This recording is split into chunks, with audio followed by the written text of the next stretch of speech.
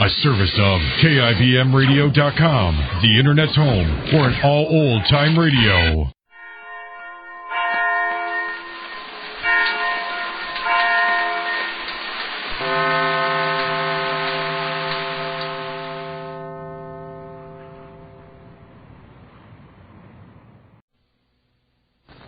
And now, the Goldbergs. There's nothing very dramatic about the sight of a plump, plain-looking woman walking down a sunny Carolina street toward the end of a hot spring day. But the woman is Molly Goldberg, and although she is outwardly composed, inwardly Molly is in a turmoil of anxiety and confusion. She's on her way now to see Ed, Sylvia's brother-in-law. Perhaps he can help her get to the bottom of the trouble between Sammy and Sylvia. Meanwhile, Sammy and Jake are at the Allisons, and Sammy has just confided to his father the real reason why he broke his engagement and left town so hurriedly. Jake looks at his son in amazement and says, Sammy, I can't believe it. That's why I went away, Pa. Mama wasn't fooled. But we were. Such lies, such maneuvering. From the very first day I got here, Pa, I knew something was wrong. But I kept telling myself it wasn't so. I didn't want to see anything. I didn't want to believe anything. And I let you come here. You couldn't know. Mama felt it. Why didn't you write us, Sammy? Why didn't you give us some little inkling? And on wings it would have flown here. There wasn't anything I could say because there wasn't anything I was sure I knew. When I discovered one lie, there was always another lie to make the first lie seem true. She always knew what to say and how to say it. Remember, Pa, I came down here because I loved her. I didn't leave home and you and Mama and Rosie for nothing. It wasn't easy. I loved Sylvia. And I was happy when she was able to cover her lies and make them seem true. I wanted everything to be true. I wanted her to be perfect. When I saw how unhappy Leah was, I was eager to believe it was Leah's own fault. And if Ed loved Sylvia, how could I blame her for that? I wanted to think that if the sisters were enemies, it was Leah and what Leah wanted that made it so.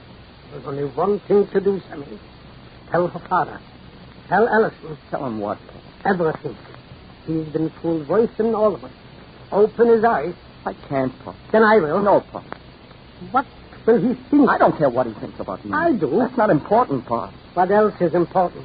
If you came back to tell the truth, tell it and finish. I don't know what I came back for, Pa. I didn't come back to tell him what she was. People don't go around saying things like that. Then I'll tell. No, I don't want you to, Pa. I told you these things because I wanted your advice. Then I'm giving it to you. Clean her up. And clean it up all together, Sammy, before you leave. You're not alone. There's Mama and myself. So tell Mama. Mama will... Mama has brains and strength for all of us. Don't worry about Mama, Sammy. Think only of what will be if you marry Sylvia, Sammy. That's what you should think. That's what you should think of, Sammy. Nothing else. Nothing else. With all his experience in the world, and Jake has lived a long time and done much in his day, the story of Sylvia's career makes Sammy's father wonder. For Jake, too, was Sylvia's fool, the way Sammy and Allison were. But as Jake wrestles with the problem of taking his son out of this mess with the least damage to Sammy himself, the other victims of Sylvia's ambition and malice find themselves faced with Molly. Ed is waiting for Molly to come over. He knows what Molly's going to ask, but he also thinks that Molly knows nothing of the deceit practiced on her. Leah? Yes. Where's Sylvia? She went home. My father called me and said she was going to wait for me. I'm glad she didn't. Why? Because Mrs. Goldberg is coming. Mrs. Goldberg? For what? She knows I'm the one that called her and warned her not to let Sammy come here. How do you know? She called me and asked me, and I told her. That's fine. Leah. That's what I've been waiting for. Oh, Leah. I'll tell her everything. I'll go way back here to the very beginning. I'll tell her everything, and even if I leave out what I felt. The humiliation of knowing that my own husband was in love with my own sister. The sister that I raised. The husband that I loved. The husband that I brought 2 children to. Mrs. Goldberg is the mother. She'll know and realize what it meant. She'll go to my father and tell him. And he'll believe her like he never believed me. Believe what you want to believe about my feelings for Sylvia. That's something we've done over and over again, 1,000,000 times. You've decided to divorce me, Leah. I can't prevent you. Maybe I deserve it. But Sammy knows the whole truth about Sylvia, Leah. As much as you know, and more. As much as I know. He still wants to marry her. I don't think we can or ought to say anything to his mother. He's a fool. And so are you, Ed. There's more in love than loving, Leah. There's not so much of it in the world. And people realize it's worth a sacrifice or two. Perhaps Sammy wants to forget what he knows about Sylvia's past, so that she can change. They can have their future together. Do people ever forget how they've been hurt? When they forget their pride. Pride is what you have, Leah, when you don't have much courage. The weaklings in the world have the most pride. And that's why they can never forgive. If they forgive once, there's nothing left. Do you think I'm too proud? I've told you again and again, Leah. I love you. I never try to analyze or understand the person I love. I accept them the way I should like to be accepted. As I am. Good, bad, or indifferent. That's Mrs. Goldberg, Leah. What are you going to do? Open the door, Ed. What are you going to do? I'll open it. Leah? Goldberg? Yes. Come in. That's a nice thing, Mrs. Goldberg. Thank you very much. Under the contrary conditions, I would say likewise. Sit down, Mrs. Goldberg. Yes. Thank you. Well, I am not here to ask questions, Mr. Ed. Mr. Ed. And Leah. Yes. Well, Ed and Leah, I came to find out what you tried to tell me a long time ago when you called my home in Glastonbury, Connecticut. And if I'm speaking in front of your wife, and I shouldn't be, I'm not apologizing, because now I think is the time for everything. Suppose there isn't as much to tell as you think. Oh, how do you know what I think? I'm not thinking. I know. And maybe it'll help you to know how much I know. Well, first, Sammy wasn't on a business trip. That I know. And I also know that he left here and sent me a telegram saying that the marriage was off. The telegram also said, do not come. That also I know. And last but not least, Sammy don't know that I know. And Sammy's father knows nothing. But what I know is sufficient for me to prevent the marriage. That's unquestionably so. But there's still more that I have to know. If Sammy left Sylvia and then changed his mind and came back, yes, no matter what the reasons were, then Sammy has decided to marry my sister. Oh. But there won't be any marriage until I'm sure that he's doing what's right for him and for Sylvia, too. If you want to interfere, Mrs. Goldberg, that's your responsibility. Oh. I don't know how much Sammy will thank you. All I know is there's nothing anyone can tell Sammy that he doesn't know. If he wants to marry Sylvia, no one can stop him. Not even you. No. No. I can't stop him. But the things I taught Sammy can stop him. I taught him what to love in this world. And there wasn't lies. And there wasn't deception. If those things aren't stronger than his love for Sylvia, then you're right. And I failed. But I don't think I failed, Leah. You have children, too. And someday you'll know what I mean. You have nothing to tell me yet? No. You also not there? No. No. Well, bye.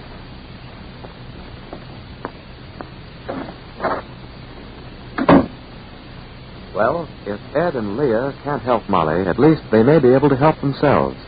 Meanwhile, Molly has become all the more determined to unravel the secret of the Allisons. She doesn't know, as she leaves Ed's house and starts back for the Allison home, that the process of unraveling has already begun.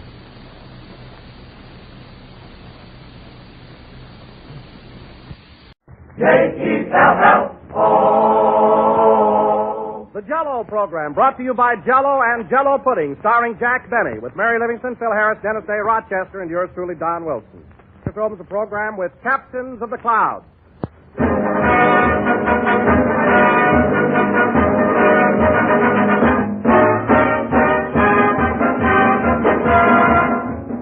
Better than ever. Yes, today, friends, Jell-O is better than ever. Richer and more delicious than it's ever tasted before. Because now Jell-O's grand flavor is locked in.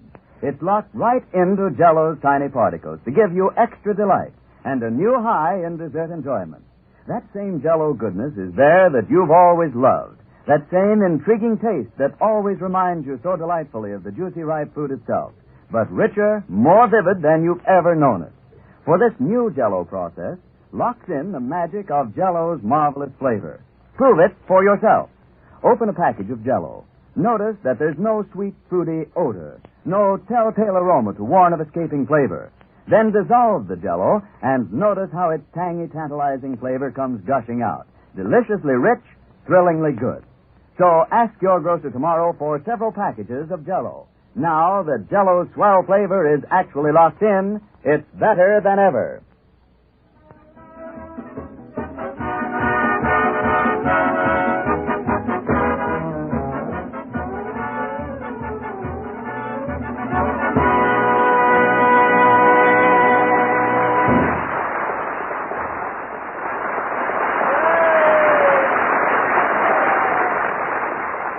Captains of the Clouds, played by the orchestra. Now, ladies and gentlemen, as is my custom every Sunday night at this time, I bring you a man who... Hold it a second, Don. Jack isn't here yet. He isn't? No, he's been wandering around in a daze ever since last Thursday. Why? What happened Thursday? That's when they had the Academy Award banquet, and boy, was Jack disappointed.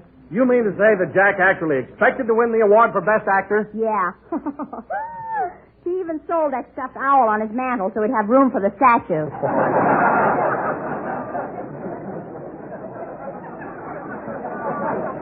Imagine. So he's still pretty upset about losing, huh? I'll say he is. I was in the drugstore just now, and Mr. Benny was dunking donuts in his coffee. Well, what's dunking got to do with being upset? He was splashing people all around him. See this brown suit I got on? Yeah? Well, it was gray tweed when I went in. Well, personally, I can see no excuse for Jack being so mad. You'd think that... Uh-oh. Quiet, fellas. Here he comes.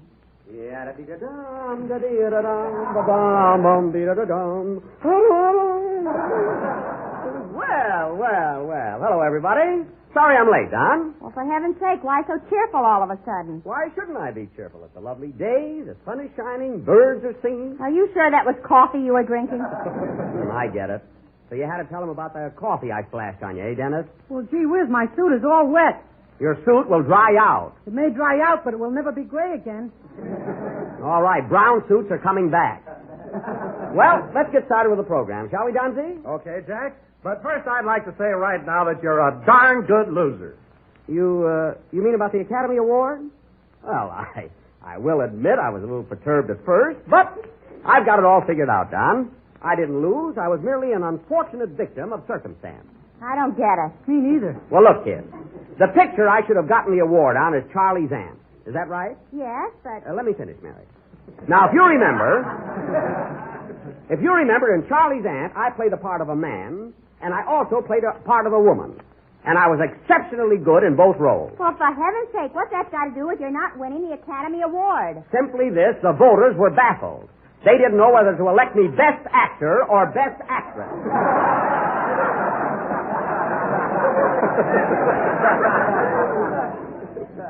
That's very logical. Then you're not jealous because Gary Cooper won. No, and I'm not jealous of Joan Fontaine either.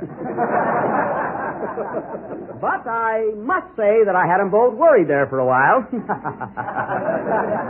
They're very good friends of mine, too. So you're not jealous of Cooper, eh? Not a bit. Tell him what happened at the banquet Thursday night. Never mind. What was it, Mary? Well, all evening, Jack kept smiling at everybody and bowing and pointing to the speech in his pocket. Is that so? Anyhow, when they announced that Gary Cooper was the winner, Jack jumped up and yelled, "Nobody leave the room. We're going to do this over." Well, you know how excitable I am. Anyway, I was the first one to congratulate Gary Cooper. I went right over and put my arm around his shoulder. You're telling me I had to boost you up. I could have made it alone, sister. Anyhow, I'm glad he won. Gary and I are pals. Pals? After that silly rumor you started about him? What silly rumor? He's much too tall to be a Jap, and you know it.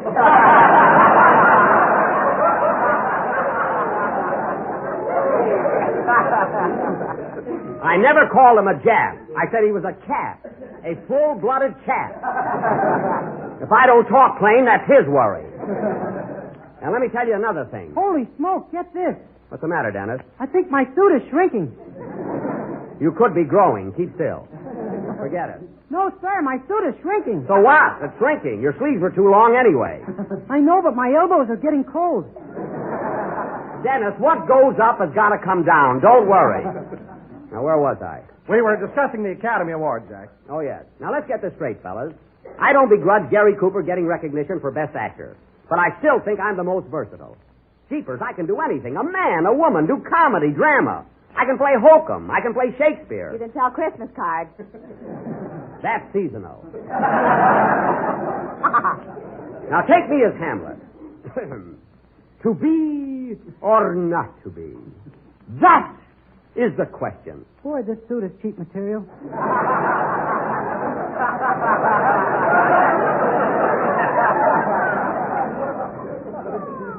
Well, I can see I'm wasting my talent around here. Dennis, as long as you had to open your mouth, how about leaving it open and doing your song? Okay. Hold it a minute. Come in. Telegram for Jack Benny. Take it, Mary. Here's a tip for you, Bud. A brand new defense stamp. Here you are. Thanks. Just paste it on my head. Okay. There's an album if I ever saw one. Now, scram. Who's the wire from, Mary? It's from your father. He says, my dear son, congratulations on the Academy Award. You didn't do it before, and you didn't do it again.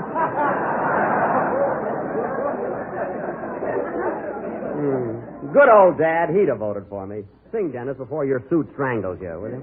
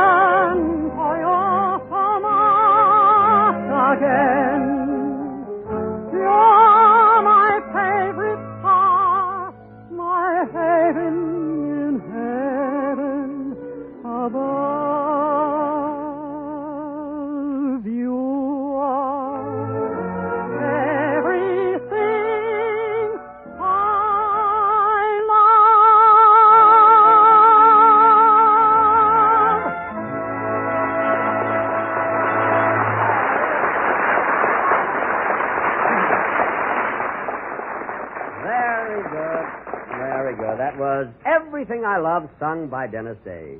Everything I Love. There's a beautiful idea for a song. Yeah, sure is.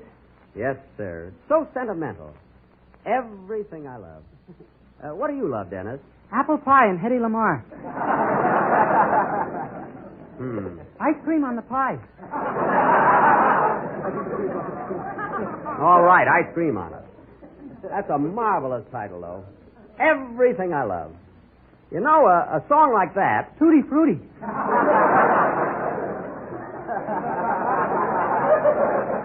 Forget the ice cream. I'm talking about sentiment. Oh, Don. Yes, Jack. Don, let me ask you something. What do you love? Well, I love my little ranch out in the valley. Just a simple, unpretentious. I know. What else do you love, Don? Well, I love the little woman. Every morning when I come downstairs, she greets me with a cheery smile and a breakfast of piping hot wheat cakes. Wheat cakes, eh? John, what else do you love? Well, let's see. Oh, yes. It's about time. I love my St. Bernard dog. Jumbo, we call I don't him. care what you call him. Don, are you going to tell us the thing you love that made me start this whole business? Or do I have to lock you in? Oh, yes. Ladies and gentlemen, I love Jell-O with its new locked-in flavor. Bingo. Jell-O is not only economical and easy to make, but it's America's favorite gelatin dessert. So look for the big red letters on the box. I thank you. Well, certainly glad you finally thought of it, Don. And wait till the sponsor finds out that you love your wife and home before Jell-O. You better watch out, Bub. I'm sorry, Jack. I'll never go home again. Oh, you don't have to go that far, Don, but watch it, that's all. Oh, hello, Phil. Hiya, Jackson. How's the old gent with the gray hair? Oh, fine. I saw Frank Morgan at the fights the other night. And, he looks swell. Phil means you. I know who he means. I'll tell Frank you asked about him, Phil. Okay, I can go along with the gag. You better, brother. You know, Phil, when you... Hey, get a load of the kid. Where'd you get them knee pants, Dennis? I splashed coffee on him. It's a long story. Forget it. Oh, say, Jackson, I hate to mention it, but that's a pretty tough break you got the other night. What tough break? You know, not winning the Academy Reward. Reward? If you're talking about the award, Phil, in my opinion... Hey, what's that? Well, there goes my coat button.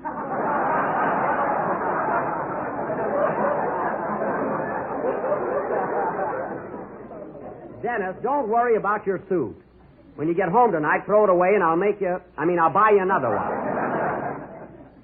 Phil, getting back to the Academy Reward, as you so quaintly put it, I am a little bit disappointed, but those things happen. I thought I had friends, but apparently they didn't vote for me. You're right, Jackson. And there's an old French proverb that fits that to a T. It goes, "En histoire qui mal y pense."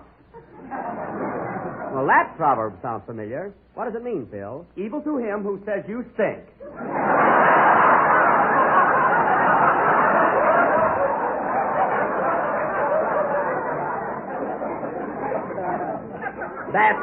That's evil to him who evil thinks. No one said I Molly Ponce. They just didn't vote for me. That's all.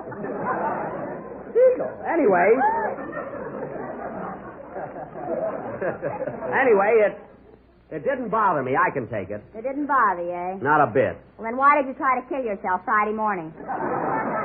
I tried to kill myself. What happened, Mary? Now listen. Jack went out in the garage, closed the doors, got in the Maxwell, Oh. put a rubber hose on the exhaust pipe, the other end in his mouth, Mary. turned on the ignition, stepped on the starter, the car was out of gas, and here he is.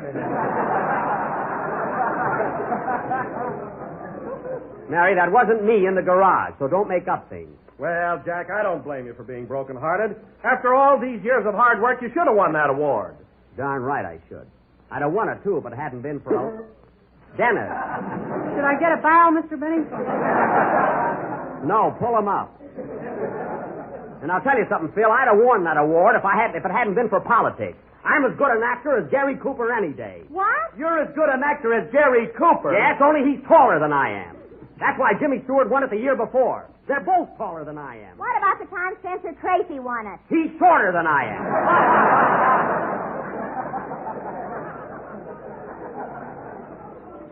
Well, I'm 5'9". So is Paul Muni. Yes, and they gave him the award, brother. Oh, yeah? Yeah. Oh, yeah? Yeah. Well, let me tell you something. Oh, yeah? Oh, nuts, I'm going home. Wow, that Jackson is really burned up, isn't he? Yeah, he takes everything so seriously. What does he want? Every year at this time, he puts that hose in his mouth.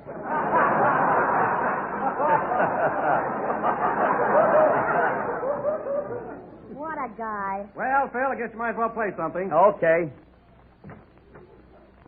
I forgot my streetcar transfer. Oh, here it is. So long.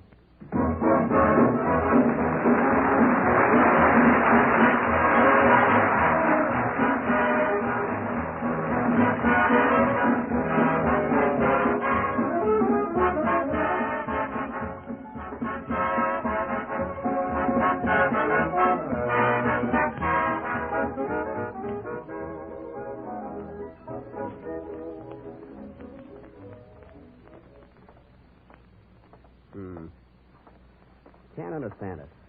How they could overlook me for the award after that magnificent... Oh, well.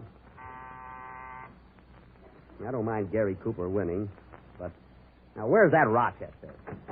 Oh, hello, boss. Ain't you home kind of early? Yes, I am. I'm a little upset, and I... Rochester, what have you got in that cocktail glass? Some water. I was thirsty, boss. Water? With an olive in it? I was hungry, too. Don't kid me. That's a dry martini. Rochester, is your girl here by any chance? My girl?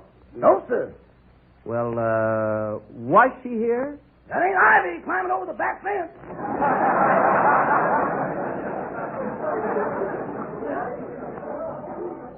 I thought so. Well, I'm not going to boil you out tonight. I'm too exhausted. I'm going upstairs to bed. I'm all in. Oh, say, boss, the man from the exterminator company was here. Oh. Did he find that mouse? Yes, sir, and it sure was a big one. Put in an awful fight. Oh. Well, where's the man now? He went out to get another man. Holy smoke, it must be a big one. I wonder if Frank Buck is in town. He could catch that mouse. I'd catch it myself if you only let me put a piece of cheese in the trap. No, there must be some other way. Sure be glad to get to bed. Here, hang this up, Rochester. You need a new one, boss. Just comb it out. It's okay.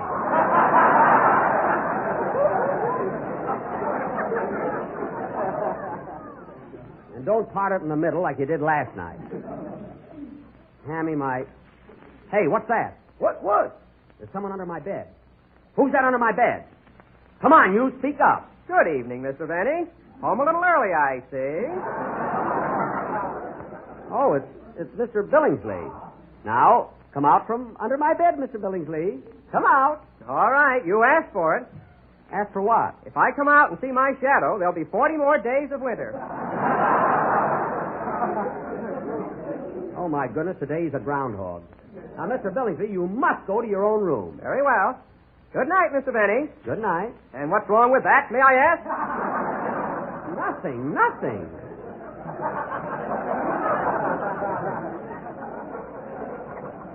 Good night, that's all.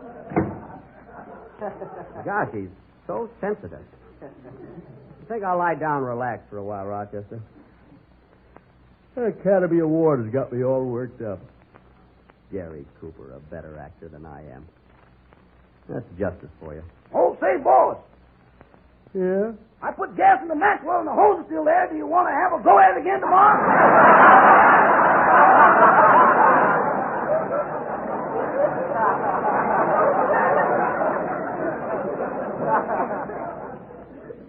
No. Next year, maybe. Rochester, take Mr. Coleman's hose back to him and thank him very much. He don't know we got it. Good. See, I hope I'll be able to sleep. Rochester, sing something, will you? That always lulls me. Okay, boy. Gee, I'm just a bundle of nerves tonight. My mama done told me when I was in knee pants. My mama done told me, son. Gary Cooper. A woman sweet talk and give you the big eye, but when the sweet talking's done, those tall guys get all the praise. A woman's a two-faced, a worrisome thing who'll leave you to sing the blues in the night. I think I'll get out of pictures. I didn't even get one vote. I know I sent it in.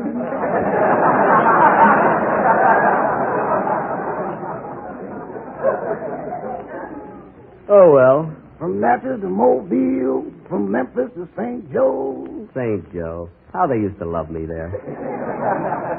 And the food at the old Busy Bee lunchroom. Wherever the four winds blow.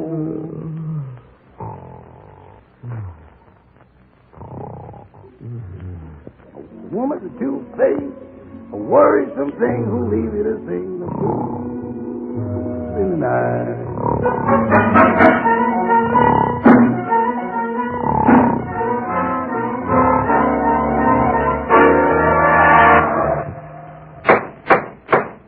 Ladies and gentlemen, this is the 12th Annual Academy Award Banquet, and all of Hollywood's glamorous stars are gathered here in the Busy Bee Lunchroom in St. Joe, Missouri. St. Joe. Gee, they love me here. I can't miss that award. I'm sure to win. Gosh, look at all those celebrities here. There's Wendell Willkie and Joan Fontaine and Ernst Lubitsch and the Exterminator Man. And look, there's Walter Wanger and Barbara Stanwyck and Mervyn LeRoy. Hey! Hello, Mervyn! Hello, Leroy!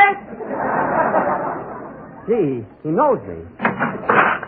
Here's the old Busy Bee. What do you have, sir? A hot roast beef sandwich with Tutti Frutti ice cream on it. Hurry, Miss Lamar. I can't hurry. I'm caught in a mousetrap. Gee, you're a big one. Gosh. Ladies and gentlemen, the votes are all in for the Best Actor of the Year, and I'll have the results in just a second.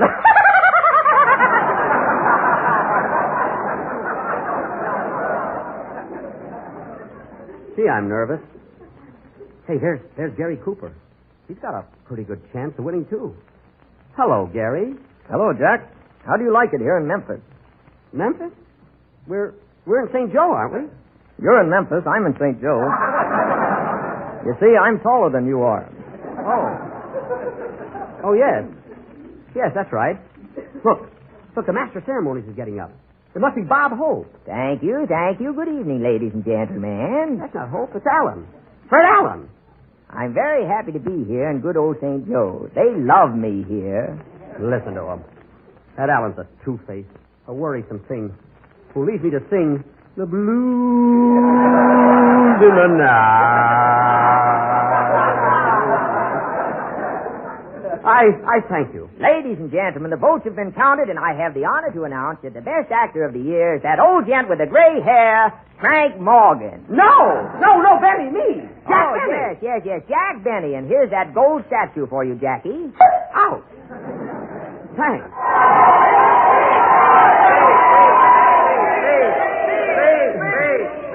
How can I speak with this rubber hose in my mouth?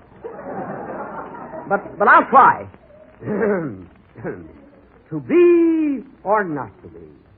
That is the question. Here's your hot beef sandwich, mister. Make it a steak. I just won the award.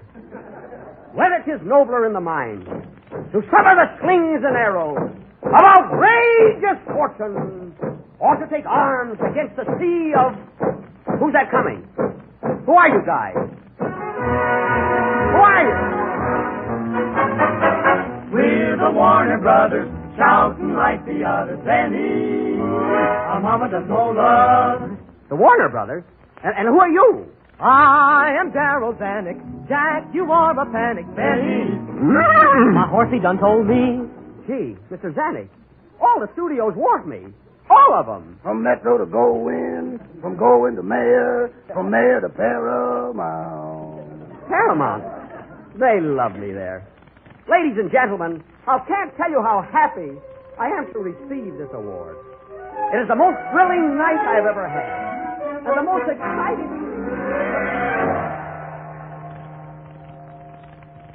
What's the matter? The banquet's over. Everybody's gone but Gary Cooper and me.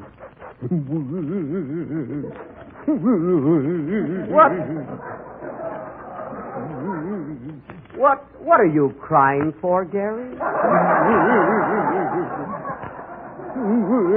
I had my heart set on winning that award. It's not your fault, Gary. I won it because I'm taller than you are. Look, I'm 8 feet tall. Not only that, you're still growing. Still growing? That's right, I am. Look at me. I'm 9 feet, 10 feet, 12 feet. Whoop, whoop, hold it. I'm tall enough. Hold it. I'm going right through the roof.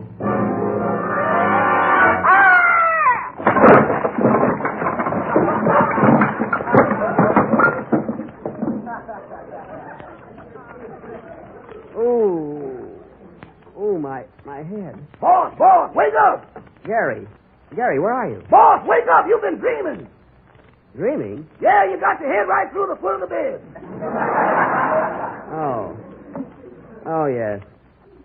Well, pull me out. Thanks. It was a tough dream, Rochester, but I won it. Do you need me anymore, boss? No. Good night, Rochester. Good night. What a man.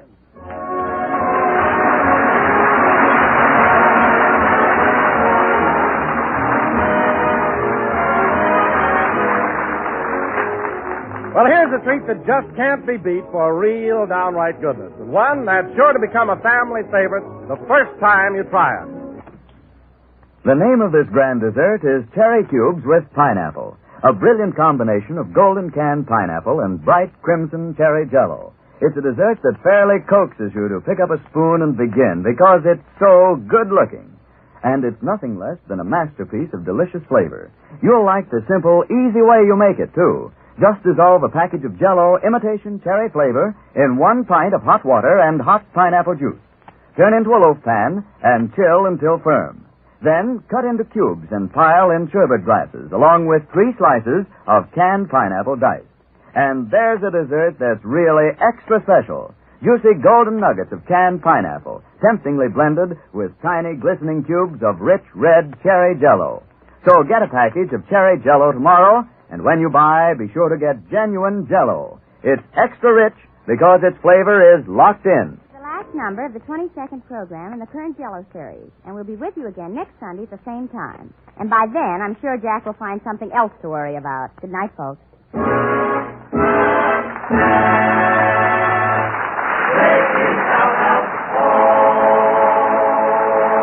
parts of Fred Allen and Gary Cooper were interpreted by Peter Lind Hayes, appearing through courtesy of RKO Studios. The tune Captain of the Clouds is from the picture of the same name.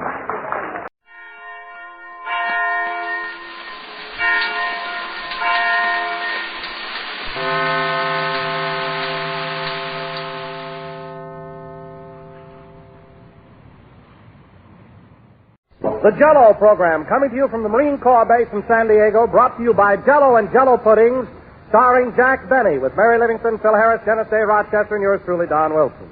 The orchestra opens the program with Call Out the Marines.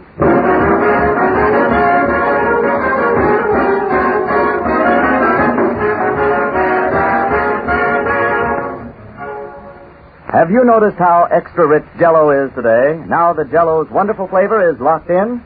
Well, there's never been anything like it. Just never been anything more delicious. Locking in Jell-O's flavor heightens its goodness, brings it to a new peak of delight. Now, more than ever, Jell-O's shimmering color and beauty hold a promise of rich enjoyment. A promise that is gloriously fulfilled in Jell-O's bright, refreshing flavor.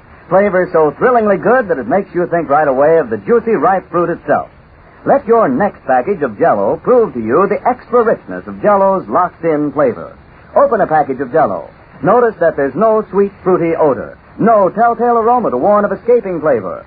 Then dissolve the tiny Jell-O particles and notice the way Jell-O's captive goodness comes pouring out with a rush of rich, tangy fragrance and flavor. Ask your grocer tomorrow for several packages of Jell-O and see if you don't agree that Jell-O is better than ever now that Jell-O's famous flavor is locked in.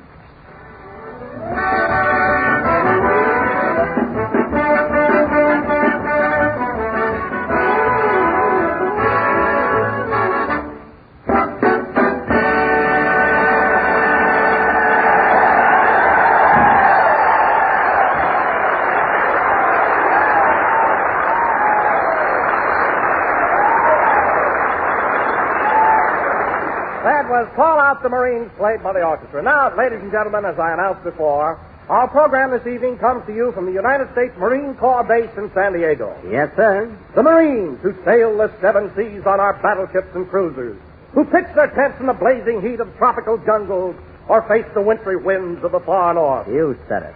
So, without further ado, we bring you a man who thinks Marine is something to drop in your eyes Jack Benny.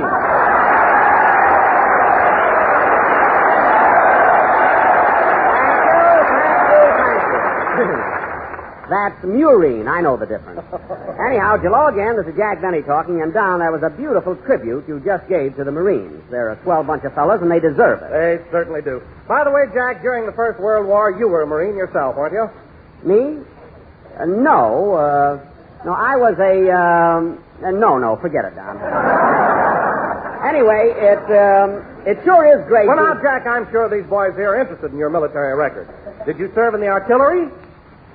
No. The infantry? With my feet? Are you kidding? Forget it, Don. Forget it. No. I'd like to find out. Which branch of the service were you in? Come here, Don. I'll whisper it to you. Don, I enlisted in the for 3 years. Oh, you were a sailor. Quiet! Don, for heaven's sake, I want to be friends with these boys. God. Oh, now there's no need of getting upset, Jack. Nowadays, sailors and Marines are the best of friends. Why, they're pals. Pals, eh? Well, years ago when I was in the service, they weren't quite so chummy. I'll never forget one time when I was at the Great Lakes Naval Training Station. I was in love with a girl, and so was this Marine, about 6'2". Your girl? No, the Marine. My girl was only 6 foot. That is, in her bare feet. Well, anyway... Oh, didn't she wear shoes? No, this was in the summertime. Well, anyway, we both came up to this girl's front door one night, and the Marine said to me, where do you think you're going, tight pants?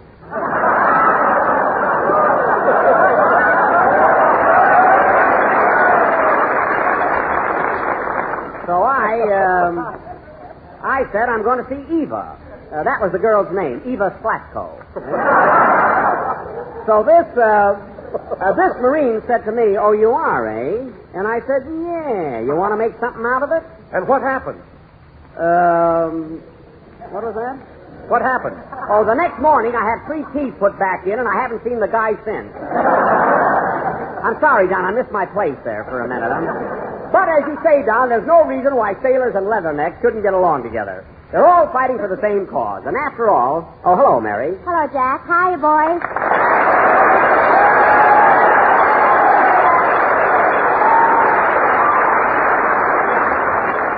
Well, Mary, here we are in San Diego. Yeah. And let me tell you something. The next time I come down here, it won't be in that Maxwell of yours. What a trip. What's the matter with you? I'm so black and blue, you think I went dancing at the Paris Inn last night.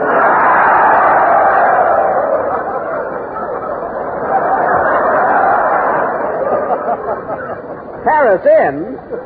Oh, a dining and dancing spot, eh? Dining, dancing, and wrestling. Well, I must go over there later. So you had a pretty tough ride in the Maxwell, huh, Mary? Don, it would have been a very pleasant trip if we hadn't had that blowout at San Clemente. The blowout was at Laguna Beach. We came down in San Clemente.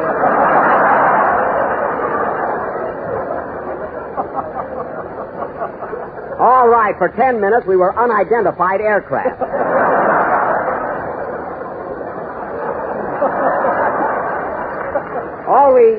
All we had was a blowout. And that silly experiment of yours. That's what held us up. Mary, that experiment may not have worked, but it's ideas like that the government wants nowadays. What was it, Mary? Oh. Well, Jack didn't have a spare, so he bought 1,000 packages of gum and told Rochester to chew them into a tire.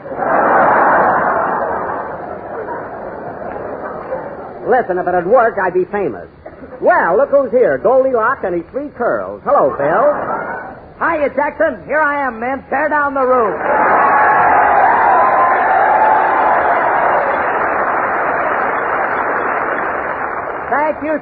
Thank you. Now I'm happy. Then stop bowing. Well, I'm thrilled, Jackson. It's sure great to be down here entertaining all these leatherheads.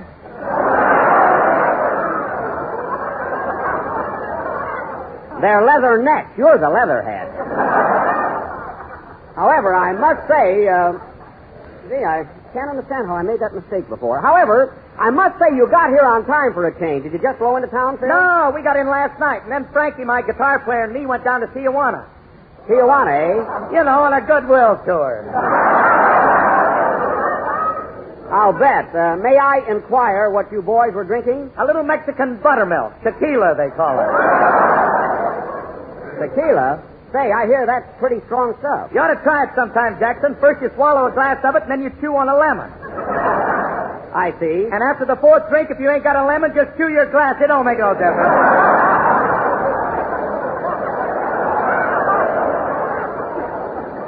Well, that stuff must pack a wallop. Yeah, and on our way home, we were hit by lightning, and we bent it.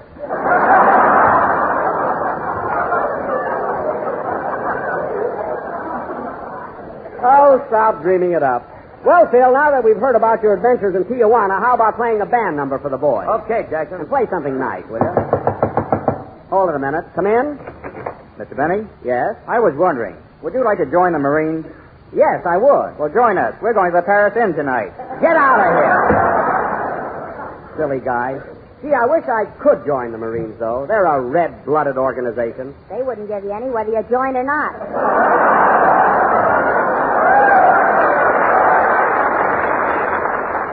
I don't want any. Play, Phil. I can't understand how I made a mistake on that first shot. I don't know what happened to my script, you know? It was amazing.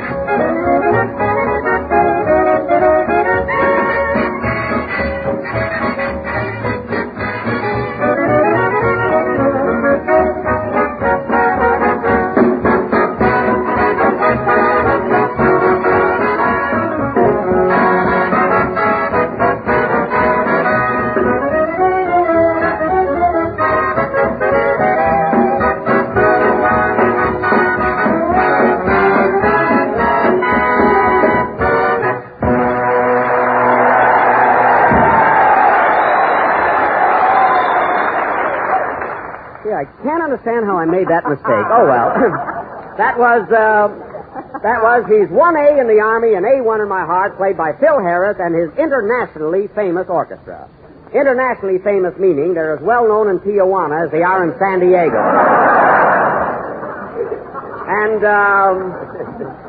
And now, ladies and gentlemen... Tijuana, they love me there. Isn't it amazing? You can't insult the guy.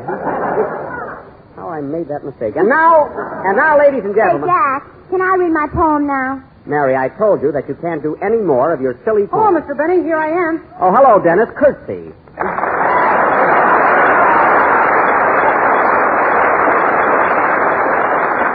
Well, our little gang is all assembled. Hey, is Joan Bennett here yet? Quiet. That's our surprise. What a kid.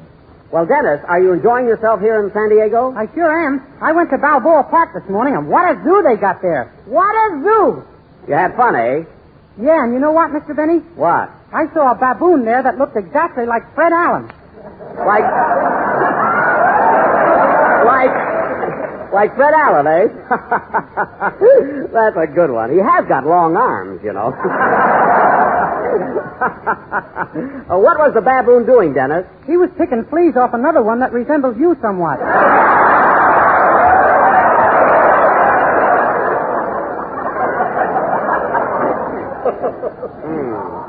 What do you mean? Here's a peanut, Jack. Catch. Thanks. Now cut that out.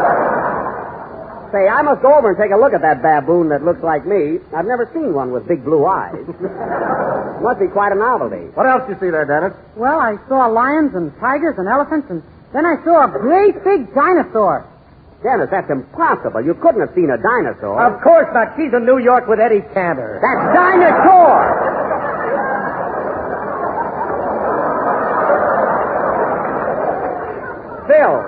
Phil, you're thinking of Dinah Shore.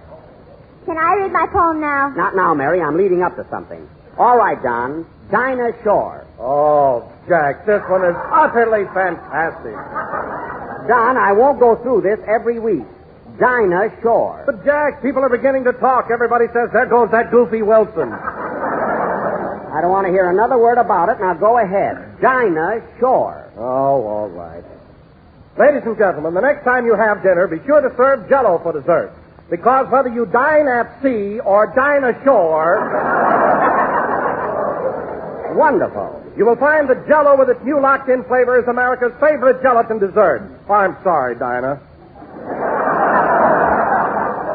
Well, personally, Don, I thought it was very, very clever. Too very, Jeff. It's worth it. And now, ladies and gentlemen, Dennis Day, our tenor, will sing... Wait a minute. I'm going to read my poem to these boys. Oh, my goodness. Well, they can take it. That's one thing. What's the title of your poem, Mary? Tell it to the Marines, but don't get tough about it. Say, you got something there. Proceed. I salute all you Marines, old and young and in between. And I really think you're tough.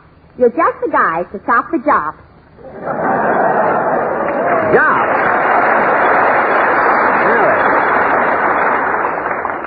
Job? You mean Jap? Jap. Knock the sukiyaki out of them.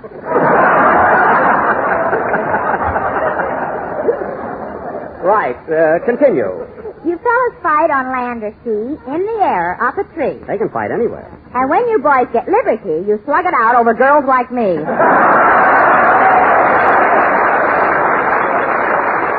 Well, that keeps them in condition, I suppose. Go ahead. I've gone with boys from Georgia Tech and Yale and Harvard by the peck. But here's one thing I'll say by heck. I'd rather neck a leatherneck. Ah, very good, Mary. You know, Mary, See, they're wonderful here, aren't they? You know, Mary, I'm sorry I tried to keep you from reading that poem because this one was really okay. It really was. Come in. Well, who's this? It's a Marine. I know it's a Marine, but who? Hello there. Hello, tight pants. I'm glad to see you again.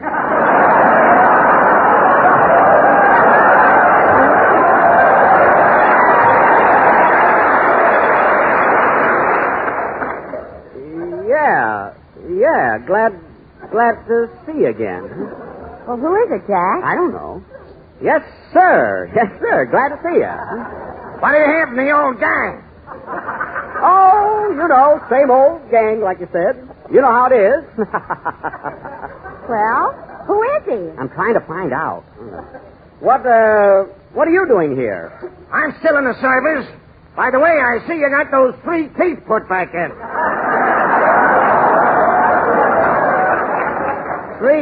Three teeth?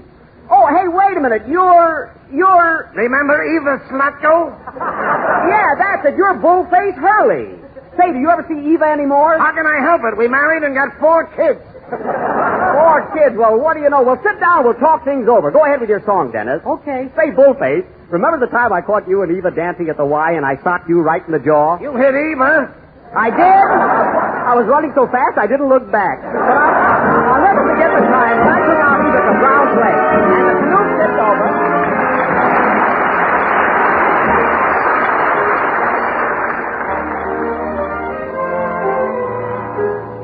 There's no mountain top so high that somehow love can't climb.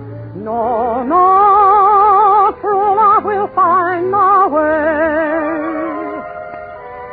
There's no river quite so wide that love can't cross in time. Please believe me when I say you are always in my heart, even though you're far away. I can hear the music of the song of love I sang with you. You are always in my heart, and when skies above are gray, I remember that you care, and then and there the sun breaks through. Just before I go to sleep, there's a rendezvous I keep, and the dream I always need helps me forget we're far apart.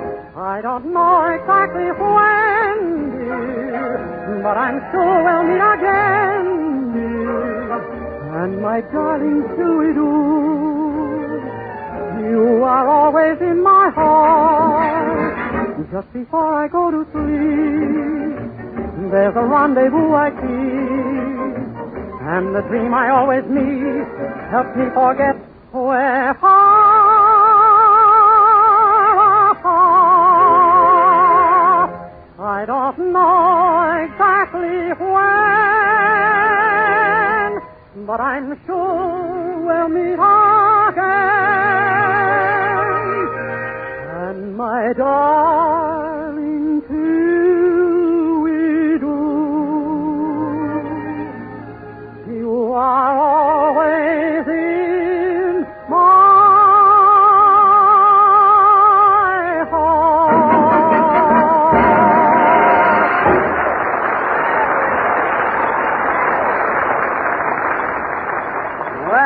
Well, that sure is good news, Bullface. So you named one of your boys after me, eh? Yeah, he was kind of a puny kid. Oh. Well, it's good seeing you again, Bull. Say hello to Eva for me. I will. So long, tight pants. So long. So they finally got married. Gee, Eva was a cute gal. I wonder if she ever got shoes. I suppose so.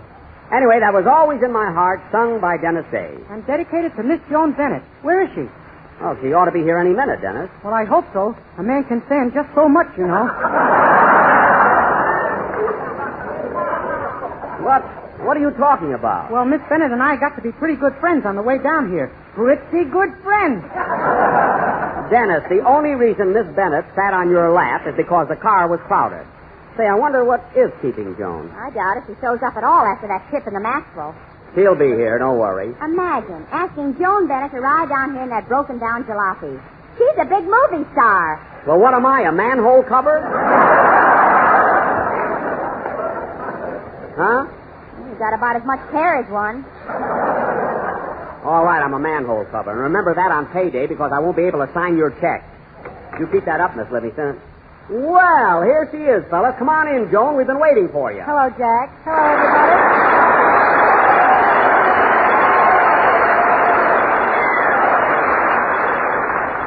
There, you see, Mary, she's here and she looks wonderful. Well, Joan, I was a little worried about you. How do you feel after your ride down here in my Maxwell? How do I feel? Now I know what a mold of milk goes through. Well, you see, you're a little light, Joan. I'll tell you what. On the way back, I'll let Dennis sit on your lap. Put Don Wilson there. That'll do the trick. Okay, anything you want, Joan. Oh, boy, ain't she a dish. Dennis! Dennis, behave yourself. Leave him alone, Jack. You a young one yourself. And I still am, Joni. I still am. He takes a little vitamin B and he wants to skip rope. Oh, sure. Say, Joan, you remember Phil Harris, don't you? Why, certainly. Hello, Phil. Hello, Joan. Ever hear Alice Faye? She's my wife.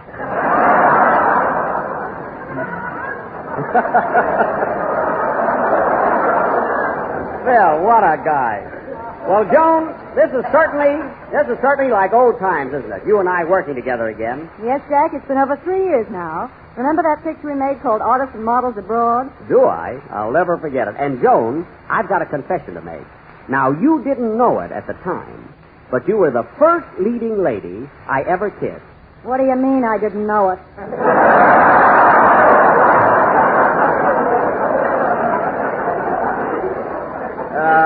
What?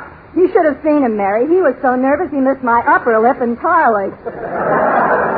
Well, I did pretty good considering I had my eyes closed. That would never happen with me, sister. Dennis, pipe down. Say, Joan, I've been wondering.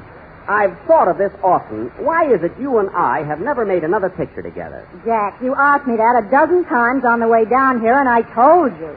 But, Joan, I don't eat salami anymore. Honest, I don't. Well, I'm glad of that. Now, I'll say one thing for you, Jack. Your acting has improved. Well, I hit both lips now, if that's what you mean, yes, ma'am. Not only that, but I saw your picture the other night, and I just couldn't believe that Jack Benny was playing Hamlet. That was me, all right. To be or not to be? That is the question. Someone give him the answer. He does this every 5 minutes. Mary. So you like me as Hamlet, eh, Joan? I certainly did. And what amazed me, Jack, was the way you looked in tights. Your legs were simply gorgeous. Oh, you're just saying that. Heavens to Betsy. my legs gorgeous. They really are. Why, everybody in Hollywood is saying they're even prettier than Betty Grable. Prettier than Betty? Oh, so that's why she's been snubbing me lately. Now I get it, jealousy. Well, Joan, getting back to me... Excuse me a minute. Hello? Hello, Mr. Benny. This is Rochester.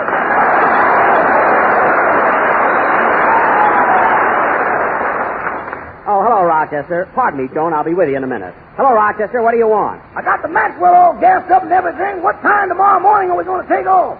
Well, we're leaving the hotel at 7 a.m. sharp. But, boss, I won't be getting in till 8:30.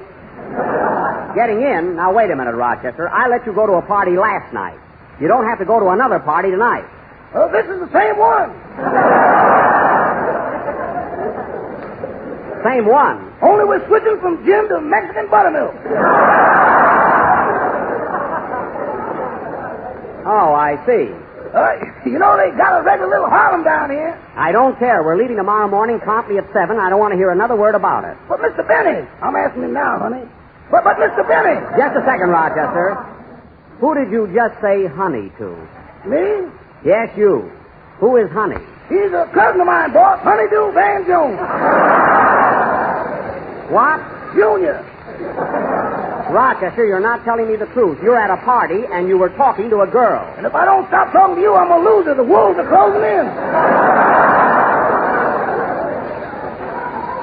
Rochester, sometimes I can't understand you. You've got a girl in Los Angeles, haven't you? Uh-huh. For 2 years now, you've been going steady together. Uh-huh. Well, then let me ask you something. Did you ever hear of Fidelity? Oh, yeah, that's an insurance company, ain't it?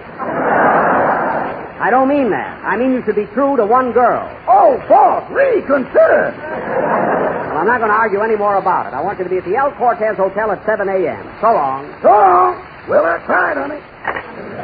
I have more trouble with that guy. Always wants his own way. Pardon me, Jack. Yes, Joan? Did I understand you to say that you're driving back tomorrow at 7 a.m.? Yes, I'll have to pick you up bright and early. Well, bring along a first aid kit. I might snap at you.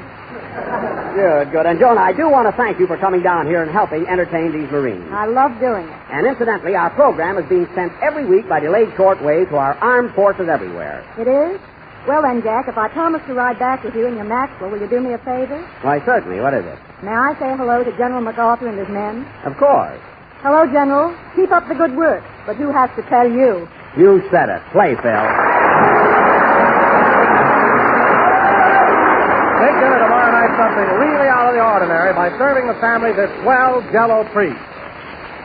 It's Cardinal Pear Mold, rich, juicy pears embedded in a shimmering mold of bright red raspberry Jell-O. Nothing could be more tempting to the eye or more delightful to the taste than this grand Jell-O dessert. And nothing could be easier to make. Now, here's all you do. Simply dissolve 1 package of Jell-O imitation raspberry flavor in a pint of hot water. Add 1/8 teaspoon of powdered ginger. Turn into mold. Chill until firm. Unmold and garnish with sections of canned pears. You'll say that it's one of the most delicious, mouth-watering desserts that ever came your way. A dessert that you'll love from the first spoonful to the last. So tomorrow, when you make up this tempting combination of juicy canned pears and beautiful red raspberry Jell-O, remember, Jell-O today is extra rich thanks to the Jell-O's new locked-in flavor. Thanks again, Joan Bennett, and good night, folks.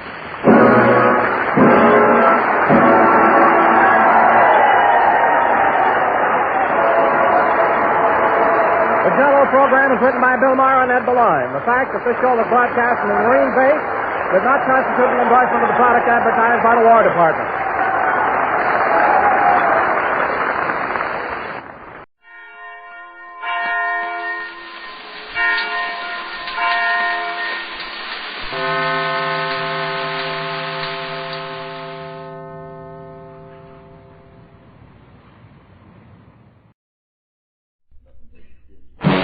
RCA Victor, world leader in radio, first in recorded music, and first in television, presents the Phil Harris Alice Faye Show.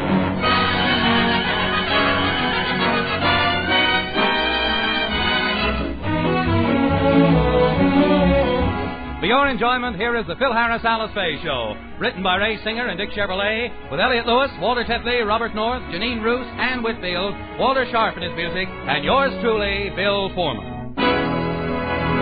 It's a mistake to keep little personal secrets from your wife or husband. They always come out at the worst possible time. Today, a shock comes to Phil as he learns something about Alice that he never suspected. More about that after this word about RCA Victor. It's a beauty and a buy. RCA Victor's Blaine is the table model radio you've been waiting for.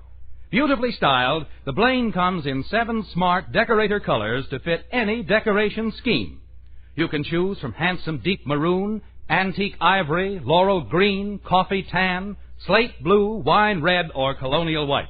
And best of all, you can buy the RCA Victor Blaine at an amazingly moderate cost. Now you can afford to have a radio in different rooms of your home. It's ideal as an extra set to have around the house. Yet, even though it costs so little, RCA Victor's Blaine sets new standards in table radios. The Blaine is the lowest priced radio with a famous golden throat tone system. Its powerful reception adds new luster to radio listening. You can't afford to miss this versatile, stylish, table model radio. The low-priced RCA Victor Blaine. And now the stars of the RCA Victor program, Alice Faye and Phil Harris.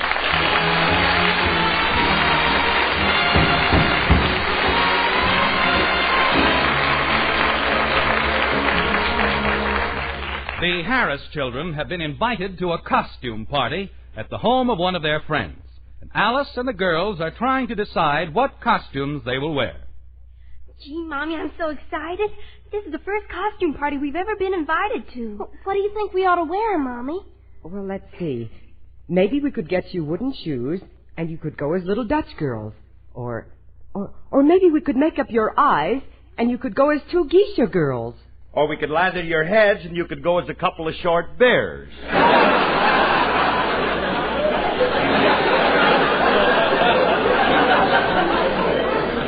Miss Pilsner and Miss Bach. Oh, Phil, stop. Oh, I have an idea, Mommy. Phyllis and I can go as 2 little Southern belles. Oh, no, sis, that's corny. Take that back, you little Yankee. Forgive her, General Lee. It's her northern mammy's influence. Oh, Phil, please keep out of this. Why don't you go out in the garage and all your cotton-picking machines? That ain't the way I heard it. Hey, look, girls. Maybe you could go as a couple of famous personalities, huh? Gee, that's a neat idea, Mommy. Phyllis, one of us could go as our favorite blonde movie star. Yes, and the other could go as their famous band leader husband. Phil, did you hear that? Isn't that cute? Yeah, the little darlings. Yeah. Hey, baby Alice, tell me, which one is going to be which? I'll be Betty Grable and she'll be Harry James. I wonder what I could get for them on a used child lot. Mommy, I have a wonderful idea. Let's go as 2 little Indian princesses. Say, that's a wonderful suggestion, Phyllis. I'll dress you each in an Indian costume. I'll get you a buffalo skirt, an old blanket, and I'll put some feathers in your hair. Oh, goody. Then we'll look just like Grandma Harris. Can we have a corncob pipe like hers, What did you say, Phyllis? too? I said, can we have a corncob pipe like hers, too? Now, just a minute. Your grandma don't smoke a pipe. She just chews a little mail pouch once. No coaching from the audience, please. I'll tell you what, girls. I'll see if I can put together some Indian outfits for you. Yeah, you do that, honey. And in the meantime, I'm going into the library and catch up with some of my reading. I've been neglecting Freud lately. Freud? Could you mean Freud? That's the cat. Yeah, Yeah, he's that famous sisyphronist, sickness. Now, look, try and be a little quiet, please, because I want to concentrate, huh? Mommy, I just thought of something. Alice and I are blondes. We won't look like Indians. Say, you're right. But I'll take care of that right now. I'll go to a wig maker and rent you little black wigs with braids. Oh, that'll be wonderful, Mommy. And now, look, girls, don't say a word to your father. I want it to be a big surprise to him when he sees you in these outfits. Now, behave yourselves while I'm gone. Yes, Mother. Gee, Alice, we're going to look cute in black wigs. You will, but I won't. My hair's too long. It'll show through. Yeah? It should be cut. But Mommy won't take me to a barber and let him cut it. Why do you have to go to a barber? What do you mean? I'll cut it for you. Yeah, that'll... Hold it, Myrtle. Do you know how to cut hair? Happens to be my business. Now sit down and I'll start cutting. All right. But you'd better just do it on one side first to see how it looks. All right, Alice. I'll just cut it short on one side.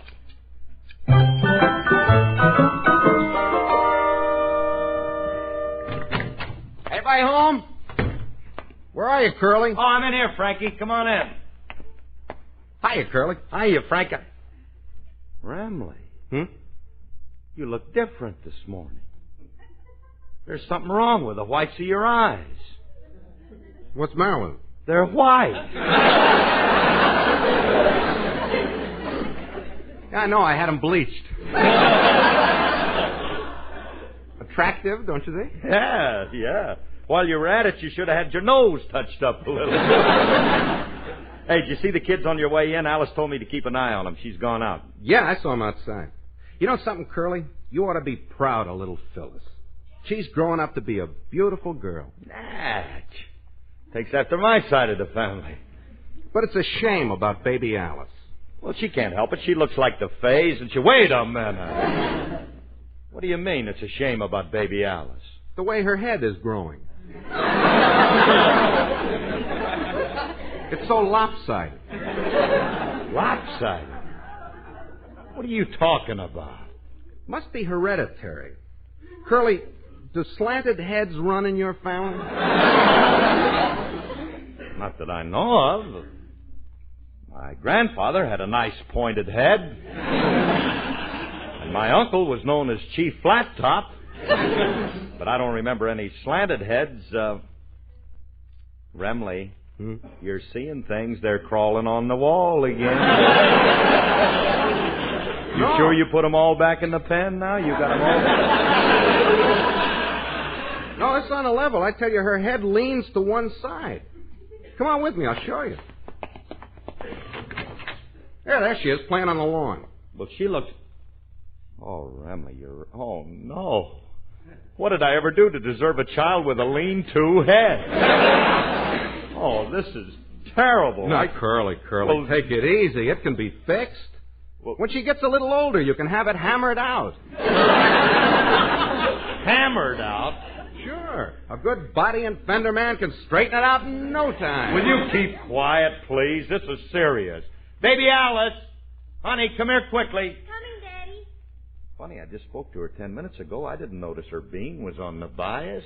I wonder if she... What do you want, Daddy? Oh, Alice, look, I want to talk to you. Look at me, honey.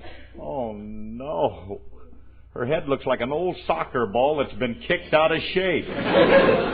She has hair on one side and on the other... Hey, wait a minute. Alice, who cut your hair off on one side? I did, Daddy. I was just trying Never mind. Your mother told me to watch... Oh, she's going to kill me for this. Nah, don't get excited, Curly. There's a very simple solution to this. What? Well, we'll just cut her hair on the other side and even it up. Yeah. We could do that. Well, sure, of course we could. Come here, Alice. Sit down in this chair while I cut your hold hair. it a minute, Remley. Just 1 minute, hold it. What's the matter? You know anything about barbering? Oh, please. I happen to be a tonsorial expert. Just cut her hair. Leave her tonsils in. Look, on second thought, I'd better do this. Hand me those shears. Here.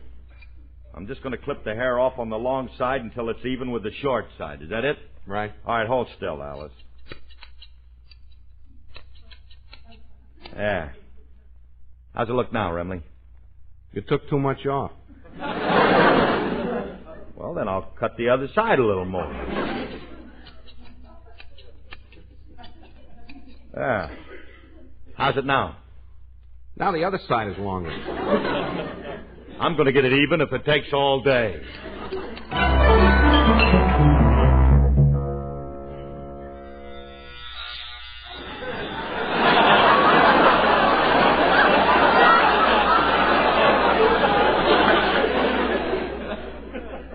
Well, Remley, I think I got the sides even at last. Just a minute, Curly, while I check. Yep, that's even. 12 hairs left on each side. Daddy, what did you do to my hair? Phyllis, how do I look? Not bad, egghead. Hey, Remley. I think we overdid it. Look at her. She looks bald. Oh, man, when that Alice gets home, I ain't going to... What am I going to tell her? Don't tell her anything. Maybe she won't notice How it. could she help it? How could she help but notice it? The glare alone will blind her. I've never seen such a dazzling dome. Yeah, her scalp does shine a little. Hey, I have an idea, Curly. When Alice comes home, we'll have the kid keep turning around. That'll explain things. How's that going to explain it? You tell Alice you bought a short lighthouse. Very simple, that's all. Yeah, quiet. Oh, when my wife sees this, she's going to have a fit. I tell you, she won't even notice. She's got to notice it. Look at the difference between the two kids. One has beautiful long hair, and the other is practically bald. Yeah, there is a slight contrast. Look, Remley, we got to get some hair back on baby Alice. If I only had... Hey, wait a minute. I'll be right back, Remley. We're going. Look, every year on her birthday, I give Alice a lock of my hair, and she keeps them in her jewel box. Uh-huh. I'll go up and get them. Curly, that ain't going to do any good. What we ought to do... Please, I'm going to try it anyway. Now, you just stay here with the kids and keep them out of mischief. Entertain them. How should I entertain them? Play them one of my latest records. Since then, does that come under the heading of entertainment? I better play one of Alice's records.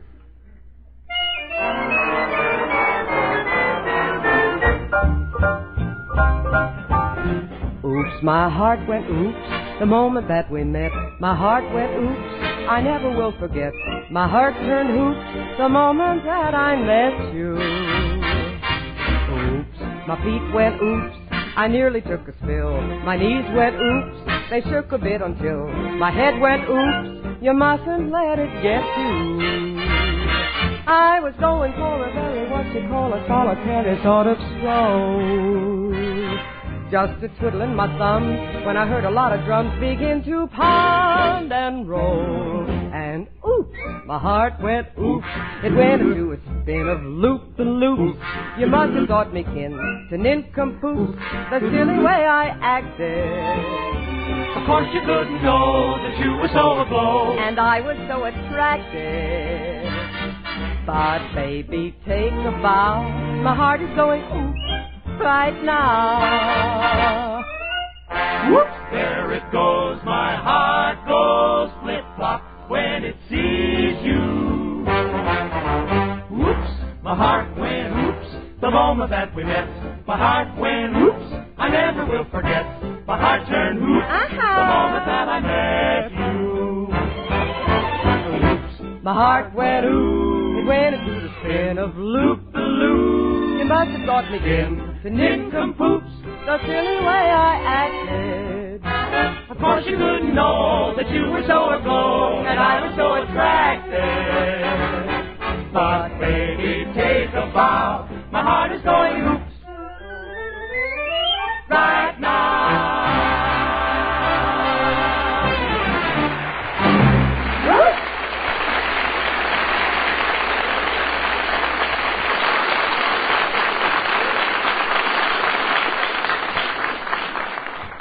Remley. Huh? Oh, man, I got bad news for you. What's the matter? You know those locks of my hair I gave Alice? What about them? She went and sewed them together and made a bath mat out of them. Now what are we going to do? Curly, you don't need them anyway. While you were gone, I took care of everything. There is no longer any contrast between the children.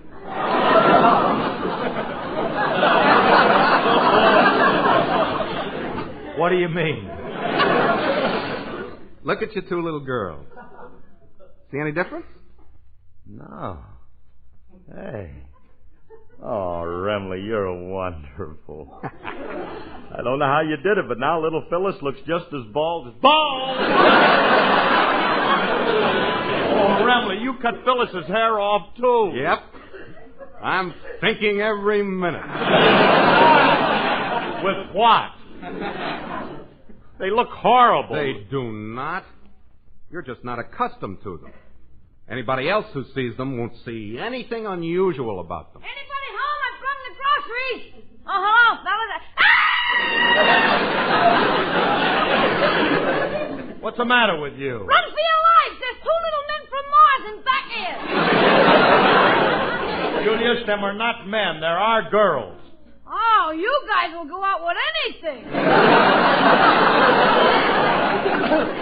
Now you're flying them in from another planet. Look, Julius, these are my two daughters, Phyllis and Alice. Who Simonized their scalps? They look bad, huh? They don't look good. All right, girls, you better run along. I'm not going to have you insulted by this little butter peddler here. Mr. Harris, you better get some hair on these kids. You know something, Frankie? Hmm? He's right. We got to get some hair on them kids and do it fast, but how? We could give them a scalp massage. That'd make it grow. Or we could get some hair restorer and rub it on. Why don't you just dip them in a sack of Vigoro and water them down?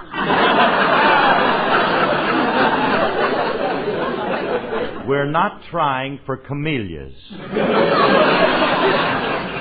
We just want hair. Oh, what's the use? We can't make their hair grow before Alice gets home. We're just... Hey, wait a minute, Remley. What is it? I got it. Why don't we paste the hair back on that we cut off? Okay. I'll go shovel it out of the incinerator.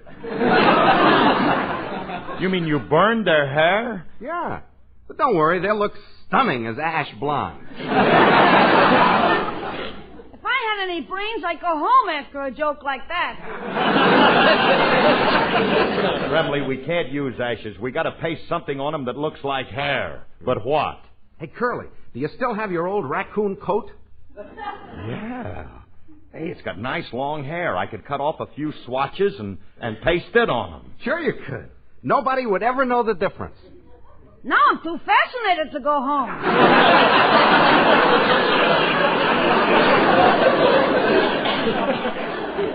Did it ever occur to you, Joyce, to get human hair? Will you get lost, please? Get lost. Who'd be stupid enough to give... Don't go away, kid. Hey, Remley, I want to talk to you. Yeah. Excuse me a minute, Julius. Excuse me, Julius. Look, Remley. We need human hair. So, why don't we just... Curly, I know what you're thinking. But he ain't... I know it ain't. But it's close enough. All we got to do is to think of some way to... We'll be with you in a minute, Julius. Take your time. I'll stay right here until you think of some sneaky way to cut off all my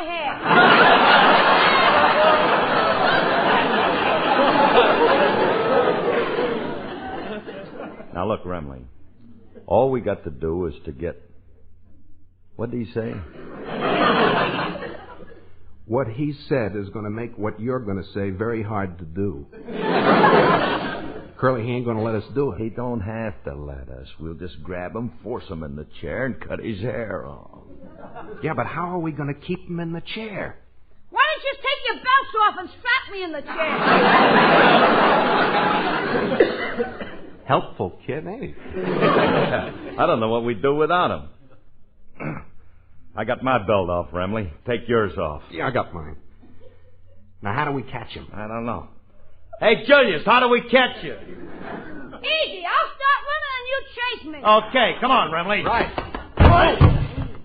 What happened, fellas? Our pants fell down.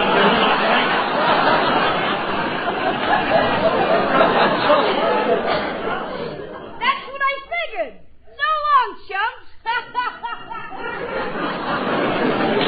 Well, there he goes. Hey, Remley. Huh? We got to get hair for the kids before Alice gets home, or we're going to... What do you think? What is it? Hey, I got it. It's so simple. Why didn't I think of this before? All I have to do is to go to a wig maker and get a couple of wigs for the kids. Yeah, with wigs, they might start to look human. Please. Don't knock my kids. Even without hair, they're beautiful. They're my own flesh and blood, and I'm proud of those girls. All right. Let's get down to the wig maker. Should we take the girls along for a fitting? Are you kidding? I wouldn't be found dead with them monstrosities. Just buy a couple of small blonde wigs and bring them back. Come on, to the wig maker. Right.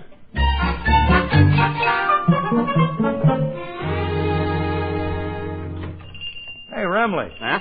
They got a nice selection of toupees in this place. Yeah, they sure have. How do you do, gentlemen? Welcome to Max's Wiggery. I'm sorry to keep you waiting, but I have a customer in the back room. Oh, well, that's all right. Look, Max, I'd like to see some dome doilies.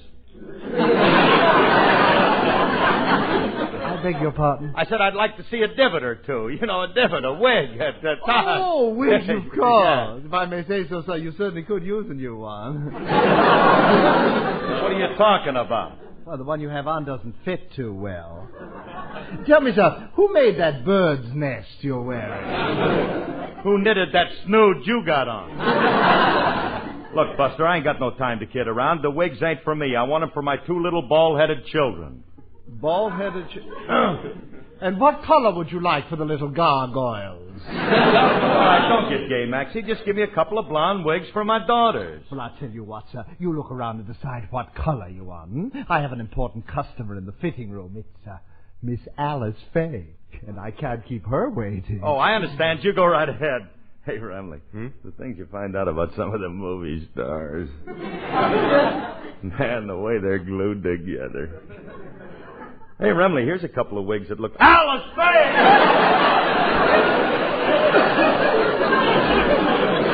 Frankie, what could Alice have come here for? What do people usually come to a wig maker's for? No, not my Alice. Why, she has beautiful blonde hair. Her hair is perfect. It should be at these prices.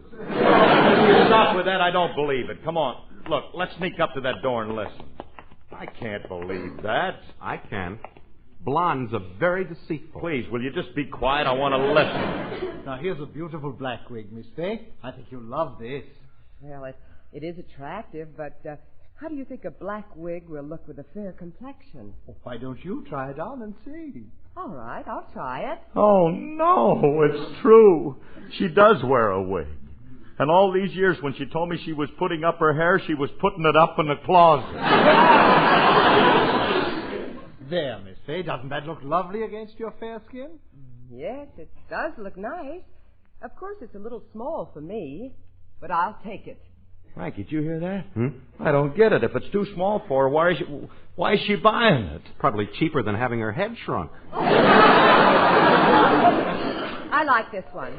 I'll take it, and I want another one just like it. What's she buying two for? Protection. In case she gets caught in a strong wind. Oh, will you come on? I can't stand to hear any more of this. Come on. Dames are all alike. This ain't a dame. She happens to be my wife. She don't have to be. What do you mean? She misrepresented. On those grounds, you can get a divorce. I don't want no divorce. I just want a wife with hair. Is that asking too much? A little fuzz. This is terrible. The two things I've always admired about Alice has been her hair and her teeth. And now I find out her hair is false. About her teeth. What about it? When she goes to sleep at night, does she keep a glass of water next to her bed? Yeah. She always has one there. Why? Did it ever smile at you?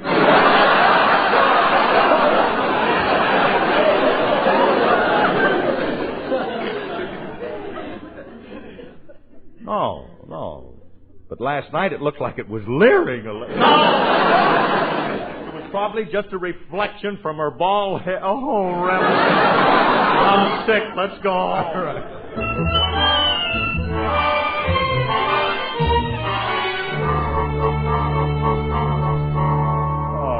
How could Alice deceive me like this? I feel terrible. I don't blame you. You have a wife that's completely phony. Her hair is phony. Her teeth are phony. I wouldn't be a bit surprised if her money is phony. No. Alice was the keenest cut of all. You know something, Remley? I can't believe that Alice wears a wig, but I'll tell you one thing. I'm going to find out. When she comes home, I'm going to test it. I'll find out if... Phil, where are you? I'm home. Here she comes. Here she comes. At least she had the decency to wear her blonde wig home. Now, look, Remley, we got to be subtle about testing her hair, so don't let on that we suspect anything. No, of course not. Hello, Phil. Hi, Alice. Hello, Frankie. Hiya, Baldy. Frankie! Phil, what's he talking about? Nothing, honey. You look tired, honey. Why don't you sit down in this chair and I'll massage your scalp. Oh, no, thanks, honey. I don't want to disarrange my hairdo. What difference? You got two more in that bag. Now, how do you know what I have in this bag? All right, Alice. Let's not keep up this pretense any longer. Oh, Alice, why didn't you tell me that all you have on your head is skin? It wouldn't have made any difference to me. I'd have been used to it by now. I could have carried a shama or an oil rag or a couple of pieces of Q chalk. I could have got it. Phil, what are you talking about?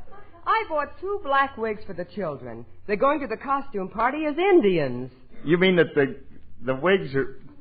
Oh, man, what a relief. Well, of You mean they're just for the kids? Of course, Phil. I'll call the girls in and put the wigs on them. Girls, come in here a minute, please. Curly. What? We forgot to get the blonde wigs for the kids. Oh, no. When Alice sees what we did to them kids, she's going to hit the roof. What do you want, Mommy? Well, I just wanted to... There she goes, Remley. Yeah. Straight up. She's heading for the ceiling. Alice, watch that chandelier. It costs a lot of money. Oh.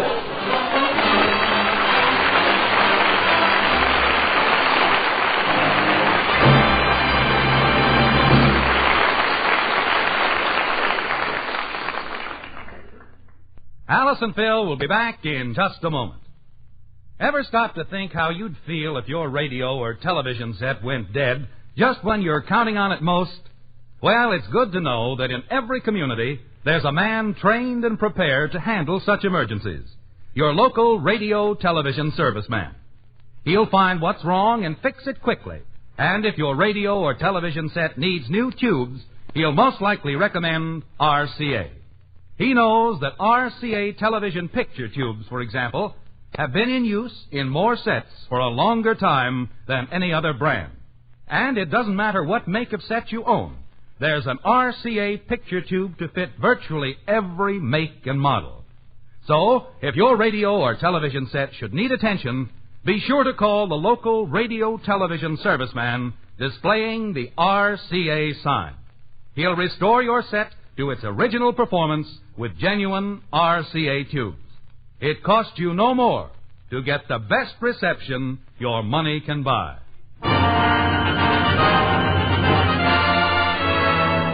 We're a little late, so good night, folks, and please give to your Red Cross. Good night, everybody. Remember, whether you're buying a television set, a radio, a Victrola phonograph, or record, put your faith in the cornerstone of American home entertainment for 3 generations. RCA Victor, world leader in radio, first television. Next, Theater Guild on the Air presents The Search on NBC.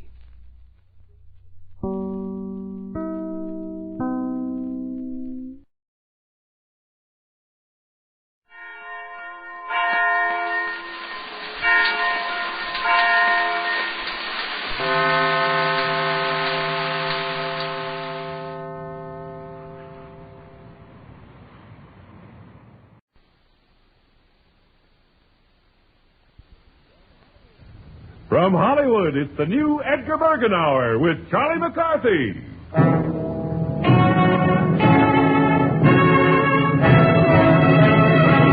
Now, if you say help me, I'll mow you down.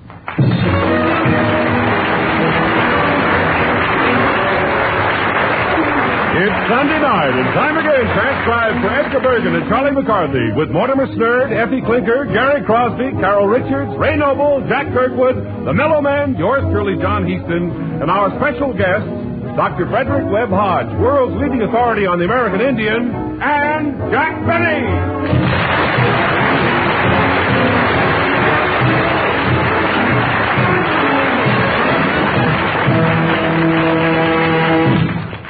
Ladies and gentlemen, this past weekend, Edgar Bergan attached his trailer to the back of his car, and he and Charlie were off to Palm Springs for a glorious and inexpensive vacation in the sun. As it turned out, it wasn't as inexpensive as they thought, but to see what happened, let's look in on Edgar and Charlie as they approach Palm Springs with Edgar behind the wheel.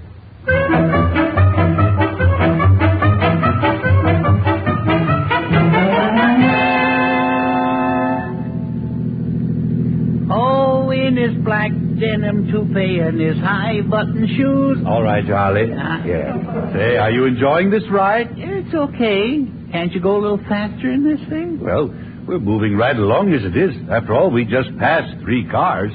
Yeah, but they were parked. Oh, I see. Say, you better check our trailer back there. How does it look? Well, it looks a little like Elsa Maxwell doing a rumba. Is there... Speed it up, Bergan. Step on it, little. Well, now, take it easy. We're entering Palm Springs now. Oh, look over there. Somebody left a golf club lying in the sand there. Really? That's Frank Sinatra taking a sunbath there. Oh,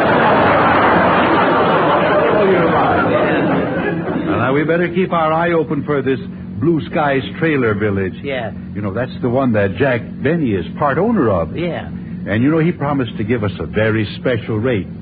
Jack did? Yes. I know what you're thinking. He is a tough man to tangle with over money. Yeah, you both throw pennies around like manhole covers. Yeah. All right. Now, that must be Jack Benny's trailer over there. Look at the sign in front. Free water, free electricity, and also free violin lessons. At slight extra charge. Yeah. That's the place, all right. I'll pull in. All right. There we go. Ah, well, here we are, Charlie. Now, there must be a parking attendant. Oh, here's one coming towards us, yes. Park your car for 2 bits, sir. Jack Benny.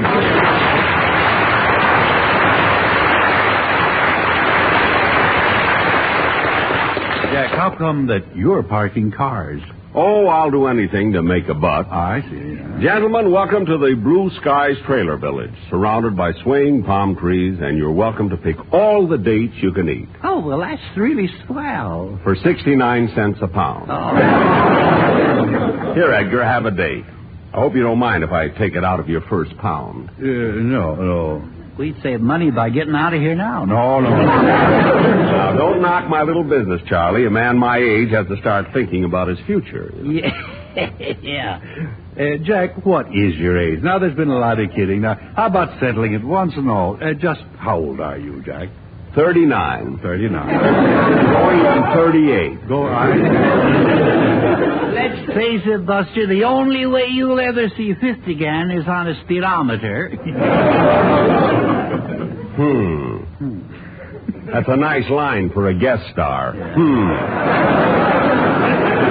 I'm sorry, Jack, but our trailer wasn't big enough to bring any riders along, you see. Well, this is quite a trailer park you've got here. Very nice. Well, I'm just running it as a sideline. After all, who knows, as a comedian, I may not be able to go on forever.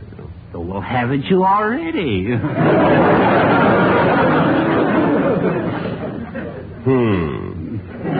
They did it to me again. Anyway, Jack, we're here, and we'd like to check in.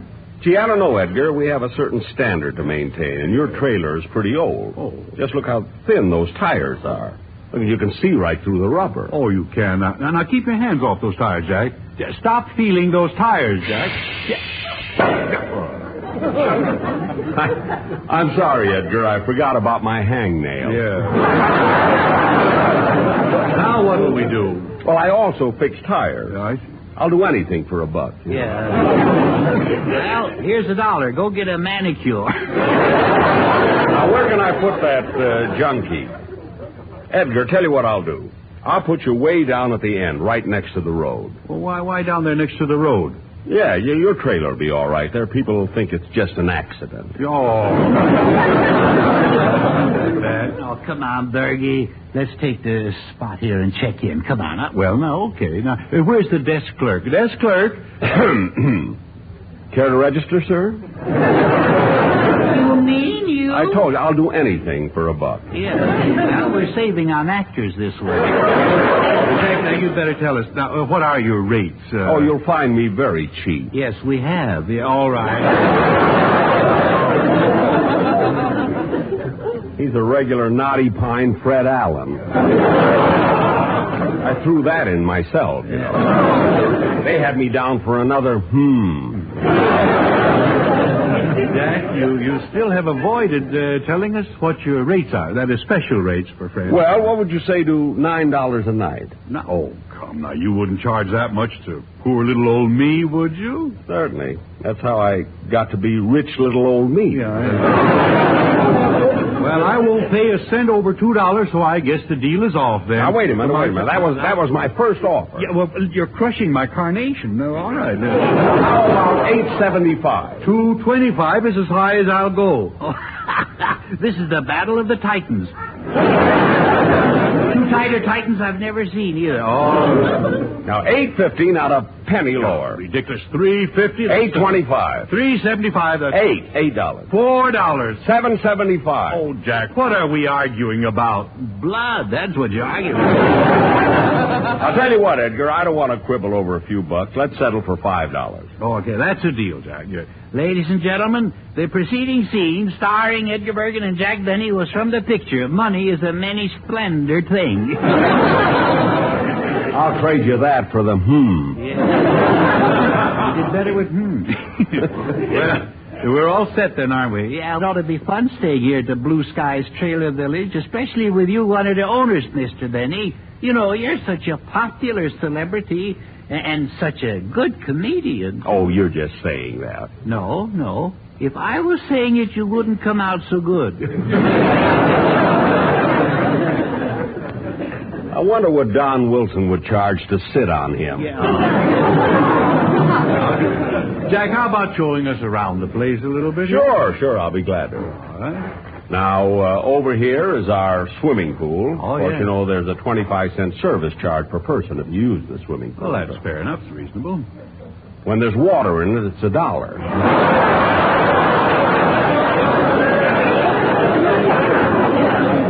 If I know Bergan, he'll take it dry. Oh.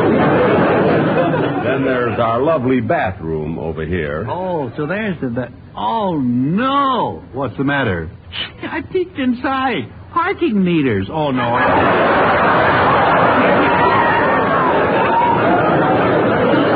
That time they didn't even give me Oh, gentlemen, before I forget, we have another special service here at the Blue Skies Trailer Village.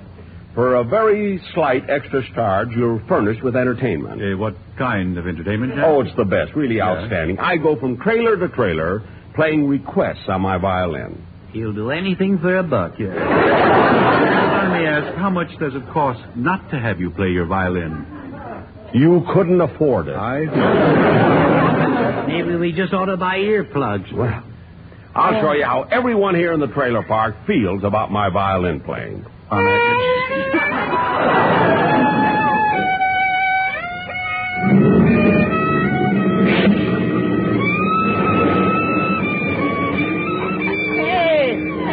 all the trailers are pulling out. Hey, stop! Wait a minute!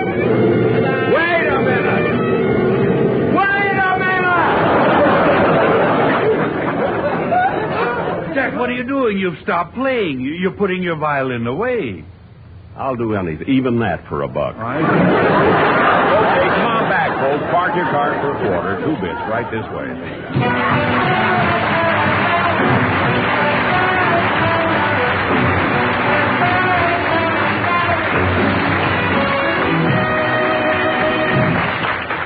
Charlie, wasn't it wonderful of Jack Benny to drop in on us? Yeah, but that business of him being only 39.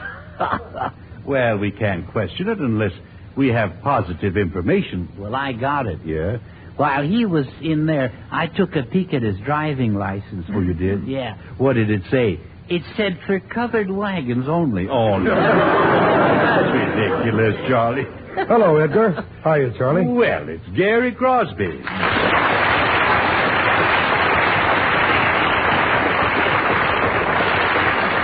You know, Gary, we were just speaking about one of your father's partners in the Blue Skies Trailer Village. Tell me, Gary, how do you feel about trailer living? It's really a great life, Edgar, but, as he said, recognizing a song cue when he hears one, but not for me.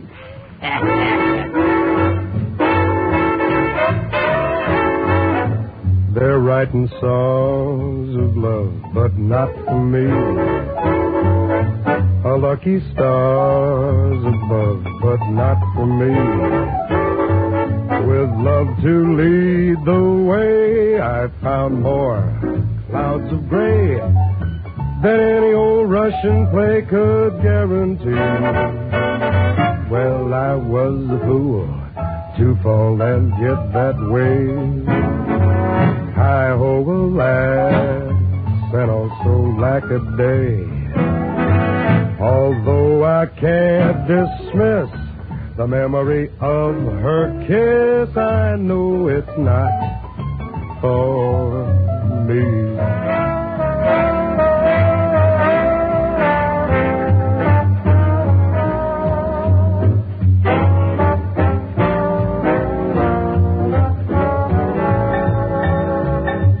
Love to lead the way, I've found more clouds of gray than any old Russian play could guarantee.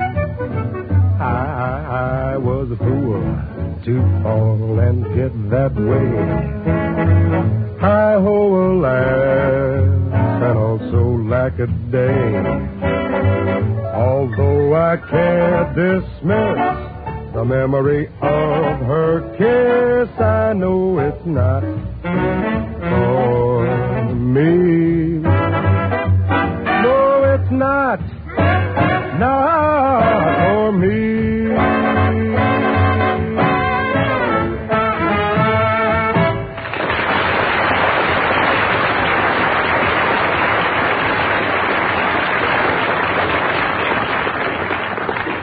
And now, ladies and gentlemen, here is where we take care of you do-it-yourself fans as we proudly present our genius of all trades, Professor Kirkwood and his do-it-yourself department.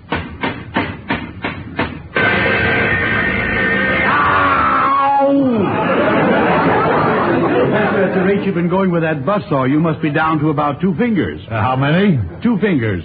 Don't mind if I do. No chaser, please. Professor, what is your subject for tonight? Tonight's subject will be how to make money at home with my print-it-yourself kit. Now, just a second, Professor. This money that you're going to show us how to print, it can't be genuine. So what? Listen, son, we're living in the age of falsies. Teeth, hair, shoulders, and other things too humorous to mention. I say, pardon me, old boy, but are you allowed to print money yourself? Why, certainly. Haven't you ever heard of freedom of the press? Now, just a second. Now, let's stop this foolishness. Kirkwood, I'm positive it's against the law to print real money. Well, that's where we play it smart. Oh. We don't print real money, we just print counterfeit money. Oh. Kirkwood, you should be ashamed. Don't you ever think of anything except money? Well, sometimes I think about women. Oh? What kind of women? Women with money. Oh, yeah. Oh, I got it covered in gold. All I can say to you is this money alone does not bring happiness. No, but it sure makes your unhappiness awfully present. Yeah. No, Professor, I'm sorry. I must disagree with you. There are no shortcuts to easy money. Remember, real money doesn't grow on trees. Yours did, boy.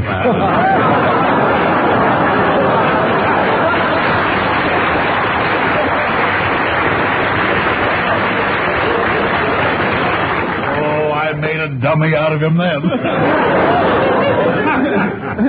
No, I say, Kirkwood, old chap, look, is this money you print any good? Well, let's put it this way. Uh-huh. It's like the Hollywood freeway. Dangerous, but passable. Which reminds me, Ray, I could use you. Do you think you could pass a $20 bill? Oh, certainly, old boy, if it'll pull over to the right.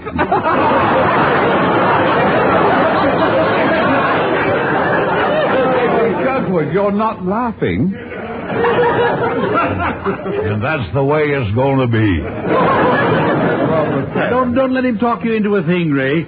I wouldn't touch his counterfeit money with a 10-foot pole. Now, how about a 9-foot Romanian? Oh, no.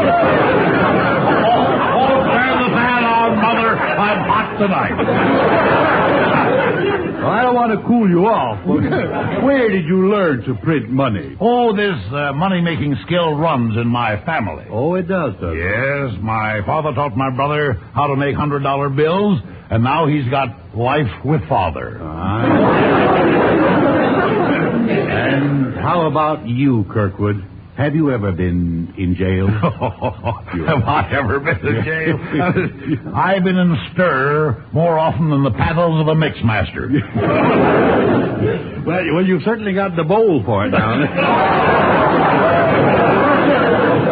You're talking with that lazy Susan back there. Well, I'm relaxed. Let's get back to the subject, how to make your own money. Oh, it's the police, Kirkwood. They're probably after you. Oh, wonderful. You're happy about it? Of course. No. It's depressing if they don't come and get you once in a while. Makes you feel sort of unwanted. Go on, boy. So long. Tune in next week, folks, when Professor Kirkwood's topic will be how to engineer your own jailbreak. Good night.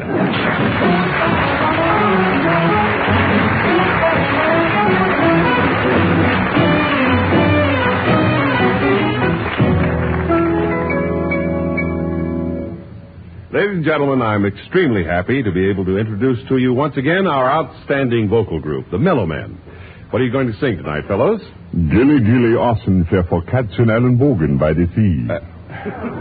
Yes, but what are you going to sing? Gilly Gilly Austin fair for... Never mind, just do it. Okay. There's a tiny house. There's a tiny house By a tiny stream. by a tiny stream Where a lovely lass. where a lovely lass Had a lovely dream. had a lovely dream. And the dream came true. And the dream came true quite unexpectedly. In Gilly Gilly Austin Pepper Katzenellenbogen by the sea. She went out one day. She went out one day Where the tulips grow. where the tulips grow. When a handsome lad. When a handsome lad Stopped to say hello. stopped to say hello. And before she knew. He kissed her tenderly. In Gilly Gilly Austin Pepper Katzenellenbogen by the sea. A happy pair were married one Sunday afternoon. They left the church and ran away to spend their honeymoon. In a tiny house. In a tiny house By a tiny stream. by a tiny stream Where the lovely lass. where the lovely lass Had a lovely dream. had a lovely dream. And the last I heard. And the last I heard, they still live happily. In Gilly Gilly Austin Pepper Katzenellenbogen by the sea. In Gilly Gilly Austin Pepper. Gilly Gilly Austin Pepper Katzenellenbogen by the sea.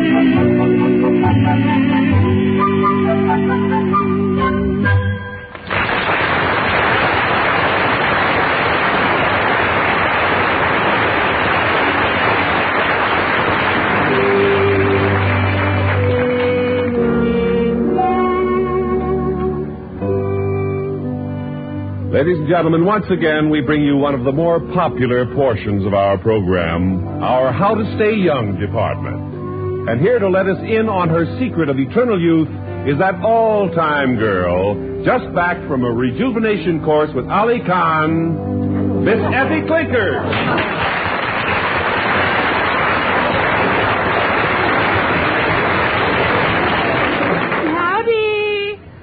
Oh, I may be falling apart, but I'm young at heart. And you look lovely tonight, Miss Clinker. Oh, yes, I believe in growing old gracefully. Yes. Or better still, disgracefully. Well, I think it's wonderful how you kept your youth. Yeah. How did you know about George? No, I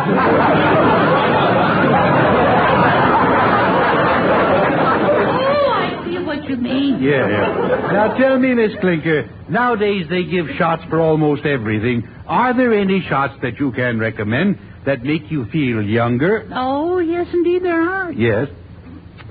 After a few shots of scotch, you'd be surprised how young I feel. Now don't tell me that you indulge, you drink. Well, the doctor said for my health's sake I should take a wee drop before going to bed, you know? Yes, I see. Yeah. Of course, sometimes I find myself going to bed 4 and 5 times a night, though.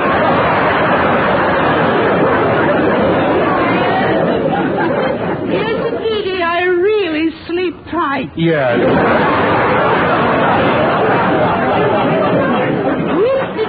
All right. Well, that will do. Right now, it's time to answer some of your mail. Oh, good. Yeah. Well, hurry it up. It's getting close to one of my bedtimes. Yes, I know.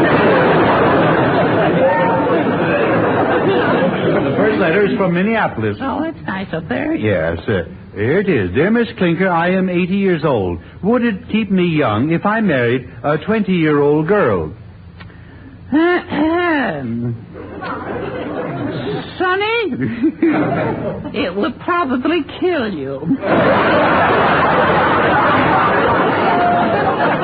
It's like buying a steak when you haven't got any teeth. All right, next letter. Here's one from a listener in Cleveland. My dear Miss Clinker, I am 35, and I'm going with a used car salesman. Should I marry him? Why, if you love him, what if he is used? No.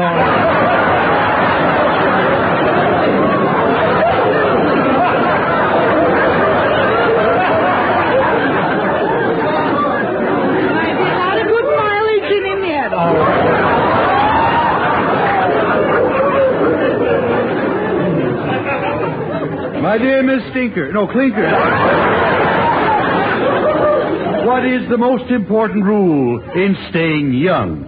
Besides lying, that is. Well, I would say that good health is most important. Good health? Yes. People are too run down these days. Run down? Yes. I say, Effie, old girl, would you say that I looked run down? You look run over.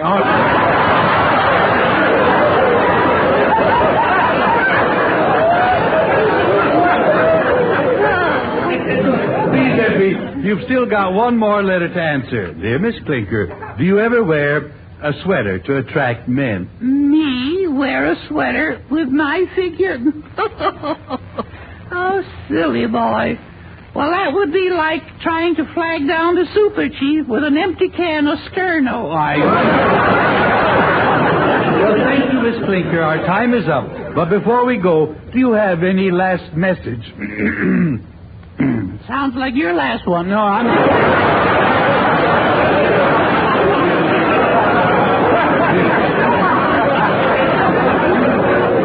I don't know what's the matter with me. You've been taking care of yourself. Yes. Do you have any last message to our audience? Yes. All of you men out there, take good care of yourselves. Heaven keep you. I wish I could afford it.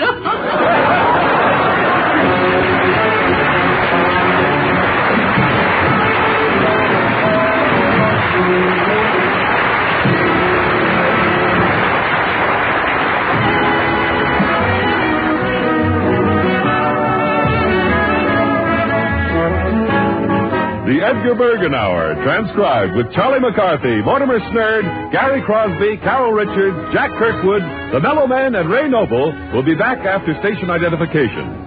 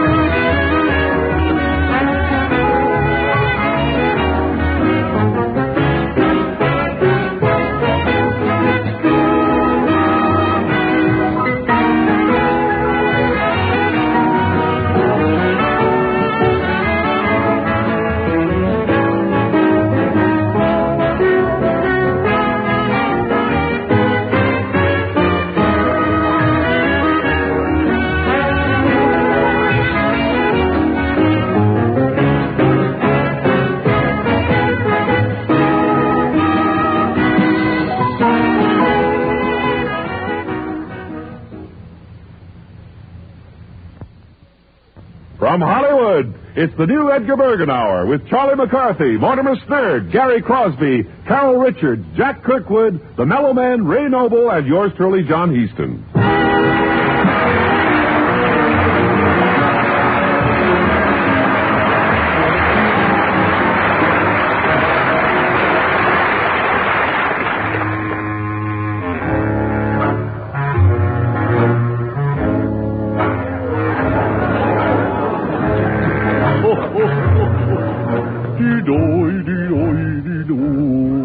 I'll never smile again. Oh, like I snowed before. All right, that's enough now. Why is that your sad song, Mortimer? Well, I'll tell you, Mr. Bergan, I sort of got the dismals today. The dismals? Yeah. I'm sort of down in the Humpty Dumps. I see. Why? Well, I'm kind of worried. Oh, I see. Worried about what? I see. Worried about what? Yeah. Oh, about what? Yeah. Well, I'm worried about things back on the farm, mostly. We got 16 new mouths to feed now. Oh. A lot of baby pigs or chickens? No, it's my Uncle Sorghum and Aunt Busilla and their kids. And their kids? Yeah. So Uncle Sorghum and his family. Yeah, I didn't even know I had an Uncle Sorghum, and they all moved in and they're living there now. Well, that's... How many children do you say? 16. Are you sure there are 16? Well, let me see. There's Vestibula, Twitchy, Narrowhead, Fungus and Grunion, Quagmire, Putrid and Slurp,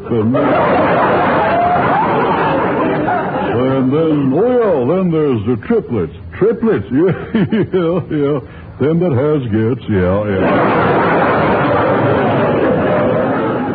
What are the triplets' names? Oh, they're Mert, Bert, and Squirt. I see. And then there's, there's the oldest sister, you know, Groucho.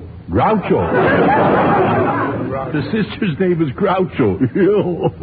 Yeah, they call her that because she has a mustache and smokes cigars.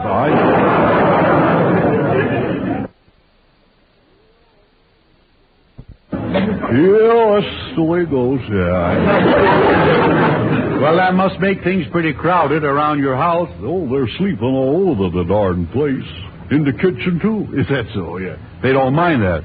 No, all except Cousin Twitchy. He ain't used to sleeping in a strange sink. Oh,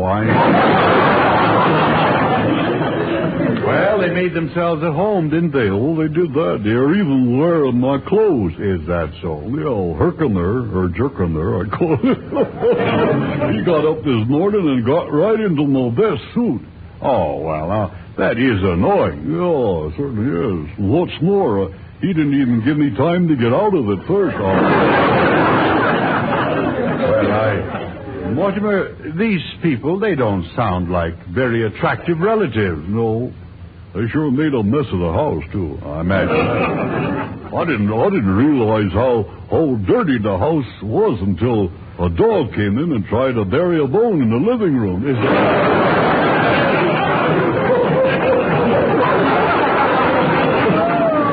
Tried to bury a bone in the living room. Yeah. We got wall-to-wall dirt now. How could they drag so much dirt into the house? No, I don't know. Well, you know, when those little kids, when they go to sleep, you know what they play? They play that game. This little piggy went to market. Well, that's very nice. Yeah. Yeah, but they do it with real pigs all around. Well, I know it must annoy you, but remember, Mortimer, blood is thicker than water. Yeah, I'm that is so, yeah, of course. Then again, what isn't? Yeah, I guess. Yeah, that's the way it goes. Yeah. Relatives, of course, can be a problem. Do you know what Hubbard said about relatives? Well, I don't care to listen to anything, that kind of language, you know. Oh, no. No, you've heard the saying. Well, haven't you heard it? I don't know. Well, not yet, no. Well, it was Albert Hubbard. Oh, well, that's pretty good. Well, I haven't said it yet. Oh. The devil gives us our relatives. Thank God we can choose our friends. Now, what do you think of that? Well, how does it go? He just went. Oh. I must have been looking the other way. Yeah. Now, Mortimer, how on earth are you going to get rid of that mob at your house? Well, I don't know. I don't think they're going to leave. Why do you say that? Well, I overheard Uncle Sorghum say, we'll stay until he gets wise. Oh, I see. Well, I'm beginning to see the light. You are? Yes. Would you mind turning it up a little so I can see it too? I don't think he's your uncle. No? No. And I don't think they're your relatives at all. I think they're a bunch of imposters. Yeah? I do. You may be right at that. Yes, of course. How can you be so stupid? Well, it comes easy after you reach the first plateau, I imagine.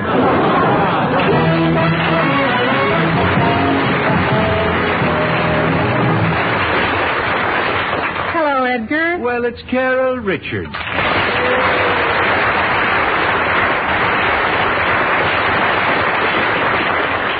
I hope you'll excuse my coming out early, Edgar, but I've been so anxious to meet Mortimer.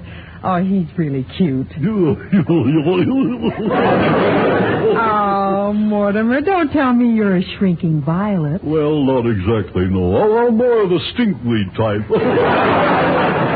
Oh, come on now, Mortimer. Don't be afraid of me. Oh. I won't bite you. You wanna? Mm-mm. No teeth, huh? I think you better sing, Carol. Yeah, go ahead.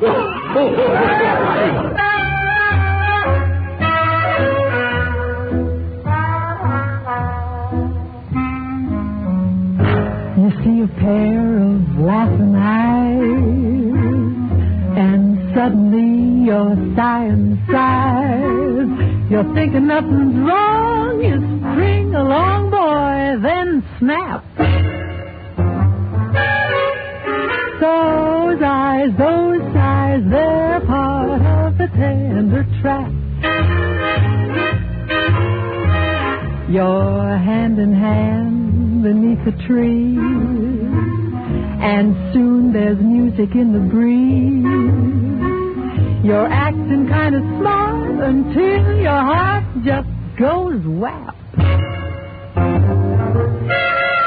Those trees that breeze, they're part of the tender trap.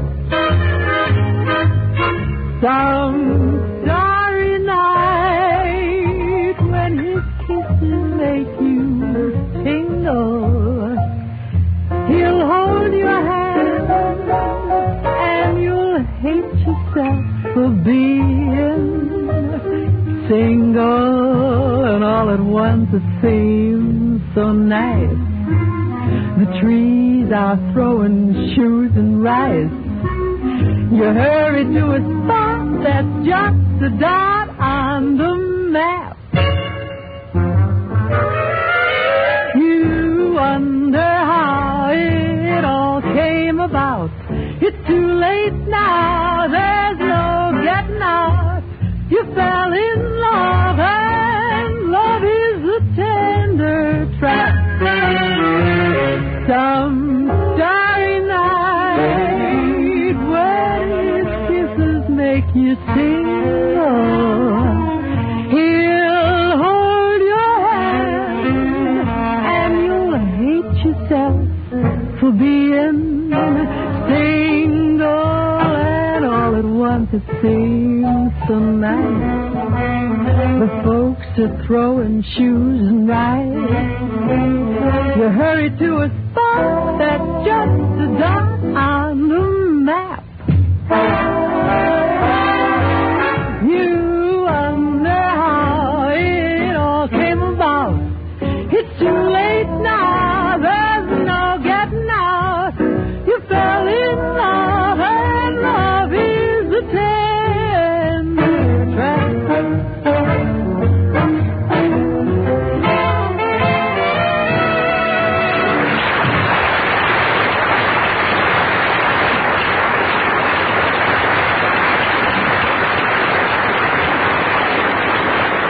Now it is time for our Meet the People department. Our guest tonight is one of the foremost ethnologists in the United States, and his name is known the world over as one of the outstanding authorities on the American Indian. He holds the position of director of the Southwest Museum in Los Angeles. Here he is, Dr. Frederick Webb Hodge.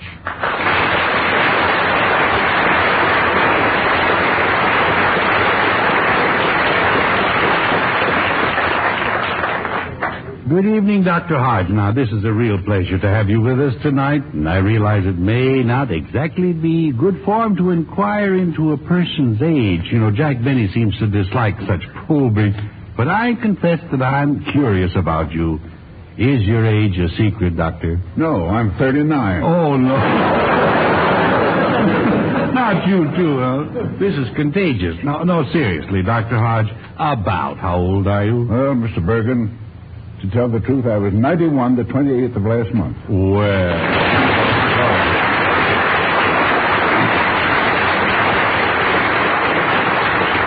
91 years. Well, isn't that wonderful? And how did you celebrate your birthday? Well, my friends gave me a party and we really had a grand time. Oh, yes. Dr. Hodge, as the world's foremost authority on American Indian, you've probably devoted a great portion of your life to the study, haven't you? Well, as a lad in Washington, D.C., I became interested in Indians, and I never have outgrown that lure. It's been most fortunate, for to love one's work is one of the secrets of longevity, I believe. Yes. Well, now, while we're on the subject of longevity, you certainly should have some ideas on that. What is your thinking about, smoking and liquor? Well, for years I've smoked a pack and a half a day, and I enjoy an occasional drink. But my friends have always insisted I should indulge only in moderation if I want to live to a ripe old age. And are your friends as chipper as you? Oh, most of them have passed on. They probably didn't take their own advice.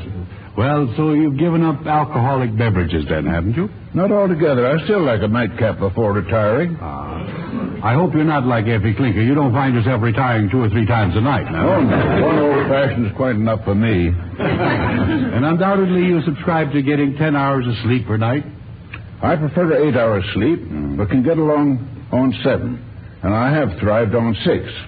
When I was preparing the Handbook of the American Indian, it was not unusual for me to sit up doing research, writing, reading proof until 2 or 3 o'clock every morning. This lasted for 11 years. Well, you certainly do contradict all the rules I've ever heard laid down for longevity. Yes. Well, maybe so. But my opinion, there's nothing more important than leading a normal life. If I have a formula, it can probably be summed up as happy work, happy friends, happy family. I'm most fortunate being married to a charming, wonderful woman. I have good friends, and my life's work has been one I love. Mm-hmm. And you mentioned that you've been interested in Indians since you were a boy.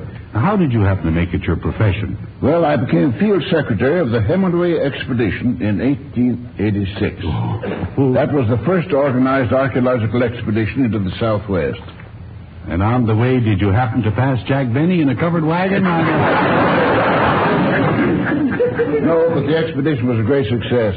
And after my return to Washington, D.C. in 1889, I joined the Bureau of American Ethnology of the Smithsonian Institution. Well, now, what about the famous Howicoo expedition that you organized? Well, under the auspices of the Museum of the American Indian in New York, we made expeditions to excavate the Howicoo ruin in New Mexico, which was identified as one of the so-called 7 cities of Cibola. That is, the Zuni Indians of old. I see. Now, in conducting these excavations, just what do you look for? What is the index of the culture of the people? Is it the things they've left behind, I suppose? Well, primarily, in most instances, yes. However, the real test of the Indians' culture is not always discernible in the material things they leave. The Iroquois, for instance, left very little, yet they had reached perhaps the highest degree of culture than any other Indian tribes of North America, north of Mexico. Well, in what way would you say did the Iroquois exceed that of other Indians? Well, in a great variety of ways, one of which was the freedom enjoyed by their women. They had women's suffrage, and bear in mind that was many, many years before our own women were so privileged. Now, that is really surprising. Now, did the Iroquois women ever exercise their, what shall we call it, voting rights? Yes, indeed. Yeah. The men could not even go to war without permission of the women. That'd be a good way to eliminate war. By the time the women get through talking it over, the crisis would be over. Or they could just send the women. Dr. Hodge, you are now director of the Southwest Museum here in our city, isn't that right? Not exactly. I have been director of the museum for 23 years, but at the close of January, I took a sabbatical leave. I see. To sort of rest up a little bit, huh? Well, of course not. I took the leave in order to devote my full time to research for the Department of Justice Indian Claims Commission. In other words, as my mother used to say, it's like stopping work to haul timber. In other words, you're busier than ever now. Oh, yes. We are endeavoring to settle the Apache Indians' suit against the United States government for land said to have been taken from them, thus involving large parts of the Southwest and to run into many millions of dollars. Sounds like a very important job.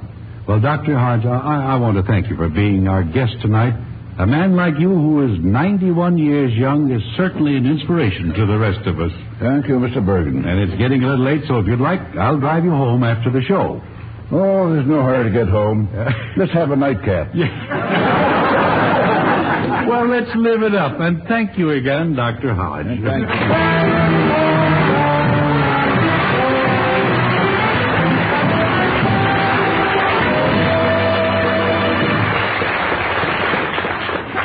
Ladies and gentlemen, Gary Crosby returns to sing All at Once You Love Her.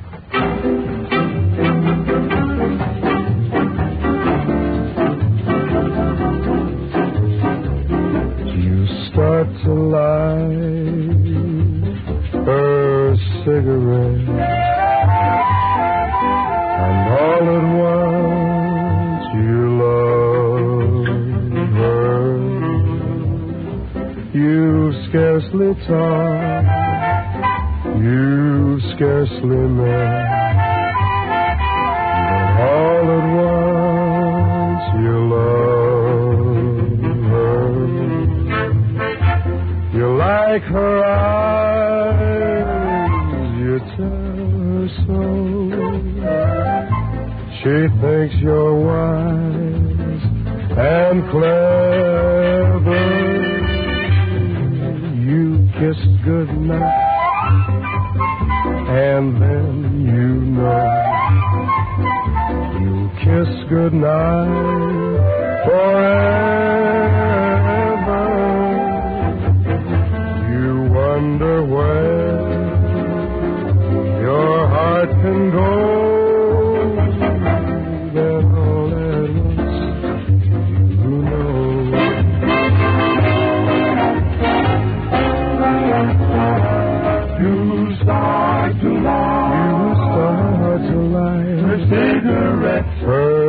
cigarettes. And all at once. And all at once you love her. You scarcely talk. You have scarcely talked. You scarcely met. Yes, you scarcely met. And all at once. All at once you love her. You like her eyes, you tell her so. She thinks you're wise and clever. You kiss goodnight. You kiss goodnight. And then you know. And then you know. You kiss goodnight forever. You wonder when your heart can go. And all at once you know. And all at once.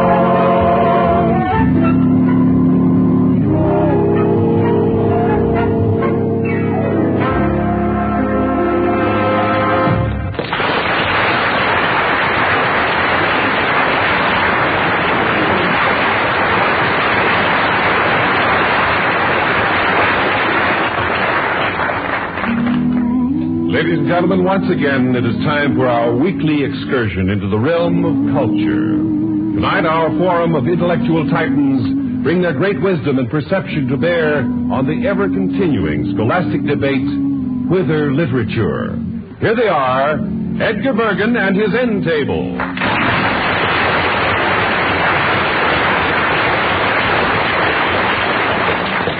Thank you. And good evening, panel. Hiya, kid. Crazy, man. Good evening, Professor Kirkwood, Professor Noble, and, well, if it isn't Mortimer Snurd. Well, if it isn't, the stork played a dirty trick on my mother. That'll be enough. That's exactly what my parents said when they saw me. Gentlemen, our subject for tonight is whither literature. Now, to start the discussion, would you like to define the meaning of literature? I say, you chaps, look, I should be quite good on this subject, really. You know, I was born in a library. No, you were actually born in a library? Oh, yes. How is that possible? Well, Mother kept trying to tell Dad, but the librarian kept saying, shh.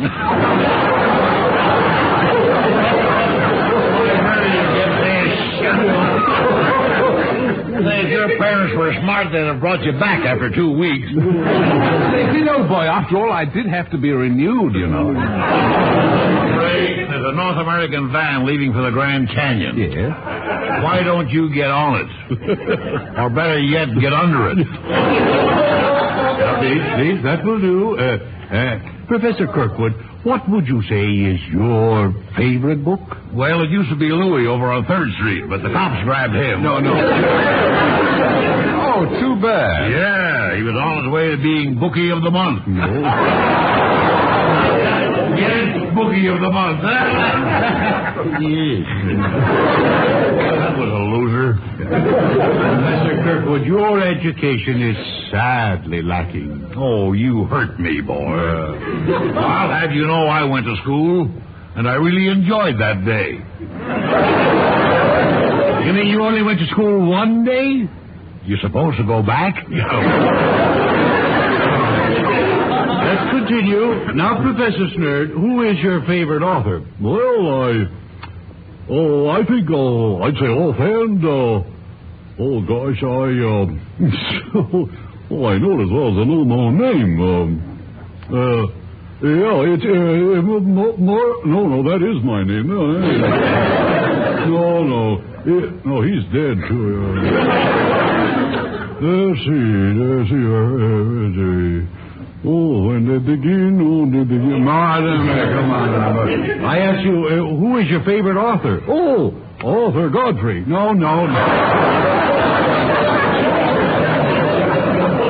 That's ridiculous.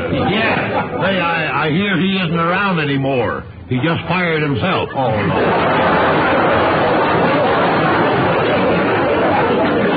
That will do, gentlemen. gentlemen, now, I'd like to get one sensible answer from this panel, if I'm not being too optimistic. Professor Noble, do you know Dickens' works? No, but I'm glad he got the job. I'm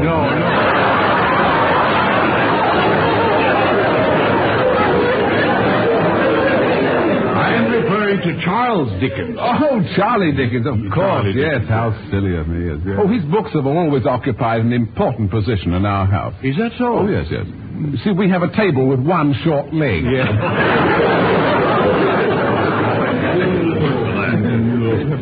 This is hard to believe. Haven't you read any of Dickens' famous classics? You know you might enjoy Little Women. Oh, I've enjoyed quite a few of them. But we're still on the subject of literature. I think I changed it for the better. This is awful. Our modern writers have been compared unfavorably with the great 15th and 16th century authors, such as Shakespeare, Chaucer, and Bacon. Now, Mortimer...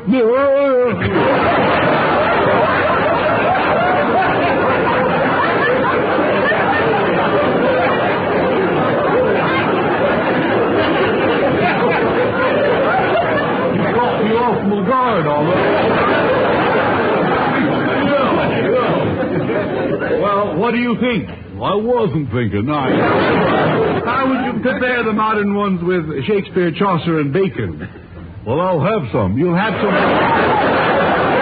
Have some what? Some of that bacon. No. I'm speaking of Francis Bacon. Oh, the mule. No, not...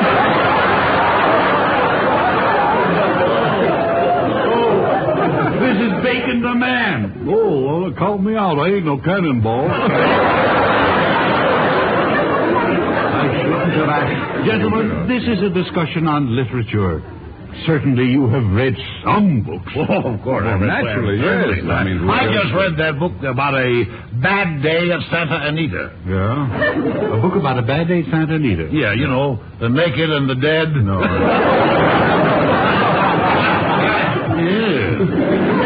Another loser. Yes. I say, did any of you chaps read that new English bestseller, the typewriter murder mystery? No. Or Who Shifted Lady Cholmondeley's Carriage?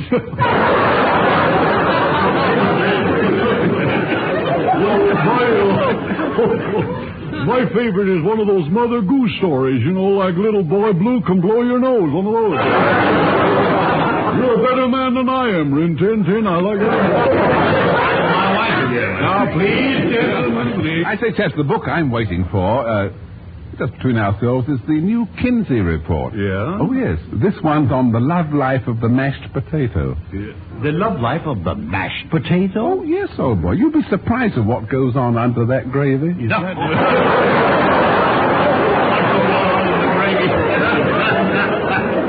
I gotta take a look sometime. Gentlemen, we are here, I repeat again, to discuss the basic difference between modern and classical literature. And there are many of them. Mortimer, would you like to illustrate? I say, would you like to illustrate? No, I feel all right. No.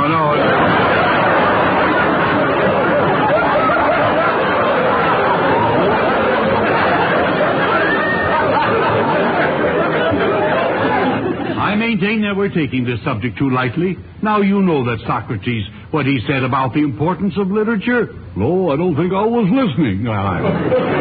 He said it before you were born. Well, I know I wasn't listening. For your information, Socrates lived many years ago in old Greece. I say he must have been a rancid old duck.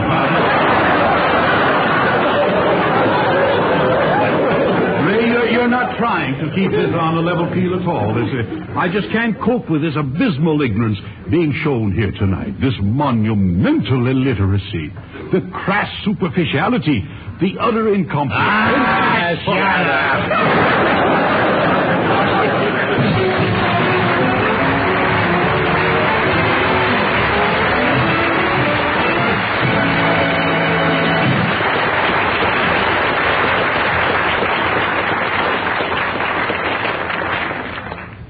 Charlie, I'm delighted to see you in such amenable mood today. What's your mood? Well, you know, easygoing, easy to get along with, likable, gentle. Well, it's this way, Bergan. A gentle act, a gentle word makes life pleasanter. Just like it says in the song. Listen. Gentleness is welcome. You like that? I do, Charlie, because it's true. True not only of people, but of cigarettes.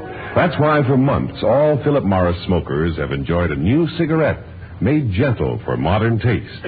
Born gentle, then refined to special gentleness in the making, this new cigarette comes as a wonderful surprise to veteran smokers, gives today's young smokers just what they require in a cigarette. Enjoy the gentle pleasure, the fresh, unfiltered flavor of new Philip Morris. You'll find it in a smart new red, white, and gold package. Have a gentle Philip Morris, made gentle for you. Enjoy new Philip Morris, the gentle cigarette. And now, here is Edgar Bergan. And now it's time for another bit of sage advice from our rural philosopher, Mortimer. And here he is with Snurd's words for the birds.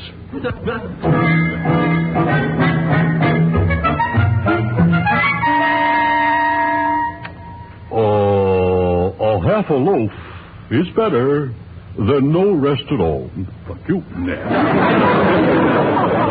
Sunday. Good night, everyone.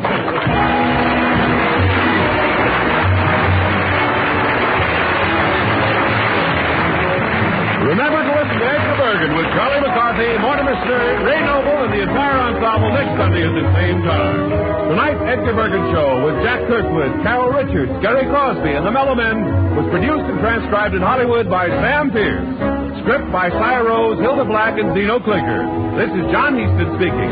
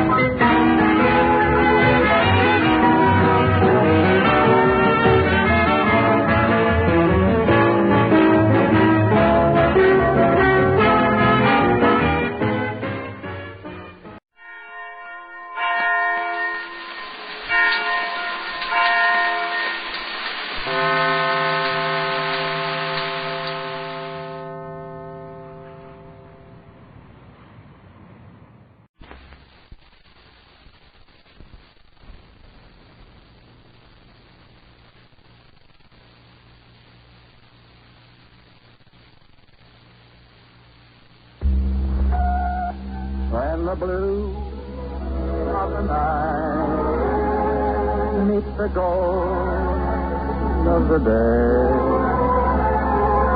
someone waits for.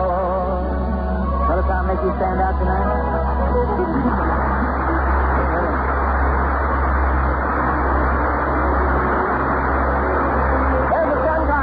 You to Philco Radio Time, produced and transcribed in Hollywood with John Scott Stoddard as orchestra, the Mayors, and Bing's guest.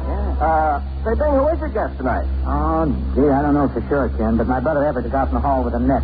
Oh? If I know Everett, he'll probably capture himself. Usually. We have to have someone around here to talk to. This is Mark. Okay, see, somebody's bound to blow in. Maybe we make a little noise, might attract somebody. We got a great song here from the musical show Angel in the Wings. That's the review that features Hank Ladd and the Hartmans. Song called The Big Brass Band from Brazil. Is the PA on good, Jim? Everybody climb in now. This is a very lively thing. The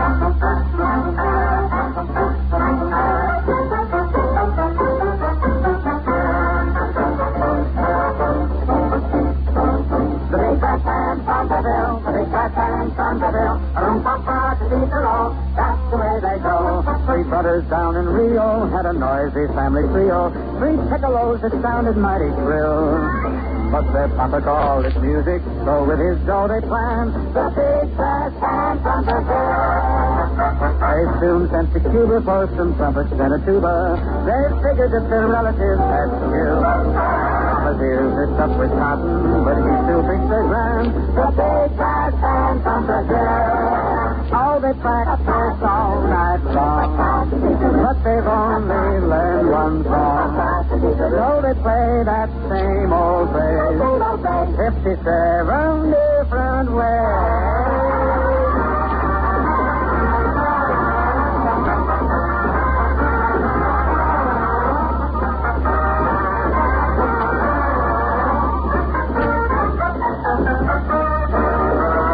First and second cousins, and there's uncles by the dozens. They play as long as Papa pays the bills. And it's getting more expensive each time that they expand the big brass band from Brazil.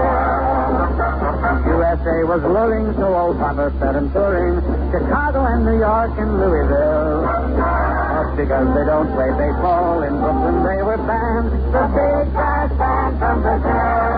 Oh, they practice all night long, but they've only learned one song. So they play the same old phrase 57 different ways. Papa to peekaboo, give the boys a hand. Big brass band from Brazil.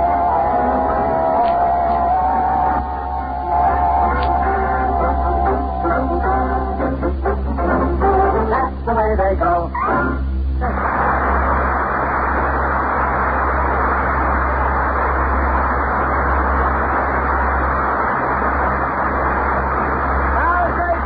Yes, very breezy stuff for the first week in March. Yeah, Ken, we're coming in like a lion and we're going out with Patillo. Right now, who knows? You know, Bing, whenever I hear that expression, coming in like a lion, I can't help but compare it to the reception on Philco radio. Yeah, now, Ken, do you mean to say that twisting a lion's tail gets the same result as twisting a Philco's dial? Oh, I mean that a lion's roar is powerful and rich and clear, just like the tone of a Philco. Well, then why doesn't Philco raise lions instead of bothering with radios and phonographs? Now, wait, that's a little radical, Bing. I don't see why. To make radios, you have to have bolts and wire and solder and tubes and stuff. It's a big production. With lions, all you need is a couple of them. You're in business. So, tonight I better stick to those new Philcos.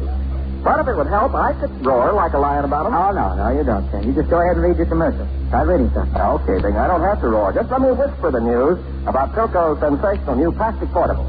And the good word is that they'll be arriving at your Philco dealer any day now. You can't miss them when they do, because their slick, streamlined plastic cases are real eye-catchers. A fashion flash in your choice of 4 different colors. You get real powerhouse Philco performance, too. And at an amazing new low cost for Philco quality in a portable radio.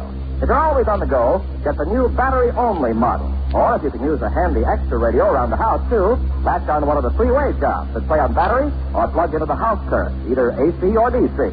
Indoors or out, these new Philcos are cinched to be the smart set with the smart set.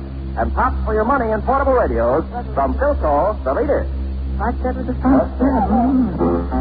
I recorded this song recently with the Andrews sisters. Haven't got the Andrews gals with us tonight, but we got the Rhythmaires. They walk along pretty good. Come on along, shooting the breeze. Don't let it trouble you. Come on and live a life of ease. After flying W. Sing like a cowboy, sing as you ride on the Philco stage. Be like a cowboy, the life will let you forget your age. Come on along and shoot cheapest breeze. So let it trouble you. Come on and do just as you please. At the Flying W. Away you dirty go, where are the suits? Get yourself a Jackson and a pair of boots. And a dressy shirt comes under, and a tie. And yippee, yippee, yippee, hi. Come on along and shoot the breeze. Come on along. So let it trouble you. Come on along. Come on and live a life of ease. At the Flying W. Ooh, sing like a cowboy. Sing like you ride on the purple train. Ooh, be like a cowboy. Your life will let you forget your age. Come on along. Come on and shoot the breeze. Come on along. Every trouble you, come on along. Come on and do just as you please. At the Flying W. You're going to a gallop, mister. Hang on for life. You got insurance for your son and wife. If your teeth are sore, forget it and don't you cry. Yippee, yippee, yippee, hi-yi. Come on along to choose the free. Let it trouble you. Come on along, come on and do just as you please. At the Flying W. At the Flying W. The Flying W.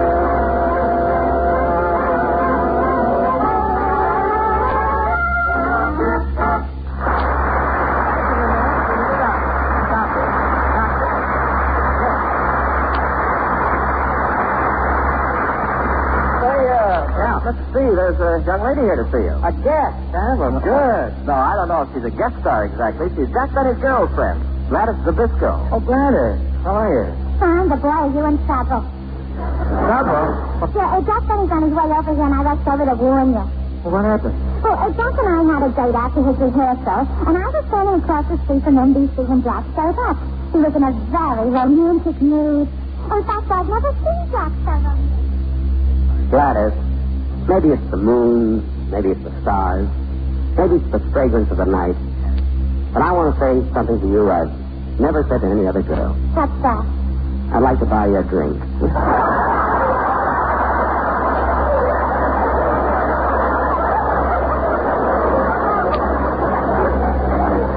I accept. Well, let's go in here to Tom Brenneman's. They've got a lovely cocktail lounge. There it is, nice. Oh, yeah. Oh, there's Tom Brenneman over there. Hiya, Tom. Oh, hello, Jack. Oh.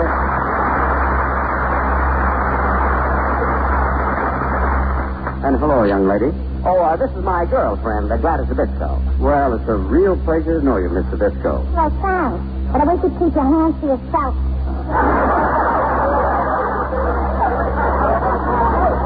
Gladys, he's only trying to pin an orchid on you.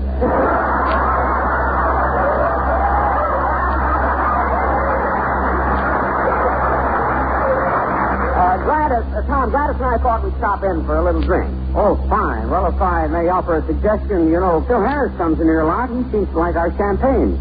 Champagne? Mm-hmm. No, it tickles my nose. I'll just have some muscatel.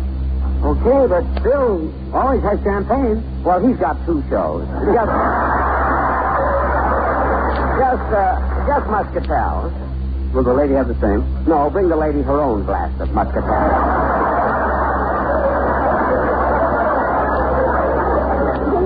I'm sorry you wouldn't go for champagne, Jack. I wanted to buy you kids a drink. Oh.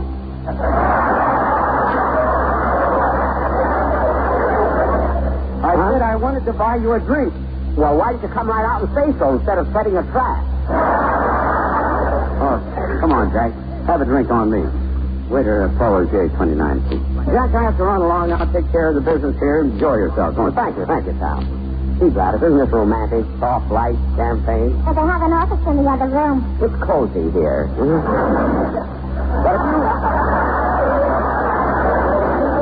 But if you care for some music, there's a jukebox over here in the corner. Oh, wonderful. How about playing something? Okay, wait till I find a nickel. Let's see. Oh, here, I've got one. See, what have they got here? See, Bing Crosby. Yeah,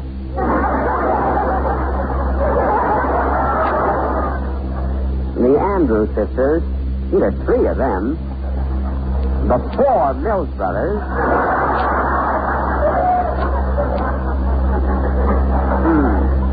the ink spot. I wonder how many spots.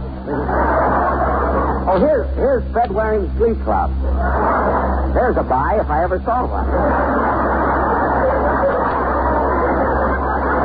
Gee, there must be 100 of them. Don't you like crossing? What's the like?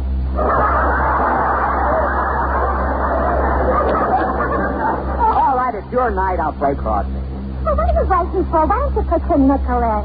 I was just wondering, Gladys, all those people sitting around, do they get to hear it too?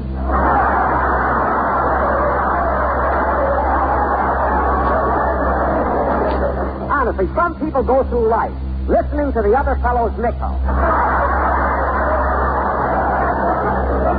How can you be so petty, Jack? You're a big star. Oh, that's right. I guess I was only kidding. Hey, come on, everybody. I want you all to listen. Here goes. Love is funny, or it's bad. What?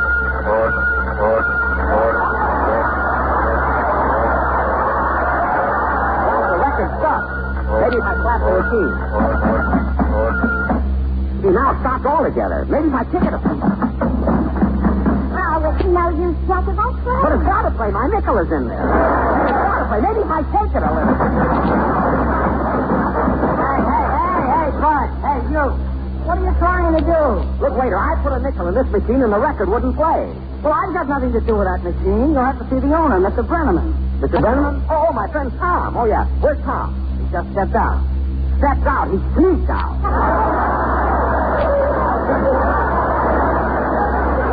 Look, Bud.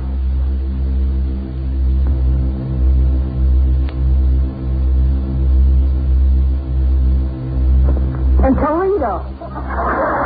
Toledo? A fine scheme. You're only the waiter, the jukebox company's in Toledo, and Brenneman takes it on the lam. Well, I'm going to go to Crosby direct. I'll get after it. Let me out of it. Anyway, Jane, that's what happened. And I got out while Jack was arguing with the waiter, and I thought I'd better warn you. Well, you warned me just in time. Look who's coming. What's wrong, Jack? Looks like you lost your best friend. Bing, I just had an unfortunate experience. I mean, some people would have been furious. Well, what happened? Well, I'll save you a little time, Jack. I know exactly what happened. You put a nickel in to hear me sing, the record got stuck, you lost your nickel, right? Just as I thought. You're in with that jukebox mob. Now, don't be silly, Jack. I know the story because your friend Gladys here. She told me all about it. Gladys, I don't need any help from you. It's my problem. I'm old enough to stand on my own 2 feet. You're old enough to fall down. Never mind. I'm not interested in what you told him. I want Bing to hear my side of the story. The true side. And I've got witnesses to prove it. Oh, Jack. What do you want to do, make a whole big case out of this? I'm not making a big case out of anything. I simply want to tell you very calmly what took place. Now, here's exactly what happened, Your Honor. I mean, Bing. Now, look, Bing. Through a mechanical fault in this music vending machine, I was obliged to forfeit a payment I had made in advance to hear you sing a song. Now, since I didn't get to hear that song, I feel that some kind of financial adjustment is in order. Well, frankly, Jack, I don't see why I should be obligated to compensate you for your loss. Mr. Crosby, do you not receive revenue from a certain mechanical device, patent number 327-8496, commonly known as the jukebox? Jack, I'm not affiliated with any jukebox company. The money I receive through this medium, I get indirectly. Then give me my nickel back indirectly. Give it to Gladys, and she'll hand it to me. I don't see what we're arguing about here, Jack. Why don't you forget about it? Forget about it? Yeah. Look, Bing, let's reverse the situation. Supposing I had put a violin solo on a record, and that record was placed in a jukebox. You put a nickel in the jukebox. The record got stuck, and you didn't get to hear my violin solo. How would you feel? Well, let's take another example.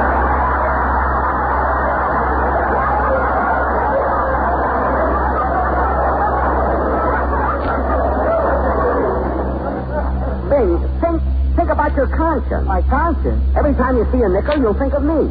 Oh, that is inflation. Bing, believe me, it isn't the money. It's the principle of the thing. Don't you see? Look, the sign on that machine said one song for 5 cents. Our country was founded on honest representation. It's the right of legitimate barter. It's at the Louisiana Purchase. It's Paul Revere's right to Lexington. It's Dewey at Manila. It's the spirit of 76.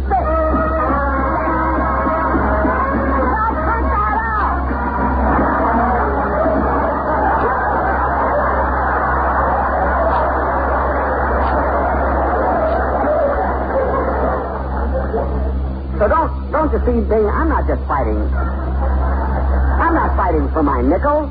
I'm fighting for American tradition. I'm fighting for the Constitution. I'm fighting for George Washington at Valley Forge. What, again?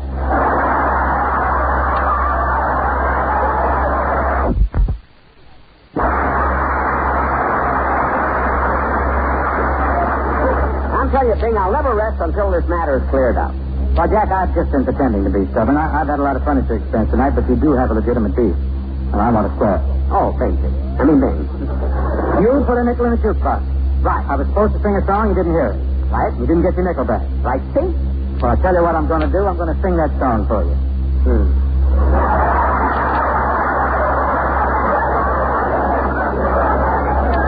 Bing, you mean instead of giving me that nickel, you're going to stand here and sing a song? Yes. How can a guy be so cheap?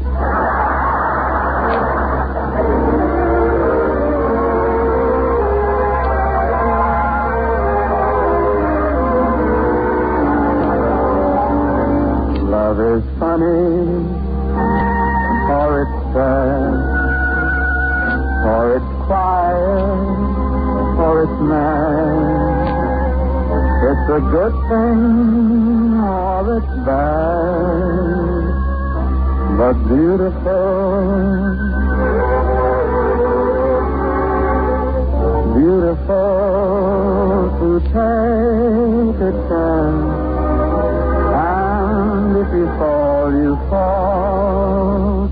and I'm thinking I wouldn't mind at all.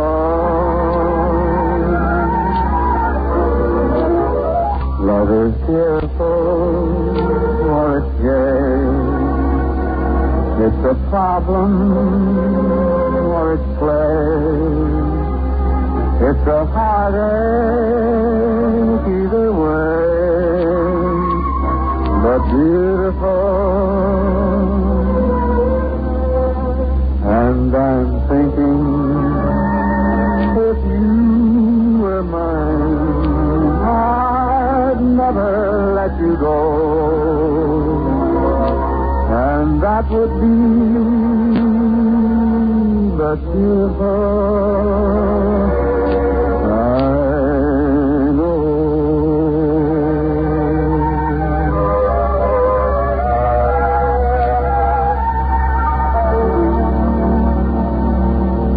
There's your song, Jack. That makes it even. Yeah, I guess it does. Yep. Run a minute. Too late in the day for Tom. It's a little late for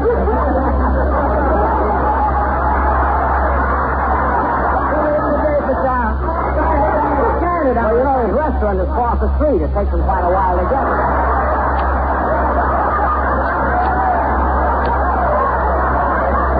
Open the door, Jack. Close it.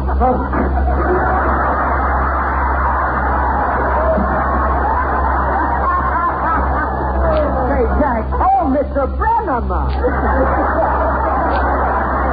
What brings you here? Well, I stopped over to see Jack, Bing. You know, the jukebox mechanic was there, and we got his nickel back. Here you are, Jack. Oh, thank you. 1900. Yep.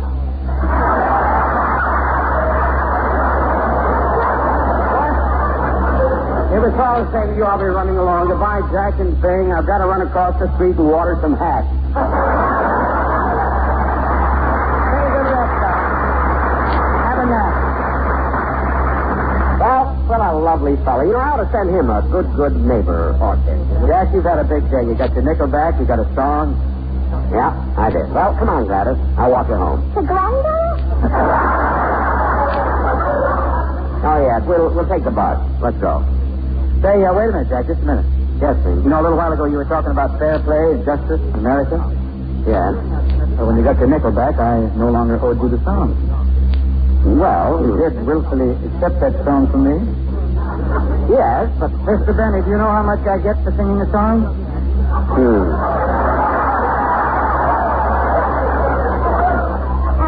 Can I get a glass of water, Jack? Make it a bucket. I think I'll drown myself. Look, Daisy, there's only one way to handle it. You gave me a song, I'll give you back a song. Gladys, get me one of those violins. What are you going to do with a violin? I want to reciprocate. You mean retaliate? Yeah, Jack. Thanks, Gladys. I'll do the best I can. Violin is a little different from the one I play. This one has 4 strings. I wonder what the other 3 are for. Oh, it's fair. Ow. That's a second. Thank you, Jack. That was very good. Now? Look, I haven't started the number yet. No.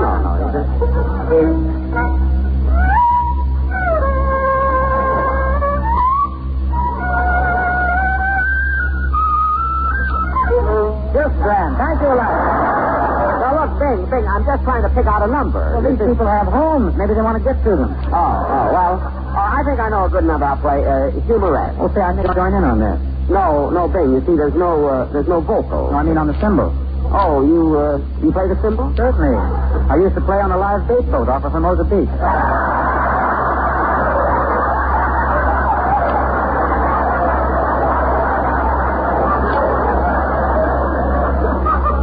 Well, all right.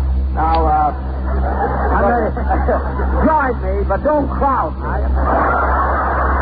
Just a bunch of it.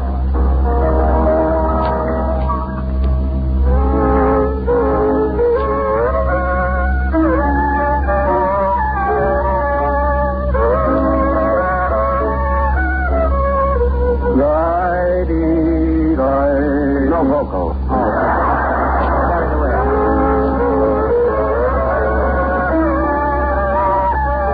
Mind if I go with Brennan and lay down?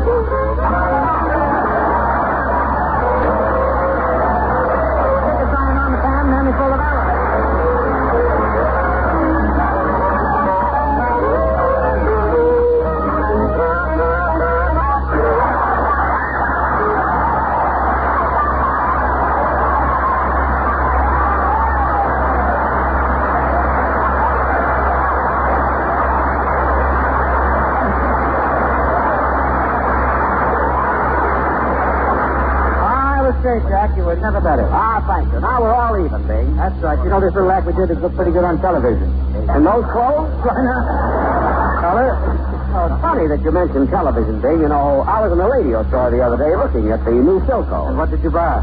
A package of Lucky Strike cigarettes. Well, Jack, you might go in a radio store and buy Lucky Strikes because you have great control. But I venture to say with everybody else, it's LSMFT, Let's See Mighty Fine Television. You stole that from us.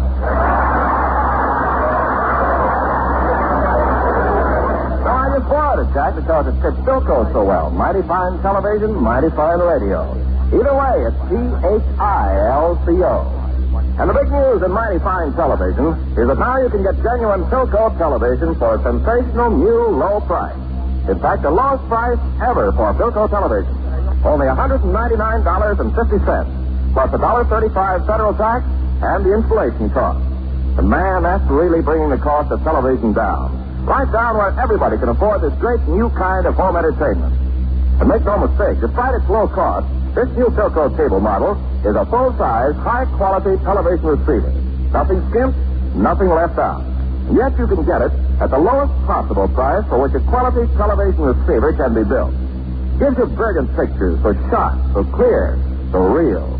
Compare this new Philco 700 and let your eye be the judge. Get yours now and get set for the baseball season. Buy it for as little as 10% down at your Philco dealer.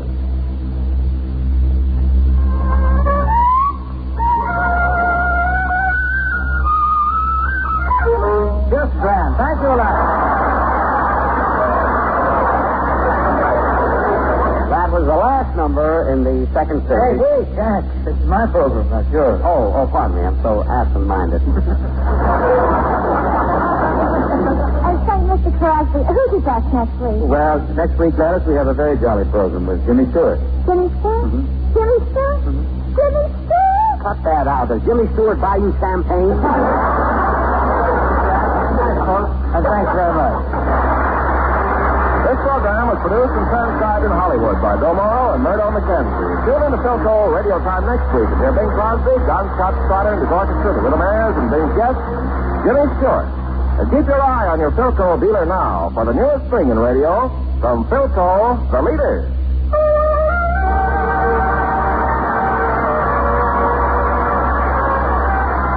This is ABC, the American Broadcasting Company.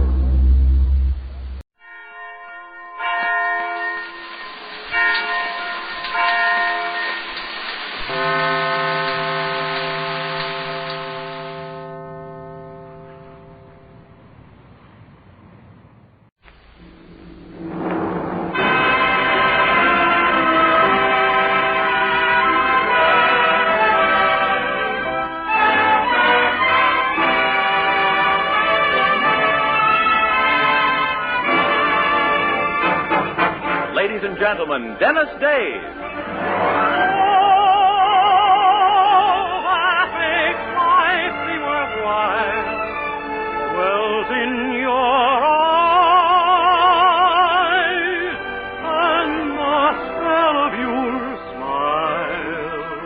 Dennis Day is brought to you by Palmolive Soap and Colgate Dental Cream.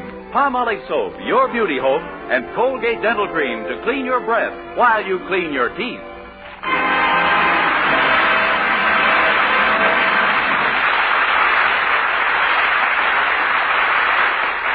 The Dennis Day Show with Barbara Eiler, B. Benaderet, Dink Trout, George Dooning in the orchestra, and yours truly, Vern Smith, is written by Frank Galen and stars our popular young singer in A Day in the Life of Dennis Day.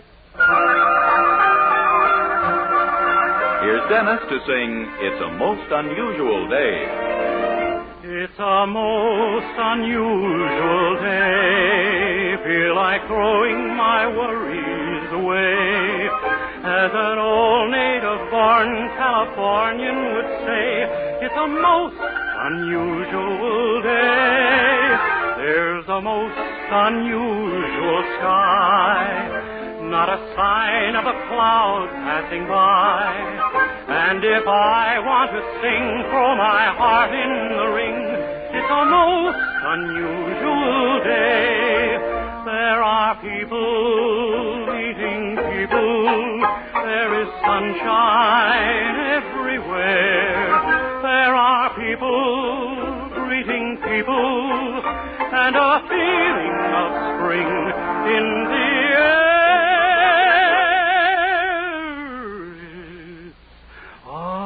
Most unusual time.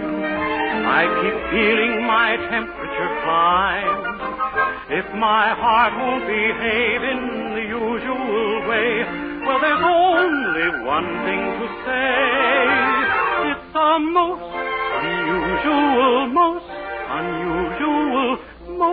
unusual day.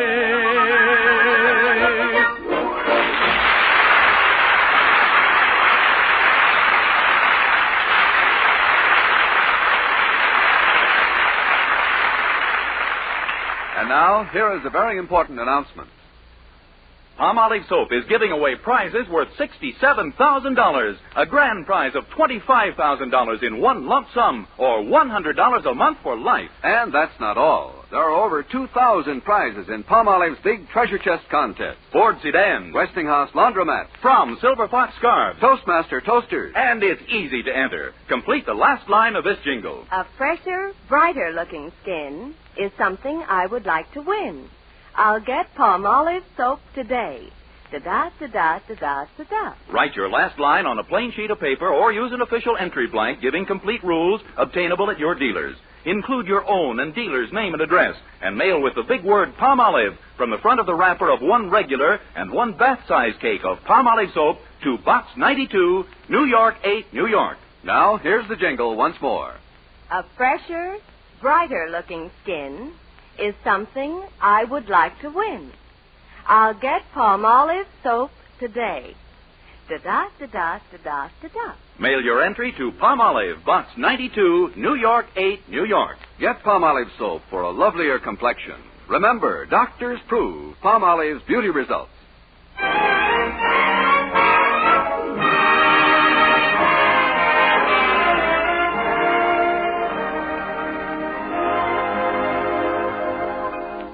Well, we've seldom seen a more glorious fall morning than this one in the little town of Weaverville. Brilliant sunshine turns each autumn leaf to gold, and there's a tang in the air like wine. No wonder there's a sparkle in every eye, a carefree smile on every face. No wonder pure joy of living... Well, wait a minute. What's this? Why, there's our young hero, Dennis Day, walking into the Anderson house with the most woe-begone expression we've ever seen. My goodness, he hasn't looked like this since the junior G-men discharged him for being over age. I wonder what's happened. Why, Dennis, it's only 10 o'clock. What are you doing home from the shoe store? I've got a good notion not to go back to that shoe store ever, Mildred. The boss and I had words this morning. Words? What do you mean, words? I said good morning, and he said you're fired. Dennis, no. Well, what on earth did you do? Oh, I guess it was that order I bought from a salesman without consulting the boss. Gosh, I still think 300 pairs of ladies' mules with fur on them at 50 cents a pair is a good buy. Oh, gee, it seems so to me, too. Sure. How did I know they were all size 13 and a half? Dear, isn't it just awful the bad... Oh, hi, Daddy. Good morning, children. Something wrong, Mildred? You look a little upset. Oh, Dennis is out of work again, Daddy. Yeah, it's getting pretty darn discouraging going from one job to another, Mr. Anderson. Oh, now, all you need is a little responsibility, my boy. Until a young man gets married, he's like a deflated balloon, incapable of rising. Someday you'll find your gas bag just as I have.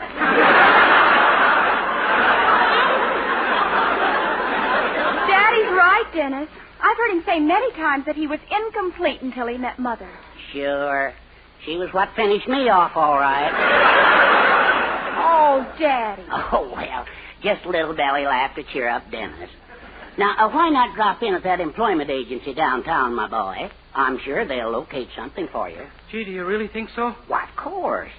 And then when you're finished, drop over at the hotel. I'll be down there on business today, and we can have lunch together. Okay, I'll see you around noon. But try not to be too disappointed if the employment agency doesn't find something for you immediately, won't you, Dennis? Sure, I will. Remember, you can always collect your unemployment insurance. After all, $20 a week isn't to be sneezed at. No, especially when it's $3 more than I've been making.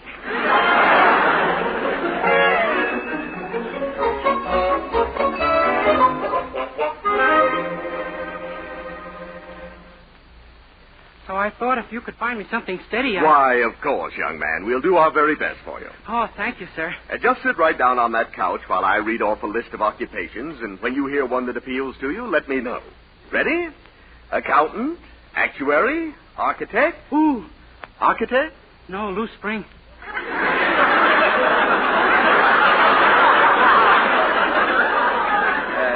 Yes, it does do that once in a while. I think it's only a flesh wound. Good. Perhaps we'd better get your vital statistics for our records before we go any further. Now, your name again? Dennis Day. Oh, yes. Your age and weight, please. 22 and 159. The larger number is my weight.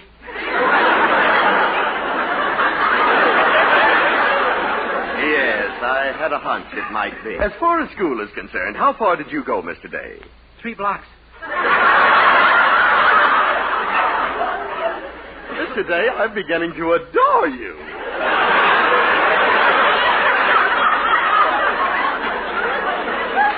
Really? Yes.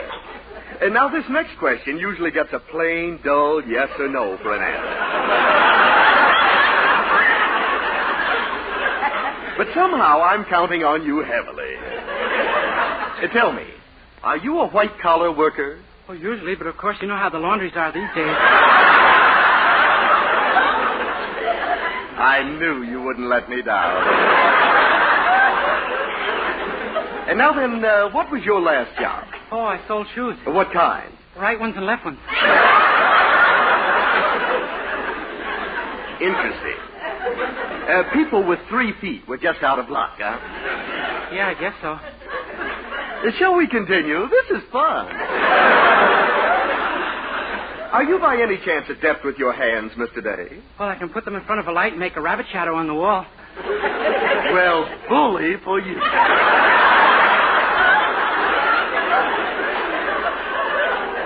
But what I meant was, are you skilled at any manual labor?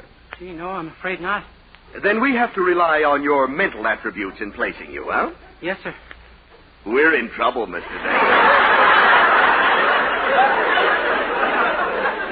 Gosh, really? Really. However, suppose you leave your number, and if something turns up, I'll give you a call. Oh, swell. I'll be at the Weaverville Hotel for the next hour. After that, call 227. Fine. If a man answers, I won't hang up. By some wild stretch of the imagination, it might be you.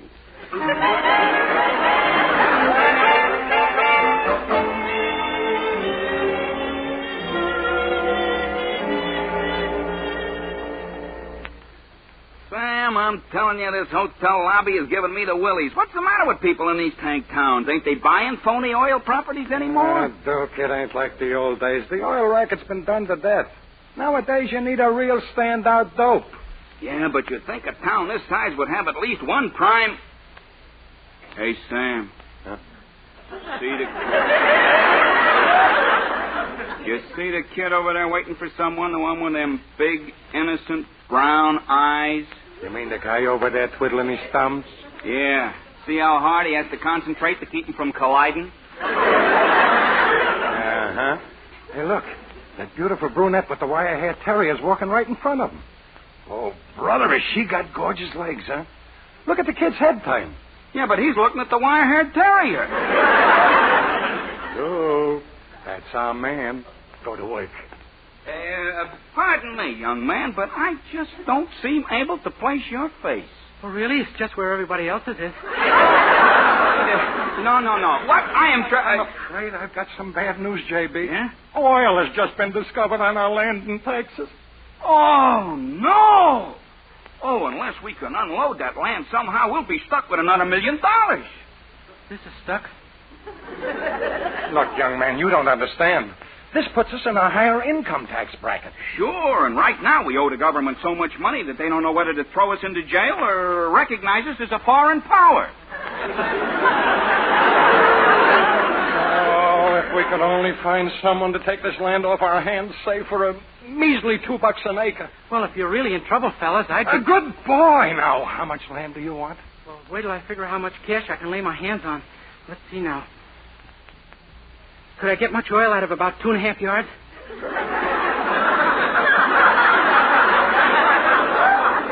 We should have known, Sam. Yeah, come on, Duke. Forget it, kid. We're looking for a big... Hey, wait a minute. Gosh, this would be a wonderful thing for Mrs. Anderson. She might buy the whole 100 acres.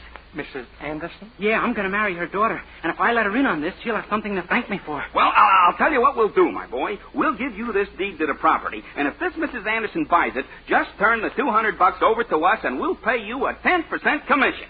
$10. Oh, boy. Thanks, gentlemen. Gosh, Mrs. Anderson always wondered whether I had any brains or not. Well, I'll stop that in a hurry.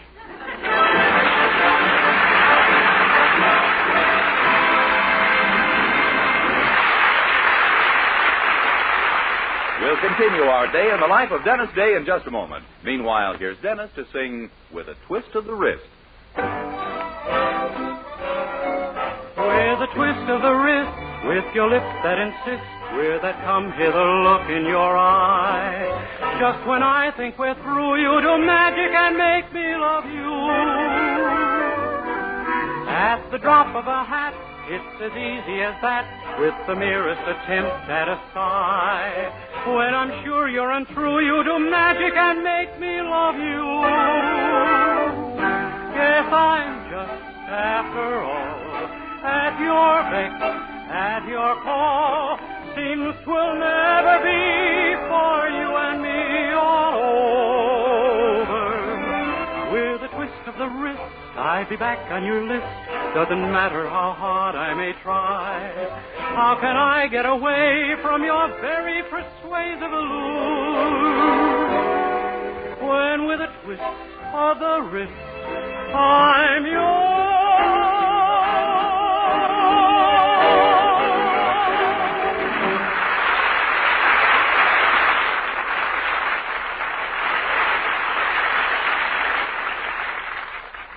Well, Dennis has been promised a commission if he can sell Mrs. Anderson 100 acres of Texas oil land at $2 an acre, not knowing, of course, that he's been taken in by two phony confidence men. And because the sale is so important to him, he's been remembering the main points of the salesmanship course he took in high school. Never force the issue. Wait until the thing you're selling comes up naturally and normally in the conversation. Let's watch him put this technique into operation. Nice day, isn't it, Mrs. Anderson? Yes. A little warm for October. Maybe. Think prices will continue rising? If they do, taxes better start coming down. Mrs. Anderson, I'm glad you brought that up. Brought what up? Taxes, greatest state in the Union. What? Boy, what oil lands. Why, if you could buy just one little bit of property... Oh, keep quiet. Too abrupt, huh? Okay, let's try it again. Nice day, isn't it? Dennis, I'm warning you. I'm in a black mood. I have a cold. I'm glad you brought that up. Brought what up? Black gold. What are you talking about? Well, Mrs. Anderson, I know where you can buy some Texas oil property for only $2 an acre. Oil property? Dennis Day, do you take me for an idiot? What's that got to do with it? Do you really think I'm dumb enough to fall for a thing like oil property? But this will make you a millionaire, Mrs. Anderson. For an investment of only $2 an acre, you can... Stop. I wouldn't touch a thing like that with a 10-foot pole. It's the most ridiculous thing that... Oh, I'll get it. Hello? Hello, Mr. Day.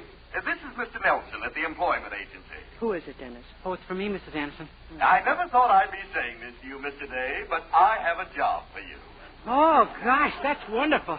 What's wonderful? Oh, it's just business, Mr. Anderson.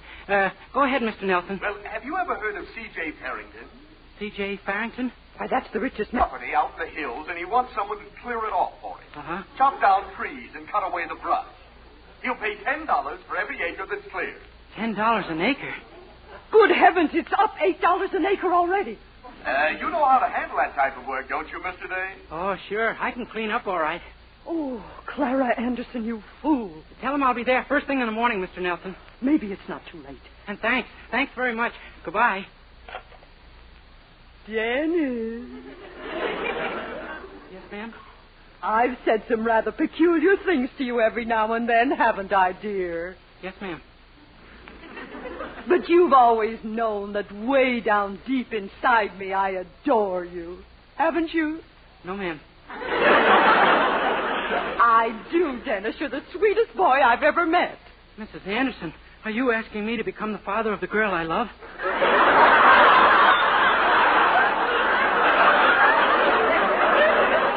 Of course not, dear boy. I just want a teensy-weensy favor. This C.J. Farrington is a very wealthy man, isn't he? Farrington? Oh, yeah, he's loaded. Of course he is. He has all the money he needs. I don't see why he should have any more, do you? I'd rather not answer that. I might get investigated.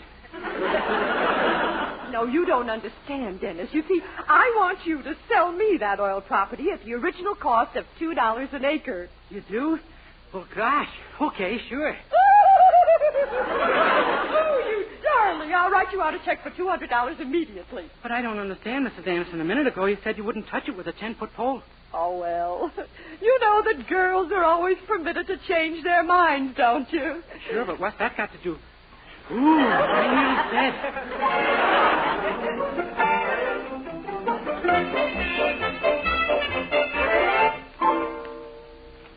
$10, Mildred. Look, I gave your mother's check to those men, and they gave me $10 whole. I'm going to be rich. I'm going to become a real estate operator. I've always wanted yachts, servants, Cadillacs, and a bow tie that lights up. But what I don't understand is why Mother bought oil land. It isn't like her.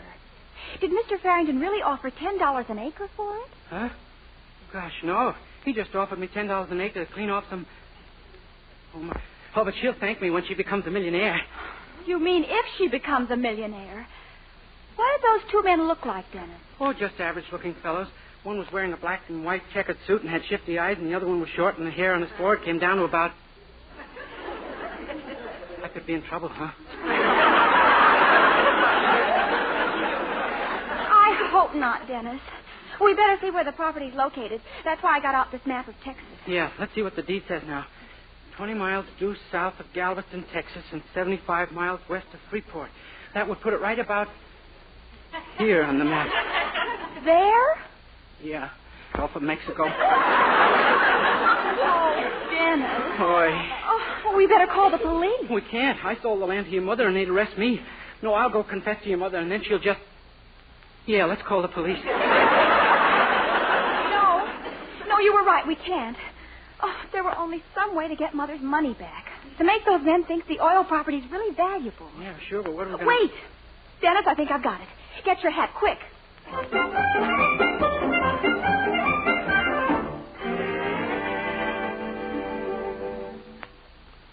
Why, yes, miss. Who for you? Oh, Mr. Brown, you've got to help us. I'm private secretary to a very prominent newscaster. Our plane was forced down en route to New York, and he simply must be on the air immediately. Oh, I see. Which newscaster is it? Raymond Grand Swing, Elmer Davis, Gabriel Hito, Lowell Thomas, Fulton Lewis Jr.? I know them all personally. Did you mention H.B. Kaltenborn? No, I don't believe I ever met him. You can come in now, Mr. Kaltenborn. Good evening, everybody. Well, good evening, Mr. Kaltenborn. This is a great honor, believe me. Thank you. You're the manager of this radio station? Yes, sir, and my entire staff is at your disposal, sir. Splendid. Your efforts will be appreciated, I'm sure. Fine. Now, is there anything I can get for you? Yes, this chair is a trifle hard. I'd like a nice soft cushion. Yes, sir. I'll be right back with it. Good work, Dennis. I'll run over to the hotel and make sure the radio in the lobby's real loud so those crooks will be sure to hear you. And when you get through, call Mother and tell her what's happened and what to expect. Okay, and if it doesn't work, you call the undertaker and tell him who to expect.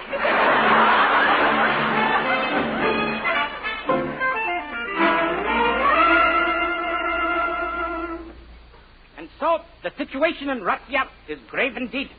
Do they have to play that radio so loud? Relax, Duke. And now we leave the foreign news of Russia and Prussia and turn to the domestic scene concerning a Texas oil gotcha. Tremendous oil strike was made late this afternoon on the floor of the Gulf of Mexico. Sam, did you hear that? Yeah, shut up a minute. The locality of the strike is believed to be 20 miles south of Galveston and 75 miles west of Freeport. Holy smoke, our Tidelands property. It is interesting to note how the discovery came up. This factory was squeezing a walleye pipe, expecting to extract cod liver oil. Imagine his surprise when out squirted pure 100% Pennsylvania.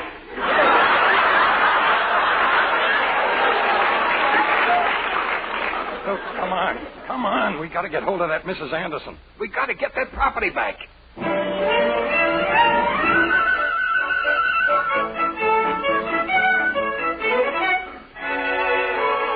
In my life, I'm proud of you. Yeah, I'm a pretty smart guy at times. You certainly are. We could only figure out why the times are so far apart. Well, this time you were glorious. Oh, if you could only have seen those crooks' faces when I had my check back and told them how we tricked them with that fake broadcast. Gee, I'll bet it was wonderful. It was priceless. Hi, everybody. Hi, Mr. Anderson. Say, did you hear H.B. Calton? Did we? Oh! I'll say we did. I down at the hotel who owned that oil property. And guess what? What? But they couldn't have heard the broadcast because they sold me the entire property for $10 an acre. Oh, no. No. Next plane, I'm going down to inspect the property. Dennis Day, you started this. Wait a minute. Mr. Anderson, I'll get my bathing suit and go with you.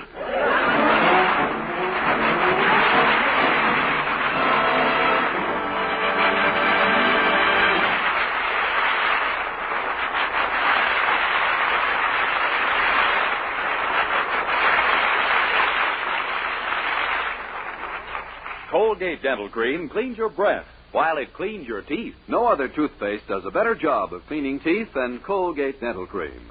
For Colgate Dental Cream has a safe polishing agent that cleans your teeth both gently and thoroughly, brings out their natural sparkle and beauty. You can actually see and feel the difference. And scientific tests prove that Colgate Dental Cream cleans your breath while it cleans your teeth. Yes, actual scientific tests prove conclusively that in 7 out of 10 cases, Colgate instantly stops unpleasing breath that originates in the mouth. Colgate Dental Cream is famous for its wonderful wake-up flavor, too. Nationwide tests of leading toothpastes prove that Colgate's is preferred for flavor over every other brand tested. Yes, preferred over every other brand tested. And no wonder. For Colgate Dental Cream is the result of constant effort to produce the finest toothpaste in the world today. For cleaning teeth, for flavor, for sweetening breath. So see if you don't agree with the millions who have made Colgate Dental Cream America's Colgate Dental Cream. Give your teeth thoroughly enjoy. And always use Colgate Dental Cream after you eat and before every date to clean your breath while you clean your teeth.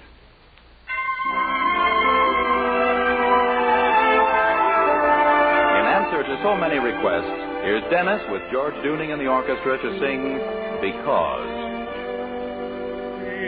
Because you come to me, and hold my hand and lift mine eyes above, a wider world of hope and joy I see. Because you come to me.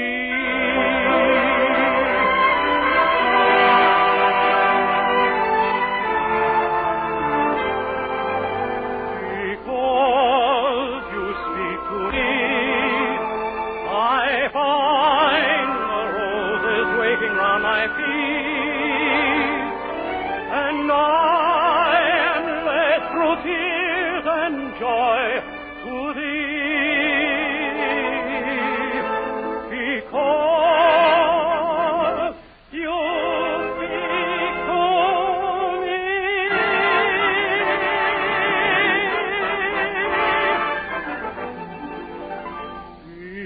Because God made thee mine, I'll cherish thee. Through light and darkness, through all time to be, and pray His love may make our love divine. Because God made thee mine.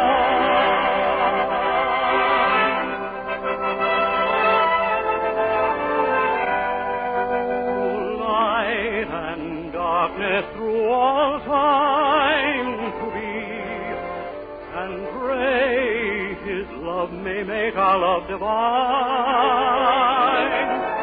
Because God made thee mine.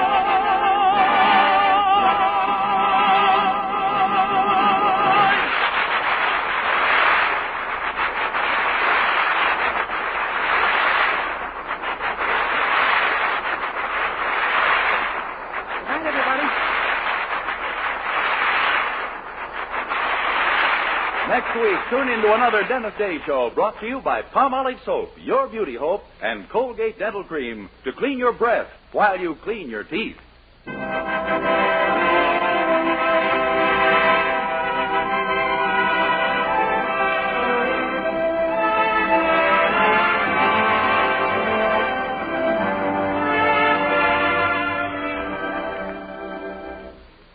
For soft, gleaming, glamorous hair, try Luster Cream Shampoo. Not a soap, not a liquid, but a dainty new cream shampoo. In tubes or jars, whichever you prefer. Be a lovely Luster Cream girl. Dream girl, beautiful luster cream girl, you owe your crowning glory to a luster cream shampoo.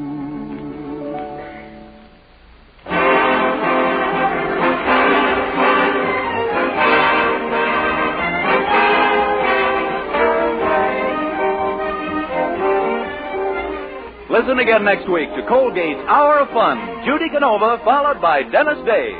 And for another great comedy program, hear Blondie next Wednesday evening over your favorite NBC station. Vern Smith speaking. Good night.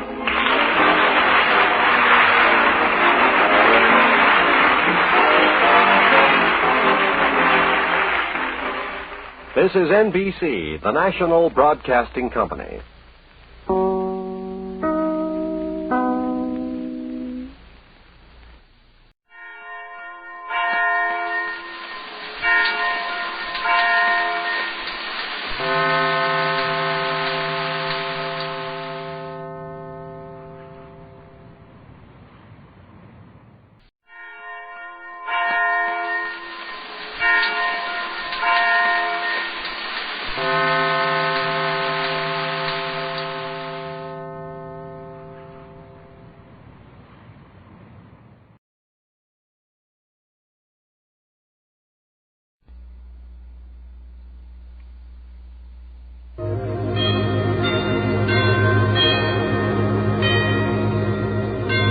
Ladies and gentlemen, the Joseph Schlitz Brewing Company of Milwaukee, Wisconsin presents The Halls of Ivy, starring Mr. and Mrs. Ronald Coleman.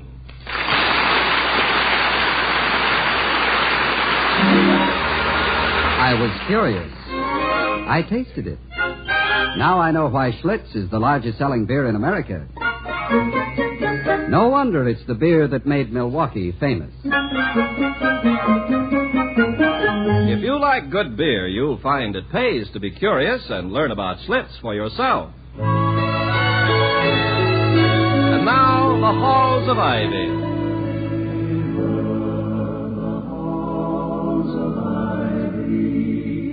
That surround us here today, and we will not forget, though we be far, far away. Welcome again to Ivy. Ivy College, that is, in the town of Ivy, USA. It's graduation week at Ivy, and like every small college, it has its own traditions and customs which will be carried out by both students and faculty. With some, it's a time of gaiety and excitement. For others, a time of tears and sadness. For Ivy's president, Dr. William Todhunter Hall, it's a time of speech writing, conferences, and the disposing of countless detailed matters. But as he tells his English ex-actress wife, Victoria, it's amazing. Everything is going according to schedule. Not one major incident has come along to upset the graduation carts. Usually by this time... Oh, good heavens. Did the cart topple over? No, it might have. Vicky, I have a message for you. From me? From who? Or is it from whom? It is from neither who nor whom. It's from me. Well, that's even better. I adore messages from you. Like, darling, please have my grey suit cleaned. Love, W. I do love W, too.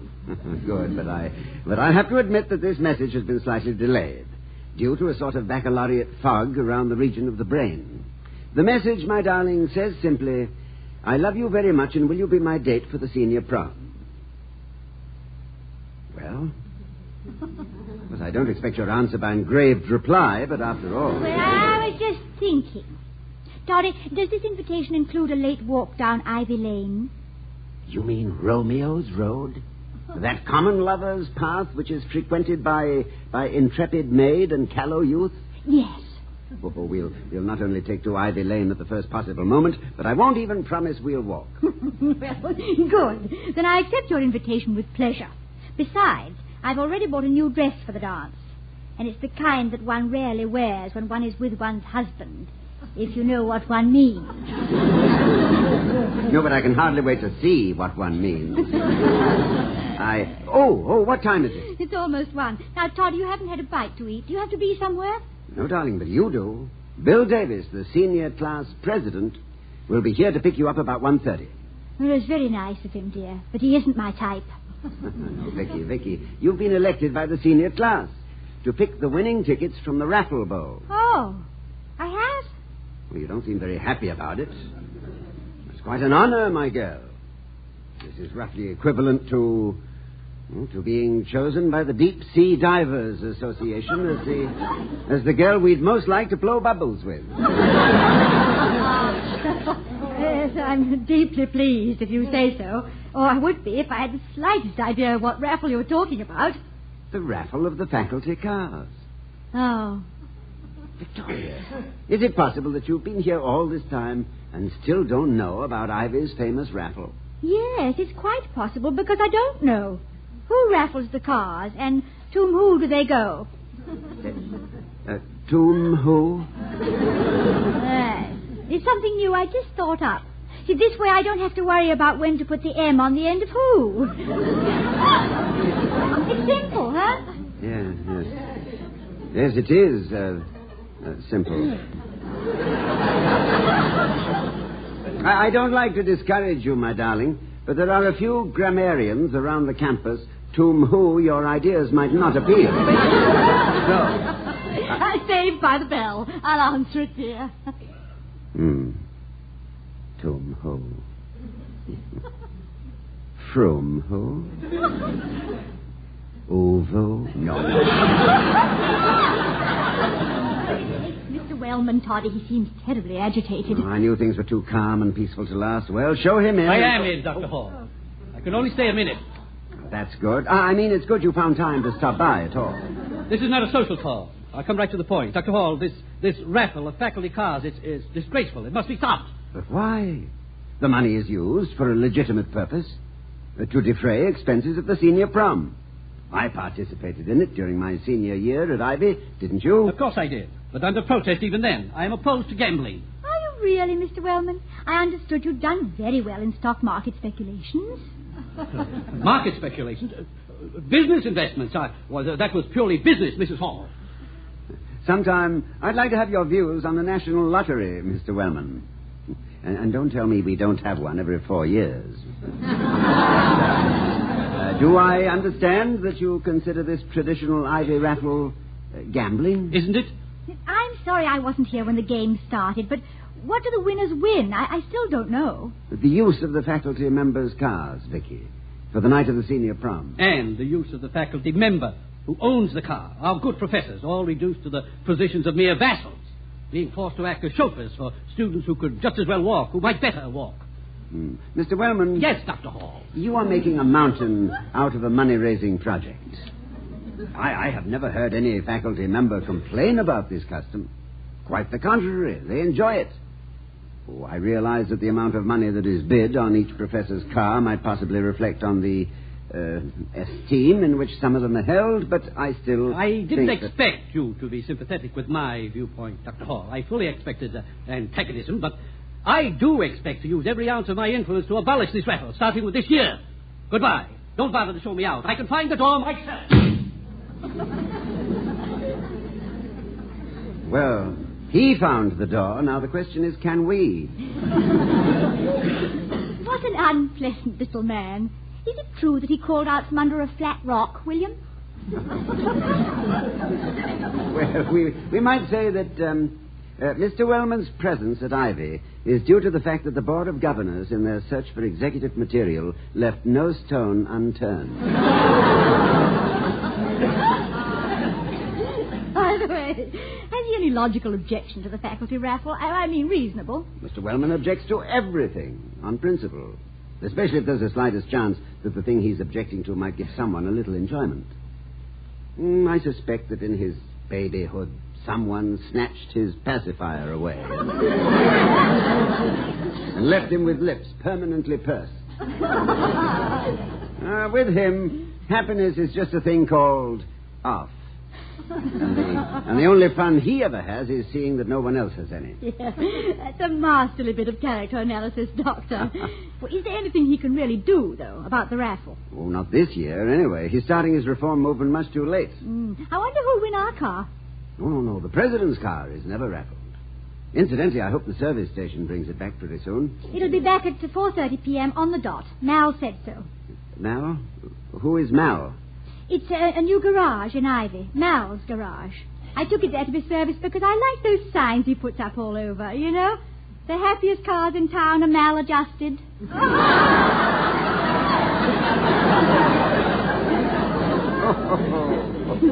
Good heavens. Neurotic piston ring. But if it isn't to be raffled, what does it matter when we get the car back? Well, although it isn't raffled, my pet, the president's car is always requisitioned to drive the student king and queen of the ball. And so are we. Traditionally, dear. Well, that must be Bill. Goodbye, darling. Goodbye, dear. And remember, a time-honored tradition now rests on your shoulders. Pick your winners fairly and squarely. No peeking at the tickets. Break clean as your hand leaves the bowl. He's an impatient lad. I'm coming. All right, Bill. Why, Professor Warren. Hello. Hello, Mrs. Hall. You and the doctor going out? You'll find William in his study, Professor. I'm the one who's leaving. Bill Davis is picking me up to take me to the raffle drawing. Oh, yes. It's a wonderful custom. You know, ma'am, I'm downright silly about these old traditions. Just love 'em. They set Ivy apart from other schools. Make it just a little more than an institution of learning. Well, this raffle just happens to be my favorite. Yeah, I should think so. William tells me that your car brings more money than anyone else's. Proves every year how popular you are. You certainly are the belle of the ball. That's nonsense. Oh, they want me to drive them all right. But it's because they figure I'm such a doddering old idiot that I can't see what goes on in the back seat. You're making it up, Dr. Warren. You've been here a long time. Do you happen to know how this particular custom got started? I do. Confidentially, I started it myself. Oh, you didn't? I did, yep. When I was a young professor, ma'am, I was too poor to ask a girl to the prom, and ordinary stags weren't permitted. Well, I did own a horse and buggy of sorts. That was a long time ago. So I figured out this plan to get me to the dance. Oh. That's how it all began. Don't you tell anybody. A tradition whose origin is not shrouded in mystery is not a real tradition. Just a habit. Oh. So that's how they get started. Yeah. There's Bill. I'll have to run. I'll see you later, Professor. Dr. Hall's in his study. You go right in. All right. Goodbye, Mrs. Hall. Good afternoon, Dr. Hall. Professor Warren. Your wife told me I'd find you here. Am I interrupting anything? Not a thing. Come in. I'm glad to see you. Sit down. Thank you. Well, Professor, I suppose you've made all your plans for the summer. You're going away for a while? Well, yes. As a matter of fact, that's what I came to see you about. Dr. Hall, I am an old man, over 70. And I've been teaching for 50 years. That's a long time. Yes, it is. But it's not the length of service that makes a teacher invaluable. It's the amount of service he is capable of giving. Being able to transmit knowledge to young, receptive minds. Yes, there's a satisfaction in seeing untrained boys and girls turn out to be educated men and women. And in knowing that you've had part in it. Then your satisfaction should be unlimited, Professor. Well, I've had my share of it. But there is nothing quite so useless or tiresome as a superannuated pedagogue.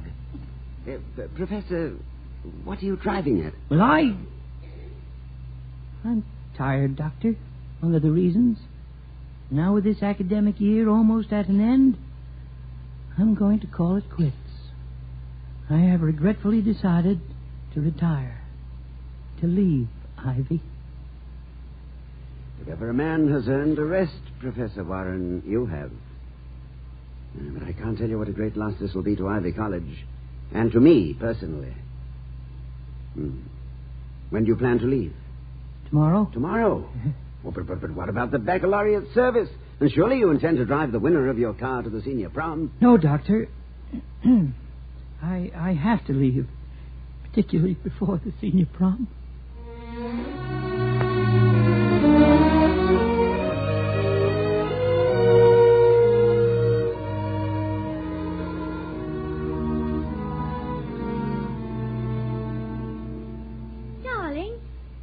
With Professor Warren. He passed Bill and me on the street as if he didn't see us.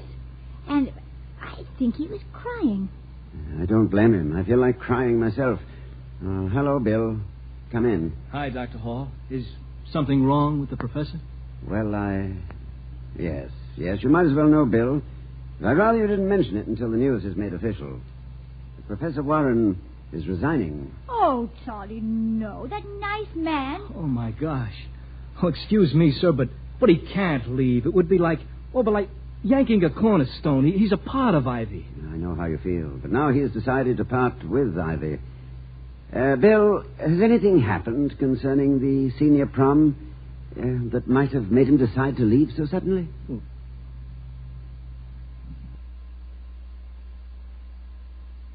What do you mean, sir? I don't know what I mean. He just insisted that he had to leave before the prom. Oh. Uh-oh.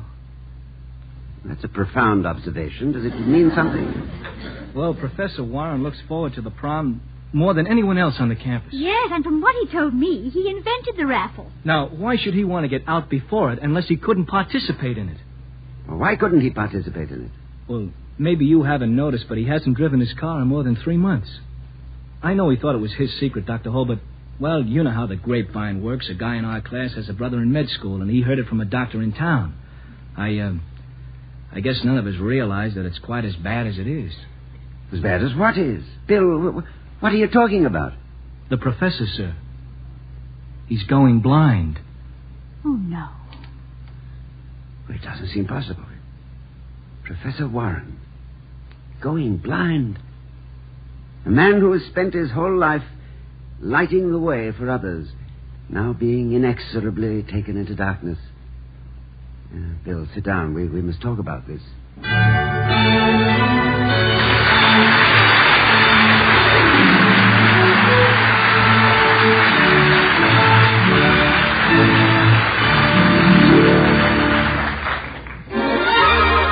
I was curious. I tasted it. Now I know why Schlitz is the largest selling beer in America. No wonder it's the beer that made Milwaukee famous. We'll return to the halls of Ivy, starring Mr. and Mrs. Ronald Coleman in just a moment. But first, let's hear how one man found a solution to his heating problem. It was a hot day, close to 90 in the shade of an office building, and if I hadn't had so many calls to make, I'd have been parked under a willow on my back lawn hoping for a breeze. But as it was, I didn't finish until long after 5. Then, thoroughly worn out by the heat, I headed for the nearest tap room where I took a table and a cross draft. I was mopping my brow when a waiter came up, put a bottle of Schlitz beer and a glass in front of me, and then walked off without a word. I hadn't given him an order, but I was too tired and too thirsty to care. So I poured the Schlitz. It was good and cold, the way I like beer, and drank. Right then, I forgot my backyard, the willow tree, and the breezes that might come my way, and thoroughly enjoyed that moment and that beer. When I looked up, the same waiter was standing there, smiling, and he asked, "Are you enjoying your bottle of Schlitz, sir?" "Never had a beer that tasted so good," I said. "But tell me, how did you know I like Schlitz?" "Well, sir," replied the waiter, "you looked hot and tired, and it did seem to me that a cold bottle of Schlitz would be just the thing." "But wasn't that taking kind of a chance?" I asked. "Perhaps," continued the waiter, "but when a beer tastes so good to so many people that it's the largest selling beer in America, there's very little risk involved." "I know what you mean," I said, raising my glass to his health. "No wonder they call Schlitz the beer that made Milwaukee famous."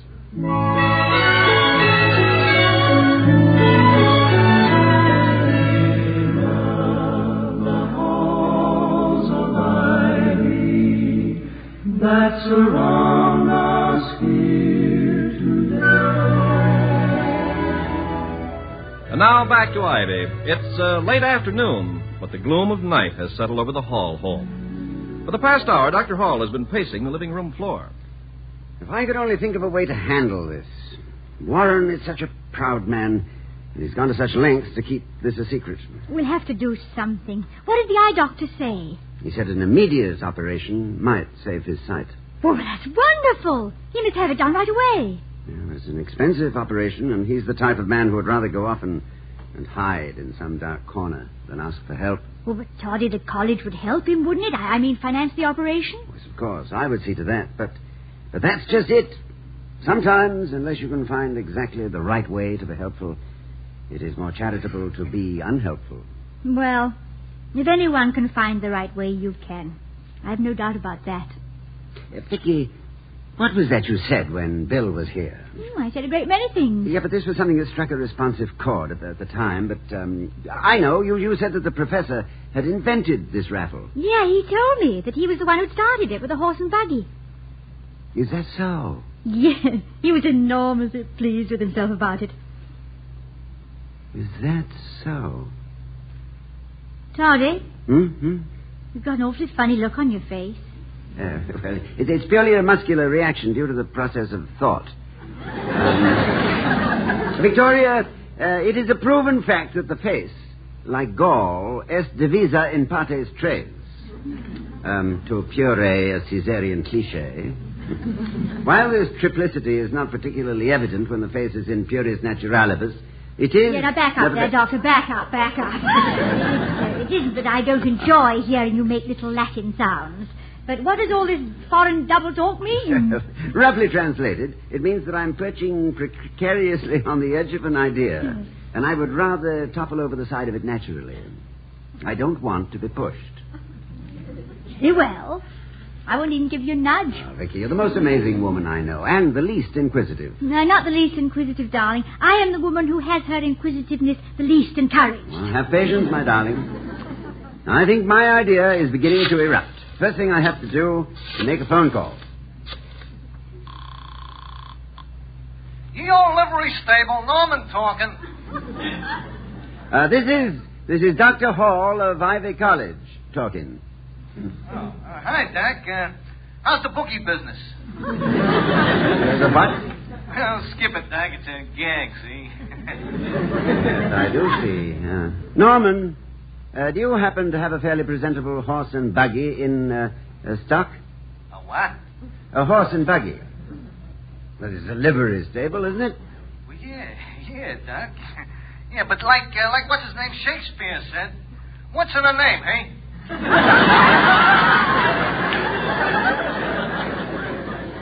We ain't seen a horse here since Seabiscuit stopped by for tea on his way to the Derby.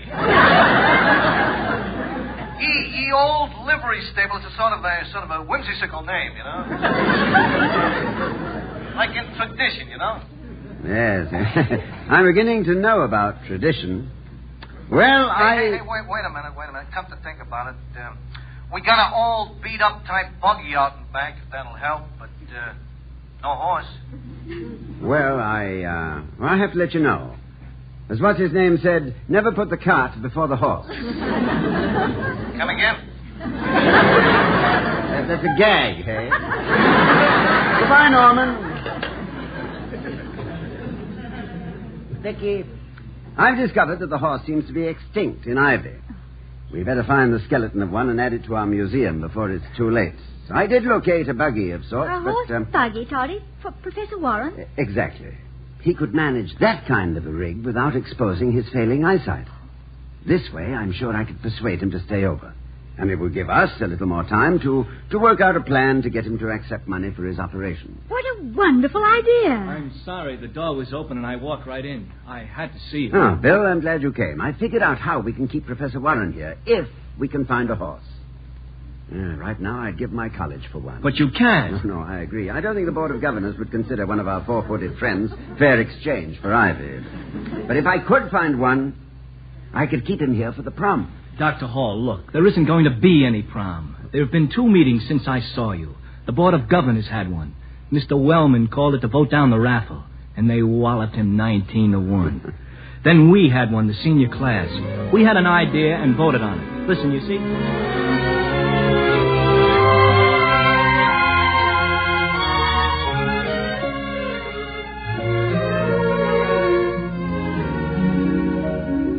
That's the story. What do you think of it? I think it's magnificent. It's the most sensational thing I ever heard. Well, what are we waiting for? Let's get busy. What time does the professor's train leave? About 8, I think. You know the Ivy local. Always on time. The engineer's time. I'll check to make sure before tomorrow night. And I'll call the livery stable right now. And, oh, the horse. Don't worry about that, Doctor. You get the buggy, we'll take care of the horse. Well, I hope you're not being over-optimistic, but I'll leave that up to you. And, Vicky, will you call the professor and ask him to dinner tomorrow? Dr. Hall, you will make sure that he really plans to leave town. Oh, Bill, after what you just told me, I'll make his plans. He'll leave town if it's the last thing I do.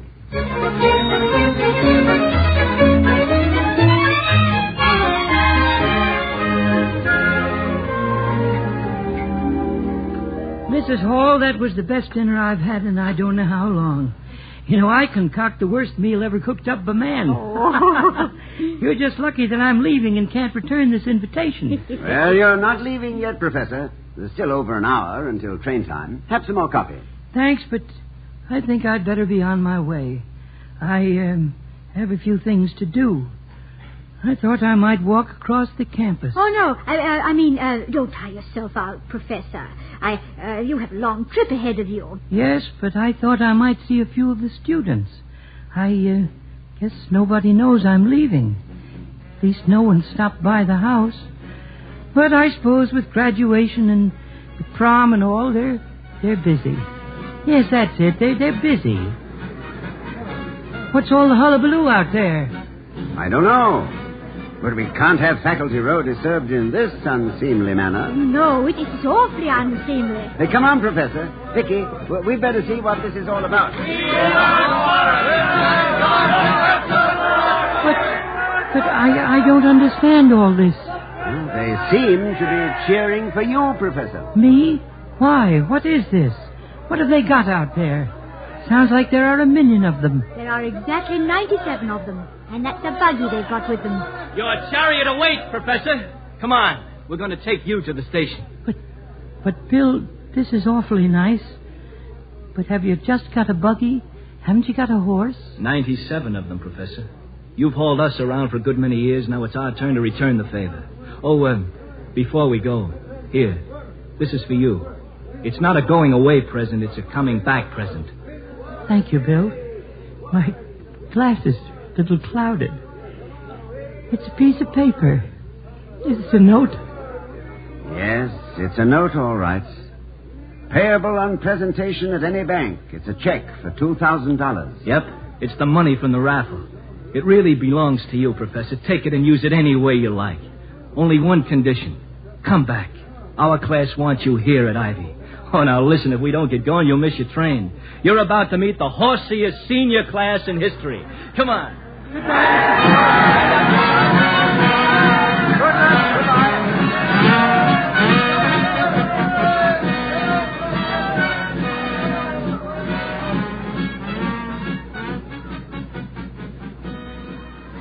Oh, Charlie, look. The whole senior class harnessed up, pulling the buggy. Yes. I don't think I'll ever forget it. There they go. Yes. And there goes their senior prom. Vicky, there's a big place in this world for those boys and girls. Aren't they wonderful? I'm awfully afraid I'm going to cry. Well, then, let's go inside. If he has a crying wife to comfort Vicky, it's nice to have a house around a man.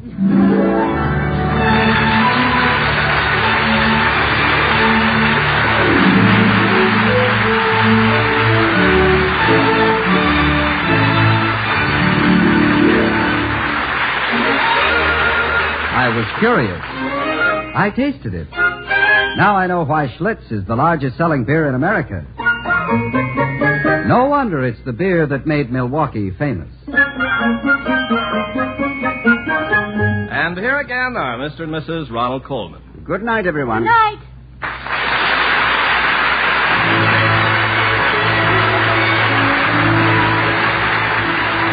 Be sure to see Ronald Coleman's latest picture, Champagne for Caesar. We'll be seeing you next week at this time at the Halls of Ivy, starring Mr. and Mrs. Ronald Coleman. The other players were Herb Butterfield, Arthur Q. Bryan, Peter Leeds, and Sheldon Leonard. Tonight's script was written by Cameron Blake and Don Quinn. Music was composed and conducted by Henry Russell. The Halls of Ivy was created by Don Quinn, directed by Nat Wolf, and presented by the Joseph Schlitz Brewing Company of Milwaukee, Wisconsin. Ken Carpenter speaking. Coming now is the dashing and daring Falcon on NBC.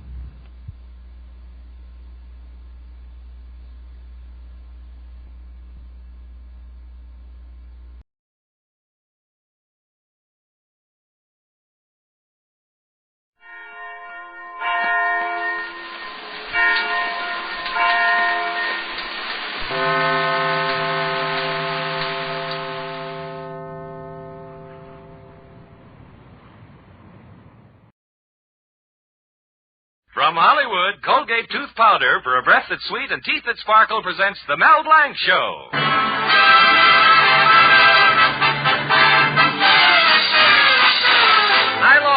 sharpening. I've got to take it to Mel Blanc's Fix-It Shop. My wife's percolator top is cracked. I've got to take it to Mel Blanc's Fix-It Shop. Oh, my stocking has a run in it. I've got to take it to Mel Blanc's Fix-It Shop. My wife's going to have a baby. I got to take her to the hospital.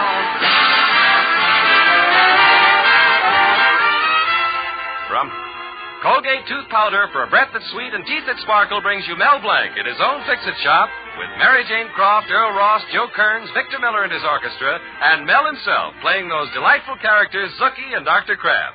The star of our show, Mel Blanc.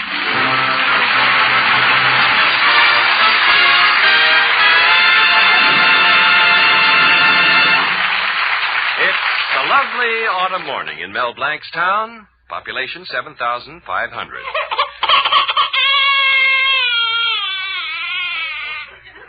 Pardon me, population 7,501.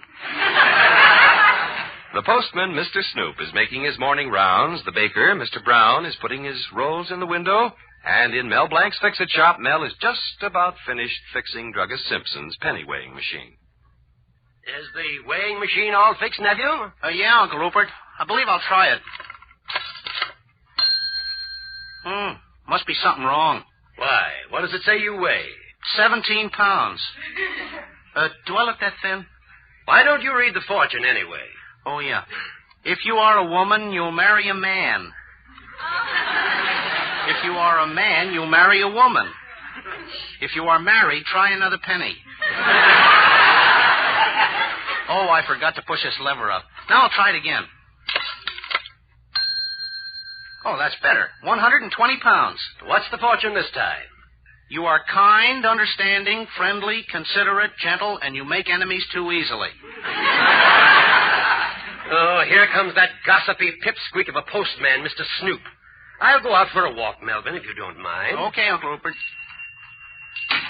Hello, Roop. Goodbye, Snoop. Howdy, Mel. Hello, Mr. Snoop. Got a letter for me? No. Did you expect me to write you one? I didn't mean a letter from you. Oh, well, just a second here. Oh, first of all, I want you to mend my mail bag. It's all bursted out to the seams. Oh, sure, I can do that in a minute. Any mail for me? Now, let me see here. Hodgkins, 805 North Elm Drive, Blodgett, 807. That's the third notice Blodgett's got from the library. Why don't you return that book? You know, I got a good mind to go up to Blodgett. Any mail for me? Oh. Let me see here. Simpkins, 809. Ooh, very interesting postcard. Dear Joe, if you've got any more... Excuse me for saying so, Mr. Snoop. But I thought postal employees weren't allowed to read the mail. Oh, well, that's right, Mel.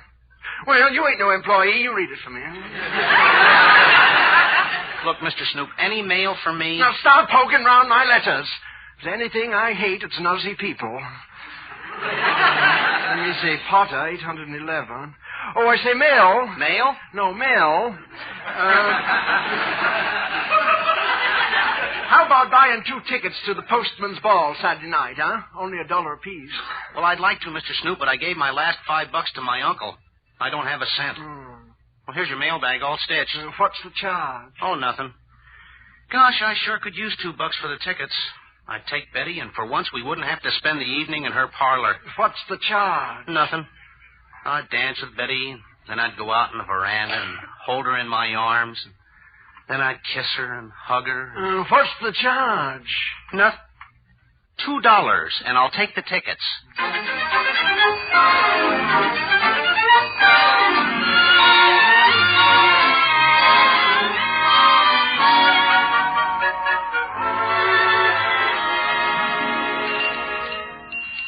Hello, Mel. Hello, Betty. Gee, you sure look beautiful. Yeah. All dressed up and no place to go. What do you mean, all dressed up and no place to go? Why, I'll take you to the, how about, Well? I'll take you home. You can change your clothes. Oh, that's it. We never go anywhere. We spend every evening in my parlor. No wonder Father feels the way he does about it. Well, I hate sitting in the parlor just as much as your father does. You do? Yeah, that love seat isn't big enough for the 3 of us. Well, anyway, Betty, I've got good news. We won't be spending this Saturday night in the parlor. I've got 2 tickets to the Postman's Ball. Oh, Mel, this is awful. Because this is one Saturday night I won't be able to be with you. But, Betty, why not? Well, Daddy's expecting... Oh, wait a minute. Here comes Daddy himself. I'll let him tell you. Hello, Mr. Colby. What did you say, Mr. Colby?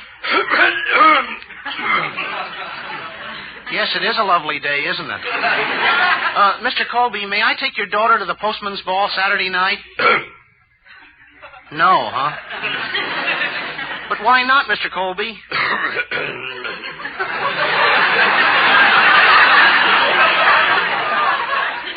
Well, that isn't much of a reason. What? I mean... Oh, now listen here, you dimwit.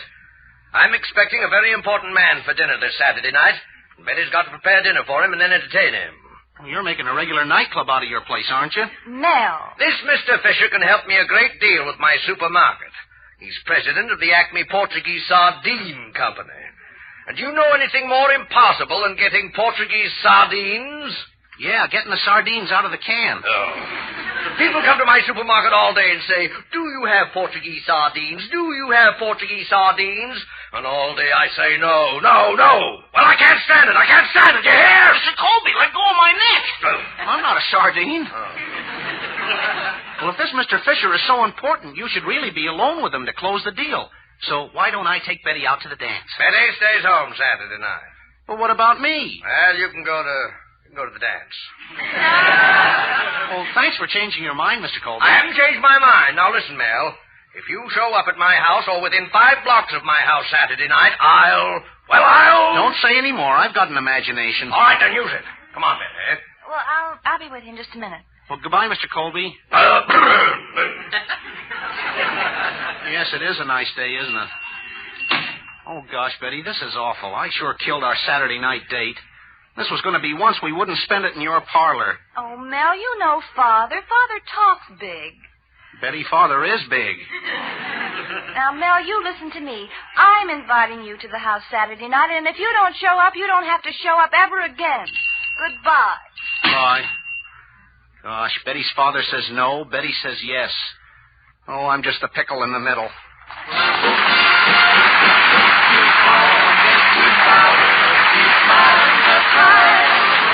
Use it each morning and use it each night.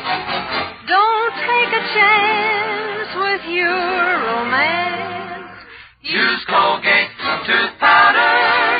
You know, anyone can be the victim of a little breath of trouble. I mean, unpleasing breath. It happens to thousands without their knowing, marks them down socially, makes them unhappy. So be on your guard. Brush your teeth night and morning and before every date with Colgate Tooth Powder. For Colgate Tooth Powder cleans your breath as it cleans your teeth.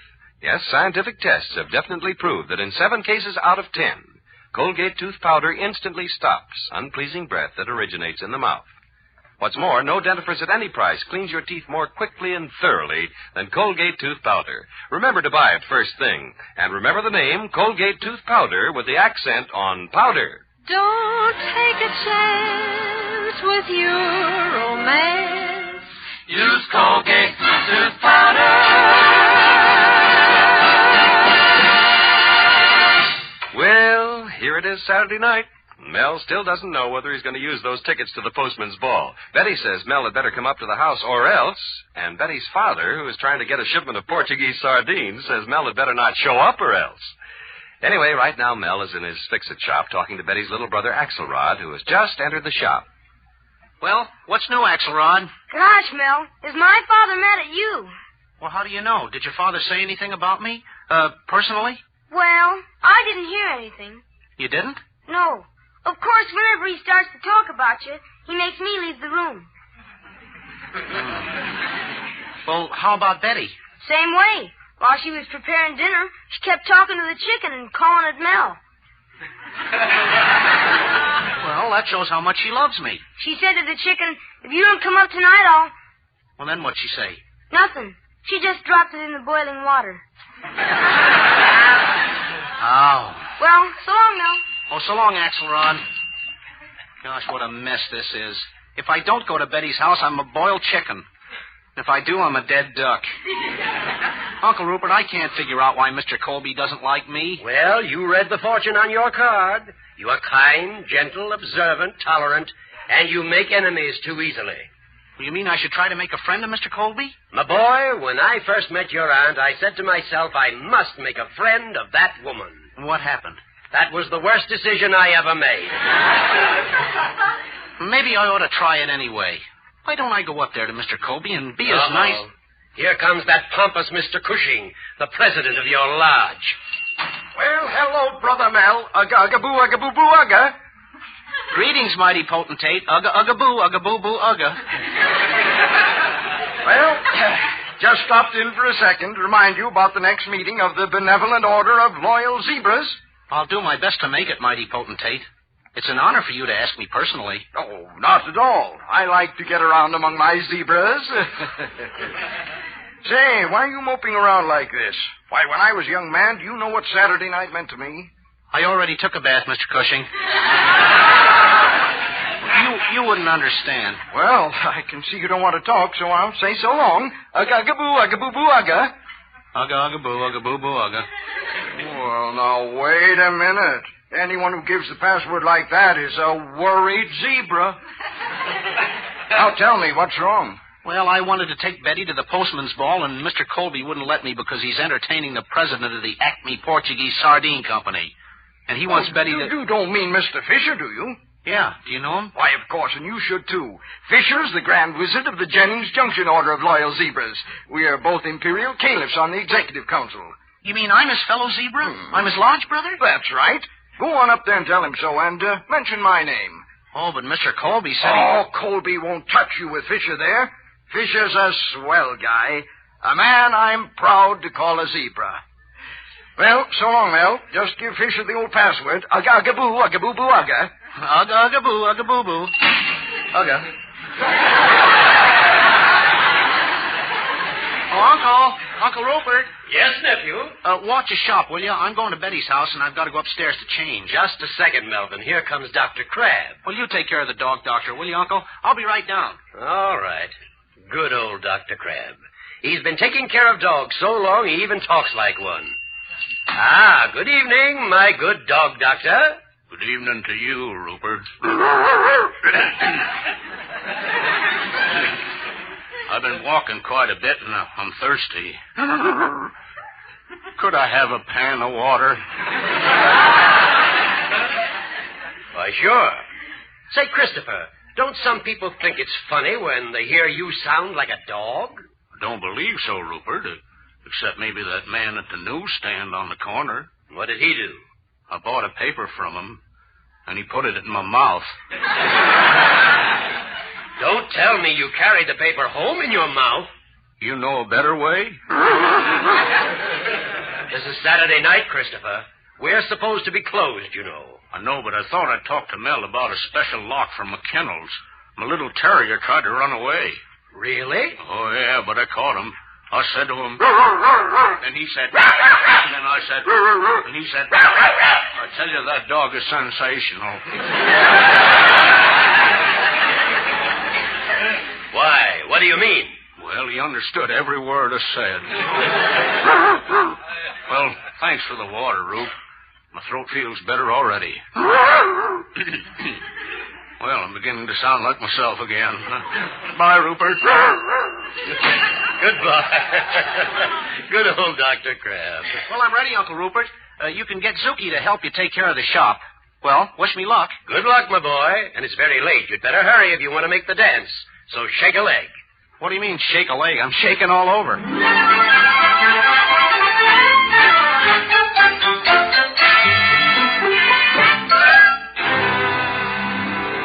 Oh, everything's working out just fine with Mr. Fisher, Betty.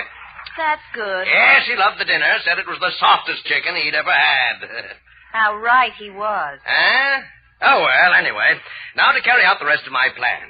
I'm going to get into a card game with him and let him win some money from me. Let him win money from you? Daddy, is that proper? Proper schmapper. I want those sardines. If he wins some money from me, he'll be in the right mood. Uh-oh, here he comes now. Mr. Fisher.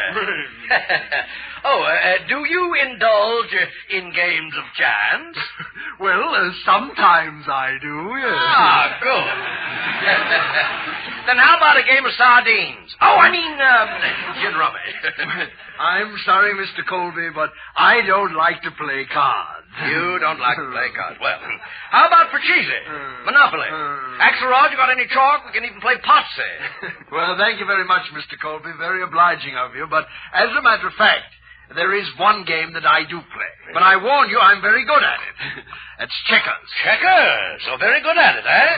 Axelrod, get the board and the checkers. Okay, Dan. Nothing like a good, rousing game of checkers, I always say. Hey, Betty? Oh, I wonder who that can be. Oh, never mind. I'll open it. Hello, Mr. Colby. Oh! Who was that? Oh, just a salesman selling vacuum cleaners. Well, let him in. They're very hard to get. No, on second thought, it wasn't a salesman. Somebody I don't know. A Portuguese. Oh, I mean an Eskimo. Oh, I don't know. I'll get it. Hello, everybody. Oh, hello, Mel. Mel, this is Mr. Fisher. Mr. Fisher, this is my fiancée, Mel Blanc. Pleased to meet you, Mr. Fisher. Ugga, ugga, boo, ugga, boo, boo, ugga. What? Well, what do you know? A brother zebra. Ugga, ugga, boo, ugga, boo, boo, ugga.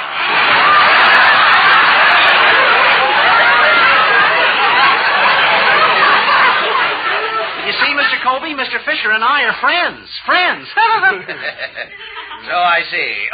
Mr. Fisher, here's the checkerboard and the checkers now. Mr. Cushing sent you his regards, Mr. Fisher. Cushing? Oh, that's the real estate man. Oh, a great fella.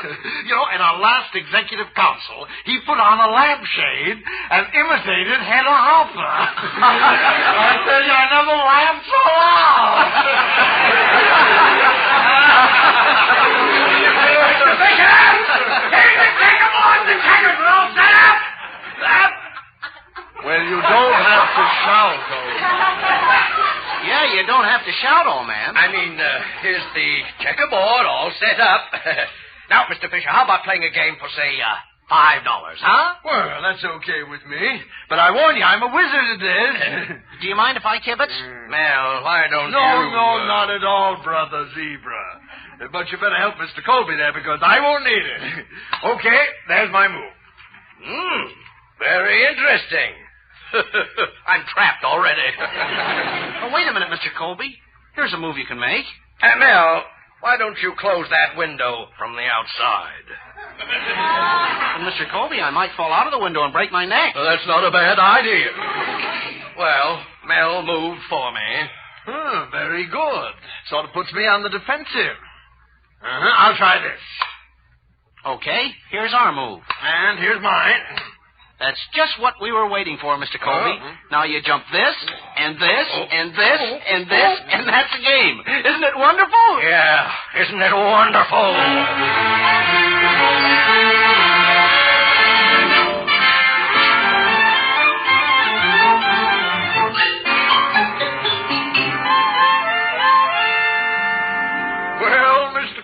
That's $30 I owe you.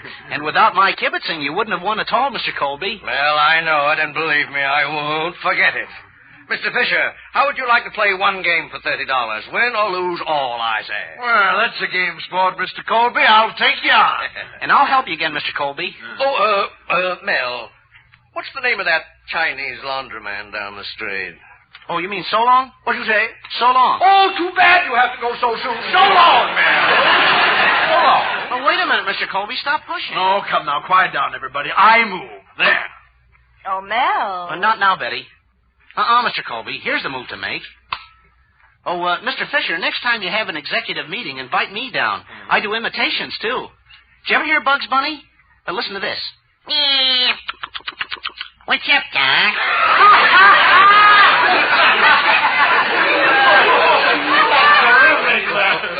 You know, I can't even keep my mind on the game. Mel, here's a knife. Go and cut yourself. Very funny.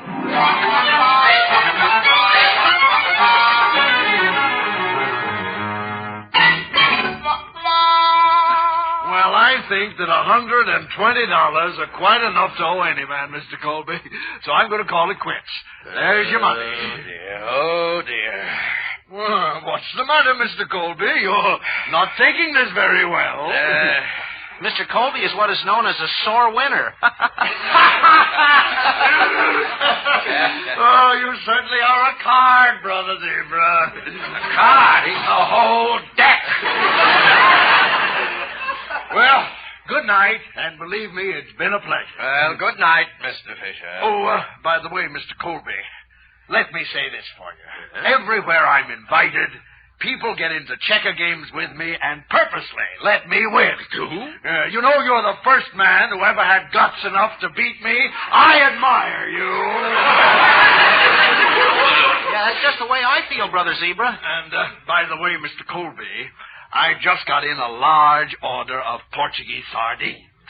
Now, I don't know whether you know this or not, but they're almost impossible to get. Really? I didn't know that. Oh, but Mr. Colby, you told me Mel. Well, you call me in the morning, Mr. Colby, and you let me know how many you want.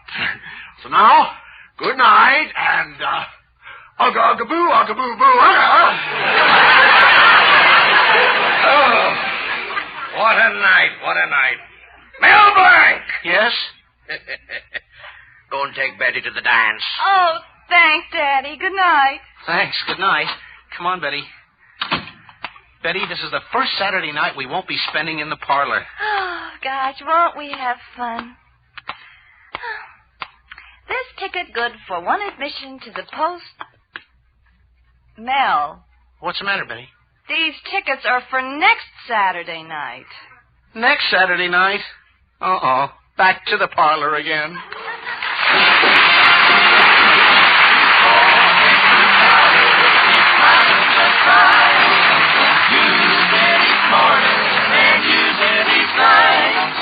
Don't take a chance with your romance.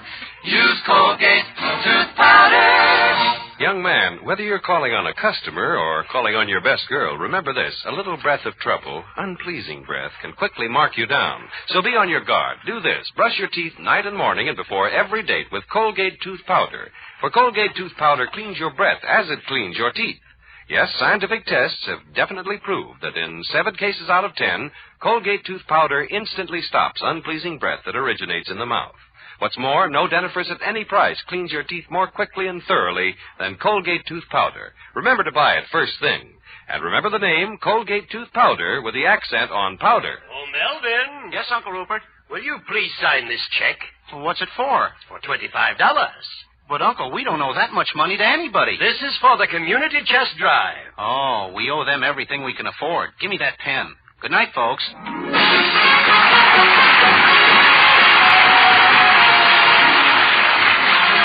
This is Buddy reminding you that Colgate tooth powder for a breath that's sweet and teeth that sparkle brings you the Mel Blanc Show every Tuesday at this time. Be sure to join us again next Tuesday night for more fun with Mel and the people you'll meet in Mel Blanc's Fix-It Shop. Say hello to Halo Shampoo for naturally bright and beautiful hair. Remember, even finest soaps and soap shampoos hide the natural luster of your hair with dulling soap film. But Halo Shampoo contains no soap, therefore leaves no dulling soap film. Even in hardest water, Halo makes oceans of rich, fragrant lather, quickly banishes loose dandruff and dirt. Halo needs no lemon or vinegar rinse. Say hello to Halo and goodbye to dulling soap film. Get Halo Shampoo at any cosmetic counter. Remember,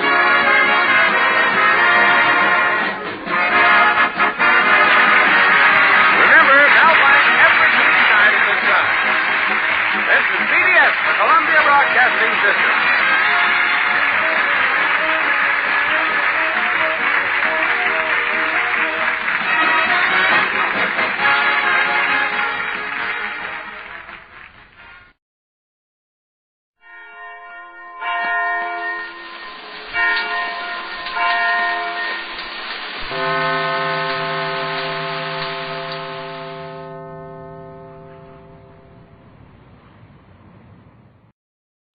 Now let's come to order, folks.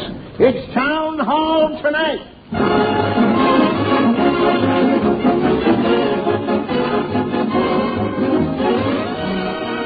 An hour of smiles in Town Hall tonight, folks. 60 minutes of fun and music brought to you by Ipana Toothpaste and Sal Hepatica. Vipana for the smile of beauty, Sal Hepatica for the smile of health. Fun with our star comedian, Fred Allen. Music with Peter Van Stevens. New songs, new laughs. It's Town Hall tonight.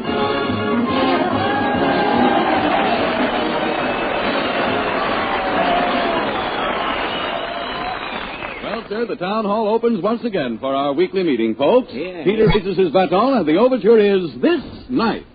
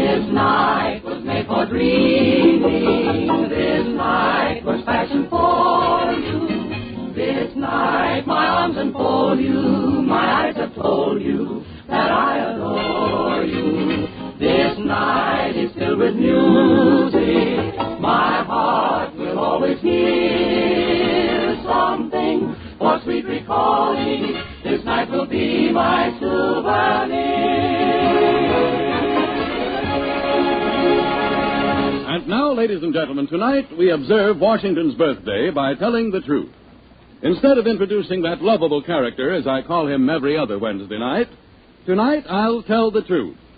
Here he comes, that so-and-so hatchet puss, Fred Allen, in person.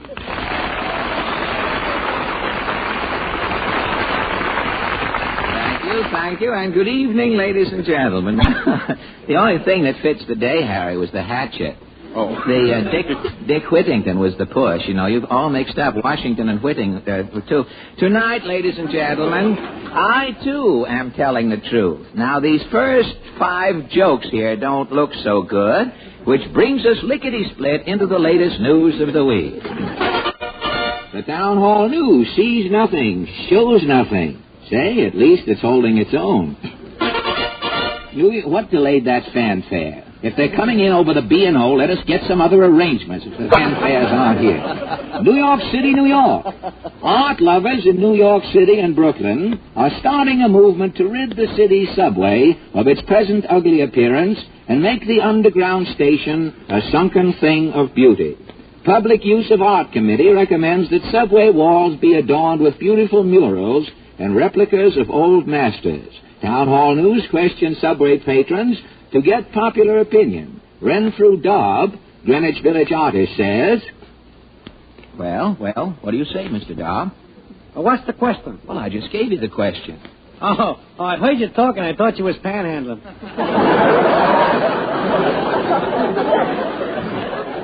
Not only do you need glasses, but you should listen, Mr.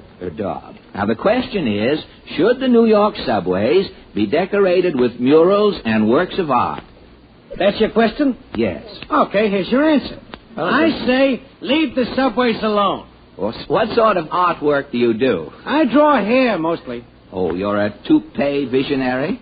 Nah, I draw hair in the subway. Oh. Yeah, I put mustaches on guys in them toothpaste days. Oh, yes.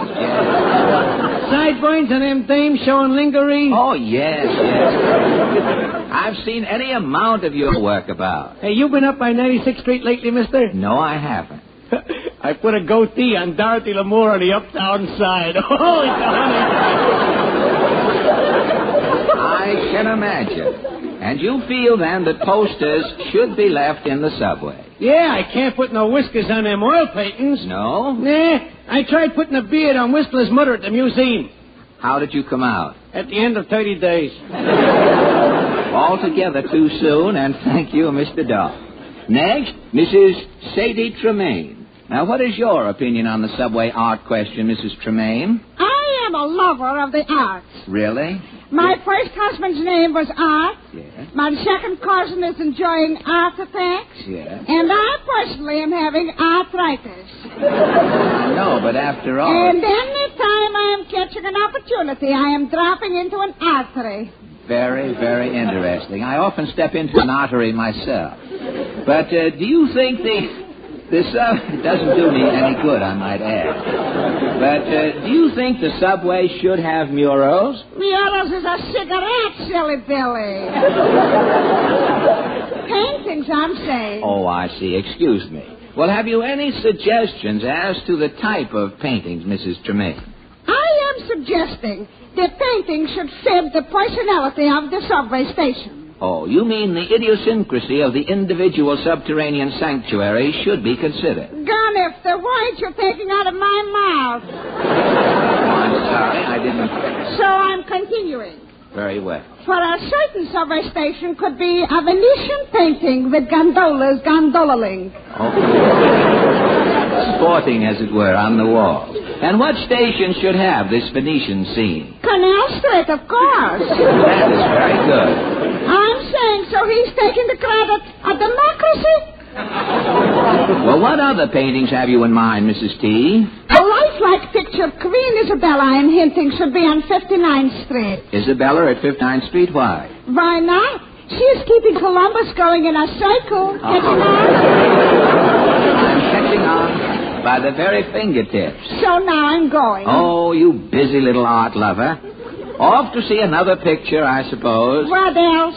I'm catching the Ridge Brothers and Three Mosquitoes. Buzz off, and thank you, Mrs. Tremaine. Mr. Tom Tit Cassidy, a frequent subway patron, is against murals. Nobody's got no time to look at no art and no subway. No? No. That is not the end of the conversation by any chance. Is it my turn? If there's going to be any more, you'll have to talk. All right. I hate to stir you from this lazy moment of inertia you're going through. But you, as a frequent subway rider, where do you ride mostly, Mr. Cassidy? Well, every night during the rush hour, I go from Times Square to Borough Hall. What happens?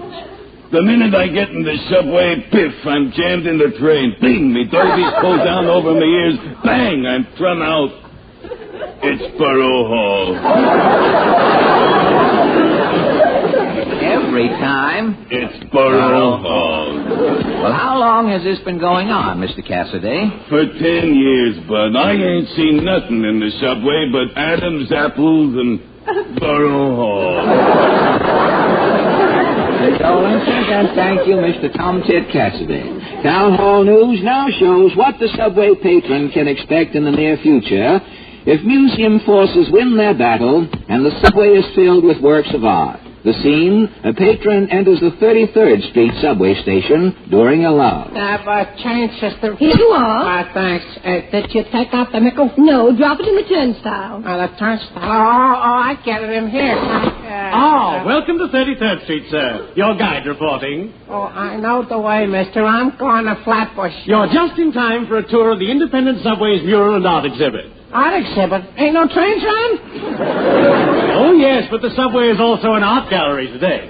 The tour is just starting. Follow me, please. Oh, no, thanks. I'm just going to Flatbush. Why not arrive at Flatbush an art lover, sir? This way, please. No, I don't want to. Okay, come on, now let go of my car. I hate to use force, Hey, sir. quit dragging me, yo. Stop struggling, bum. On your right, this delightful mural is called Revolt of the Vitamins. Hey, let me go. That's my train coming in. Let me go. Quiet, bum. Look at this portrait atop the weighing machine. Hey, get your hand out of my collar, will you? Now, here is a beautiful fresco. Hey, let me go. That's my train. I'm Flatbush. Your tour will be finished in just a moment. Oh, there she goes. I missed it. Now, on this ash can pedestal, we will have a bust next week. Not next week, brother. You're getting a bust right now. Ooh.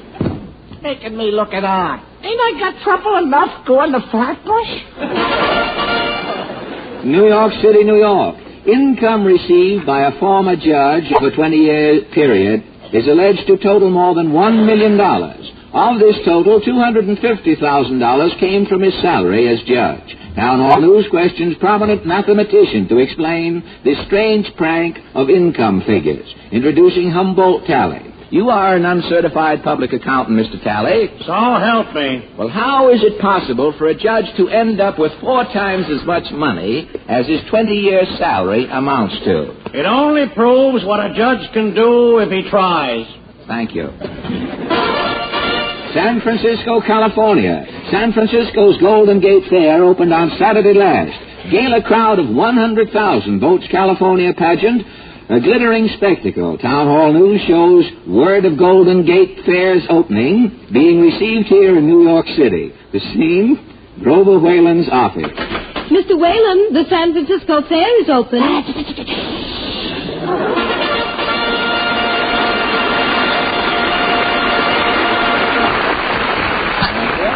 And now the Merrimacs, ladies and gentlemen. Their song tonight glorifies fatigue. It's called Too Tired.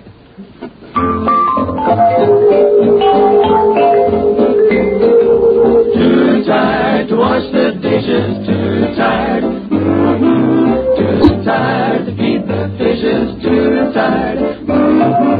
Let's go see a show, won't that be nice? Yes, no, where we go is Mumsy's hot seat, too tired to make a little candy, too tired. I think the fudge is dandy, too tired. You love me and I love you, 'cause there's nothing left to do. And maybe I'll get sleepy too, too tired, too tired, too tired. Too tired to wash the dishes, are you too tired? Too tired to feed the fishes, are you too tired? Let's go see a show, won't that be nice? Yes, no, where we go is Mumsy's hot seat, too tired to make a little candy, too tired. I think that fudge is dandy, too tired. You love me and I love you, 'cause there's nothing left to do. Then maybe I'll get sleepy too, too tired, too tired. Too tired, too tired.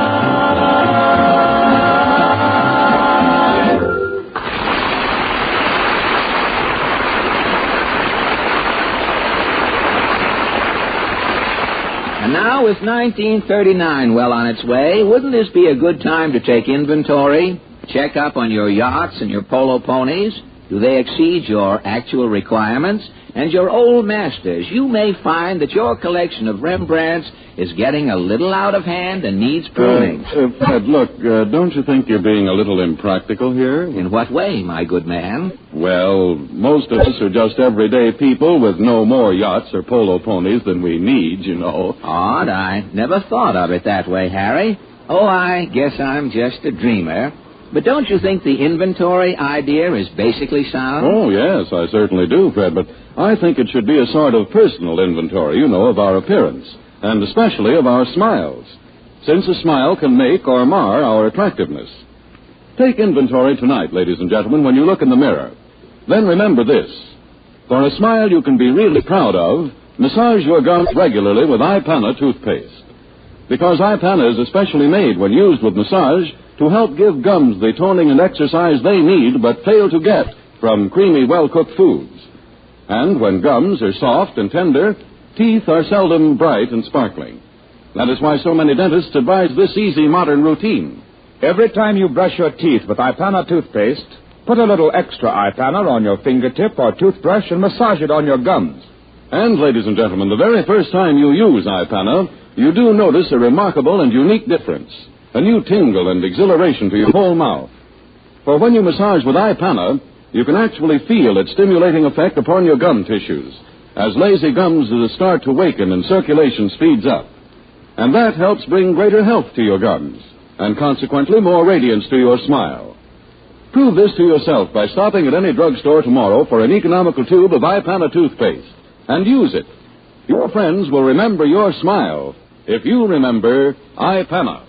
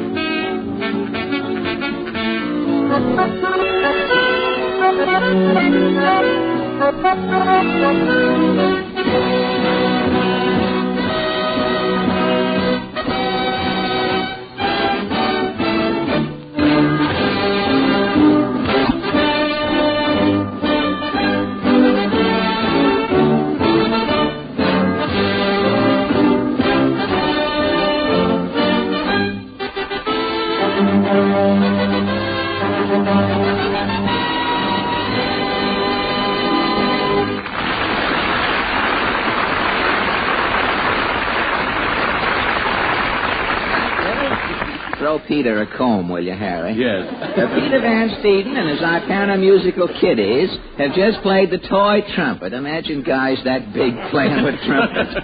And now, ladies and gentlemen, I know you didn't expect to meet. Is it anyone I know, Fred? Oh, I hardly think so, Harry.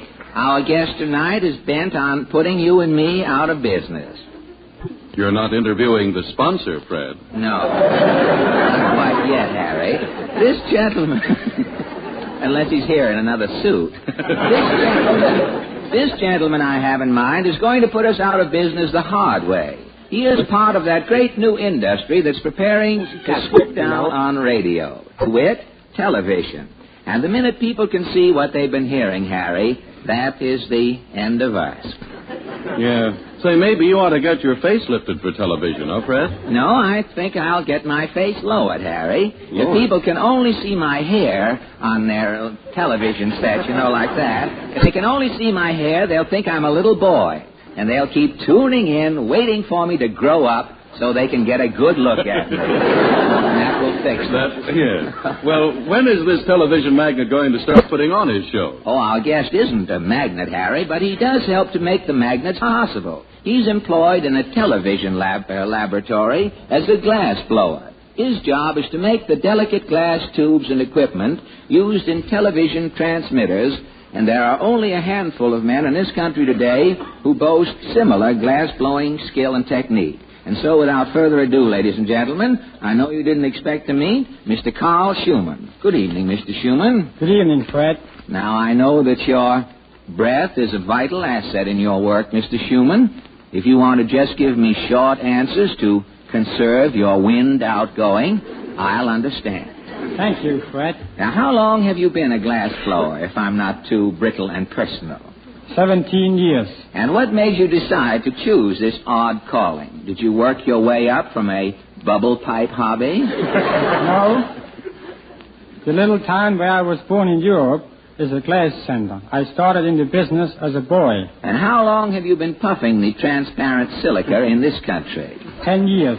I've had my present position in the Philco laboratories in Philadelphia for 6 years. What sort of glass gadgets do you exhale for Philco? Vacuum pumps, iconoscope tubes, and other television essentials. Well, something tells me that your job requires more than just a robust set of lungs. Yes, indeed, Fred. The glass blower in this field has to know chemistry and physics. He is a highly skilled artisan. But how about an ordinary glass blower? You mean how he goes about his work? Yes, let's say a fellow's going to blow a fish bowl. Now, what does he do? Does he take the measurements of some water, a small grotto, and a goldfish? No. First of all, he has a pot of molten glass. Yes. Then he takes a long tube, inserts it into the pot, and collects a lump at the end. Now it looks like Jack Benny.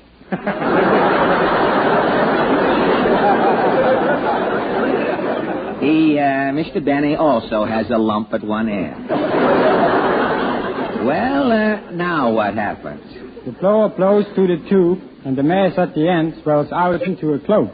But how does he shape the globe into a fish bowl? He doesn't just close his eyes and keep puffing in round gusts, hoping for the best, does he? No. He keeps turning and swinging the tube to shape the globe. And it always comes out a fishbowl, Mr. Schumann? Unless he's blowing a vase, yes. Oh, of course, that would make a difference. You know, I read about some company that tried to open a glass works in a little town in Scotland, but they finally had to give it up. The only men they could get to blow the glass there were old bagpipe players. And everything the old Scottish bagpipe players blew came out shaped like Annie Laurie.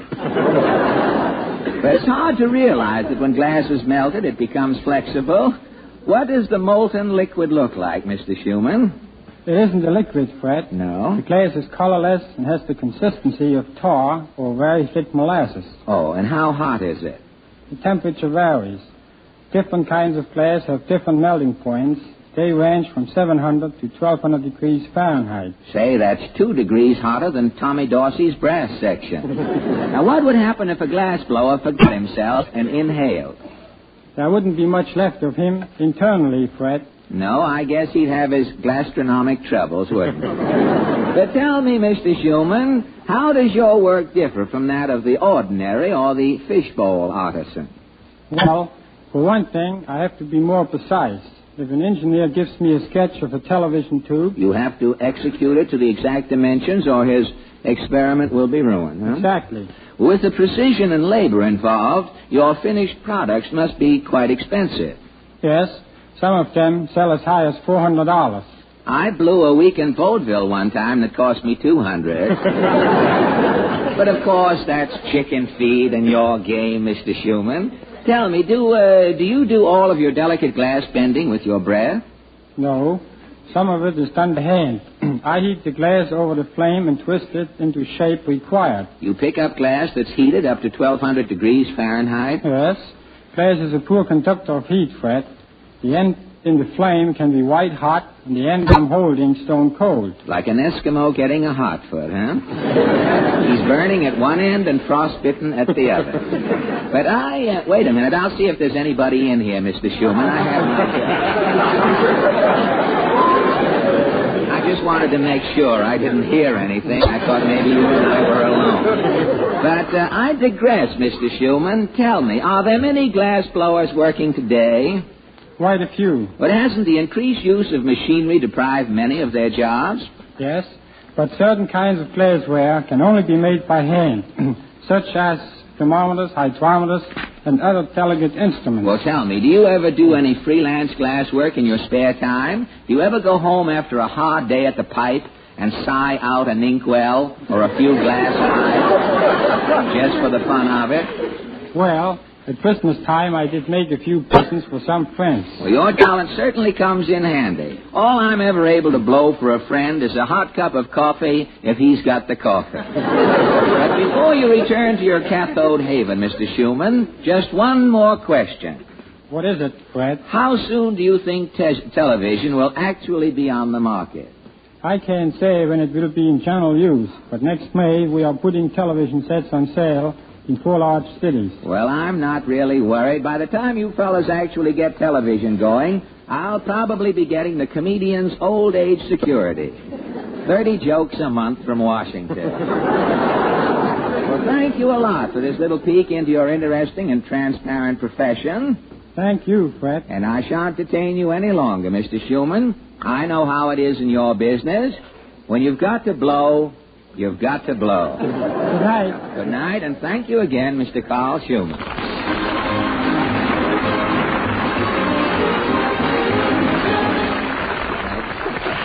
Thank you. And now the Town Hall Singers, ladies and gentlemen. Under the ever-so-dulcet direction of Lynn Murray, the girls and boys sing, Ezekiel saw the wheel, so the Pharaoh game was off.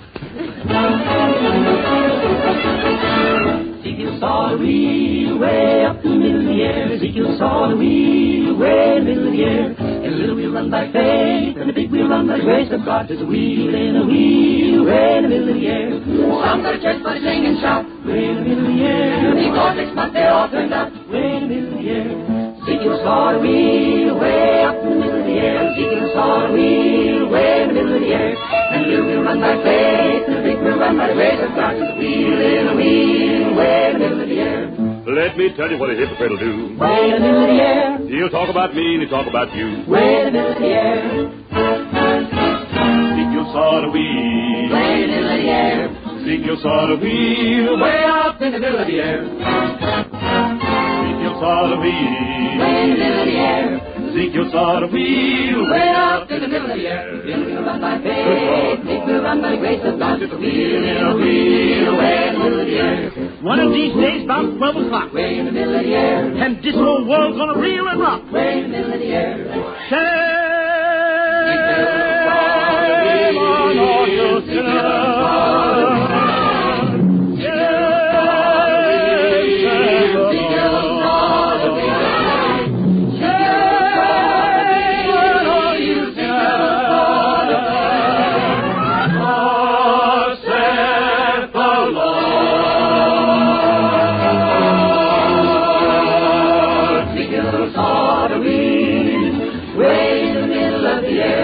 Lord. Big hills for the wheel, way in the middle of the year, My Lord. and little we run by faith, and the big we run by grace, and God is wheel, in a wheel, in a wheel, in a wheel.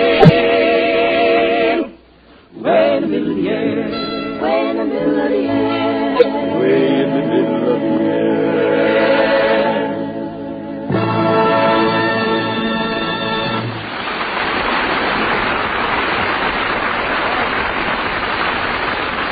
Thank you. And now, you hear, Harry? Did you hear that wheel lover applaud in the middle of the song? Couldn't just wait. And now, ladies and gentlemen, may I take this opportunity? Order, please. Now, we'll have none of that in here. Not in here.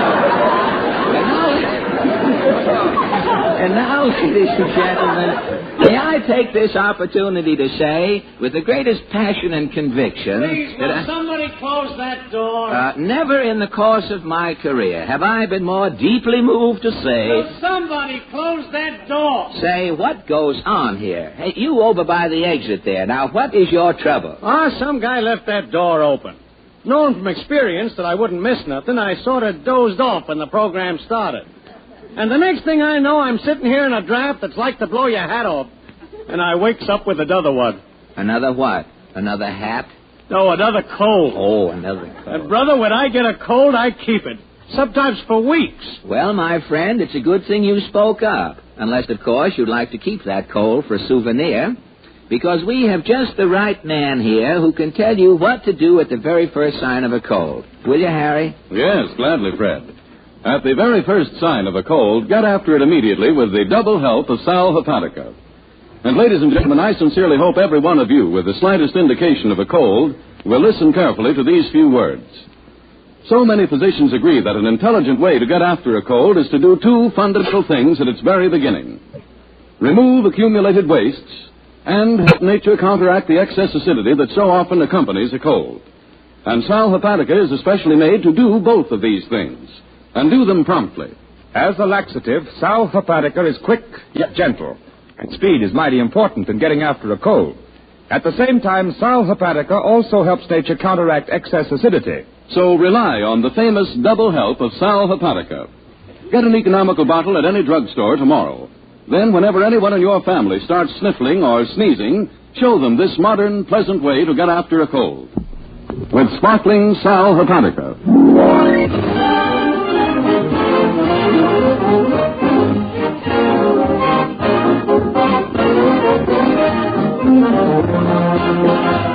Ladies and gentlemen, Town Hall tonight will continue immediately following a brief pause for your station identification.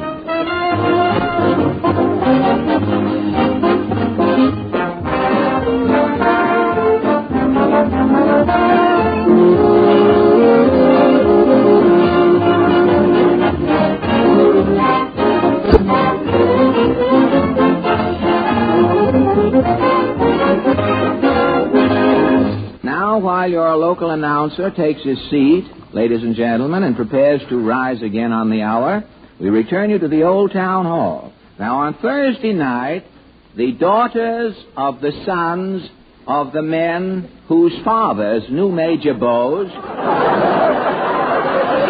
will meet here at the town hall. On Tuesday next... Hello, Mr. Allen. Well, Portland.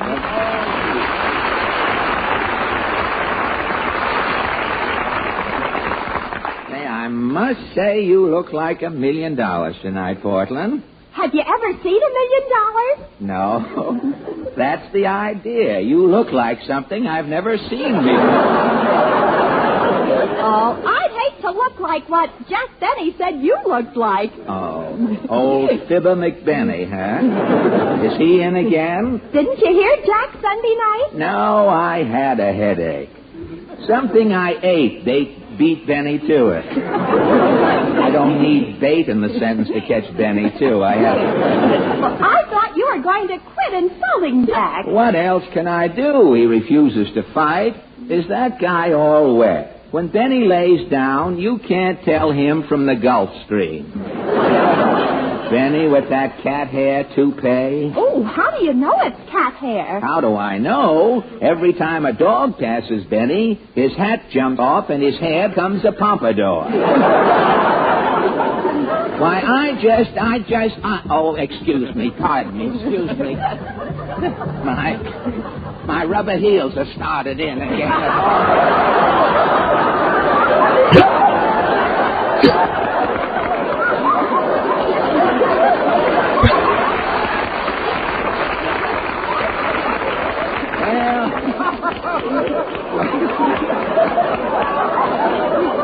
Well, that's radio for you. A heel is always sure of a head. You know, I just read in the Hollywood Reporter, Portland, that Benny's wearing tights in his next picture. Gosh, I bet Jack'll be swelling tight. In tights. He'll look like the Bone Ranger. Hi-ho sliver. I'd rather see Mr. Moto in long underwear.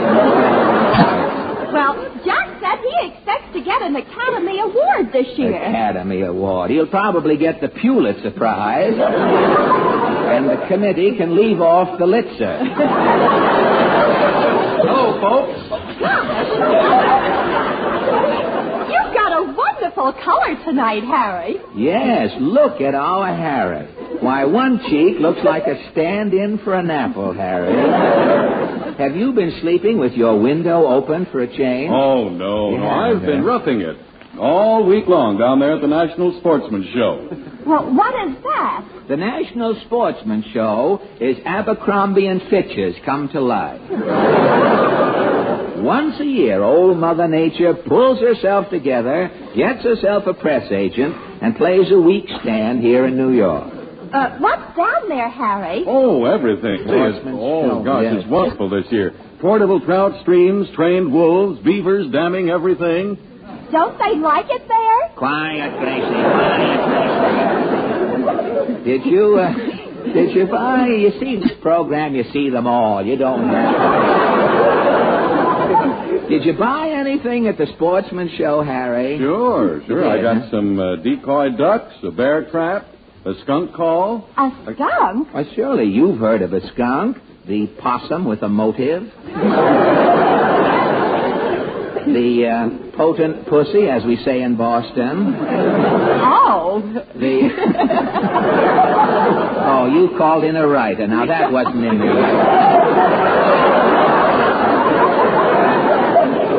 Well, what does a skunk call sound like, Harry? Well, I've got it right here, Fred. It's just a little whistle thing. Look, see?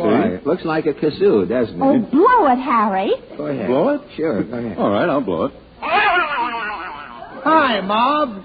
What do you hear from the folks? That's all I wanted to know. Harry blows a polecat call, and who shows up? Oh, yeah? He who laughs last, Alan. Don't forget. He who laughs last what, Peter? I'm not telling all I know. Oh, you might as well. What's another minute among friends? Oh, stop quibbling here. Have you been down to the Sportsman Show yet, Pete? Yes, I was there last night, Harry. I hired a guide. Yeah? Last year I got lost and came out in Macy's basement. And still you're no bargain. Out of Macy's basement, there wasn't a bargain. How is the Sportsman Show, Peter? Boy, what a plug for the great outdoors. Yeah. Did you see the trained wolves, Pete? Did I? One wolf recognized me from Jackson Heights last winter. Oh, yes, they'll do it every time. A timber wolf never forgets a blockhead.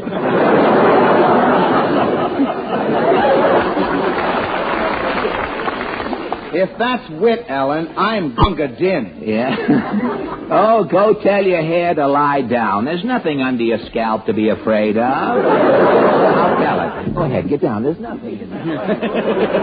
Go on. Stop it, fellas. If it answered me back, I'd have dropped dead. Tell us about the show, Peter. Oh, what ad-libbing is going on? So it's not, none of that's in here. They're making it up as they go along. Come on, tell us about the show, Pete. Well, I saw some of those huskies. I always thought huskies were cornflakes. Well, what are they, Pete? They're dogs, Harry. Dogs? You could have knocked me over. Now, there's an idea. Come in here and say that, I dare you. I'll come in and say it. How would you like a punch in the nose? I'd like it. Okay, here. Oh, how was it? I liked it. Okay, let's go.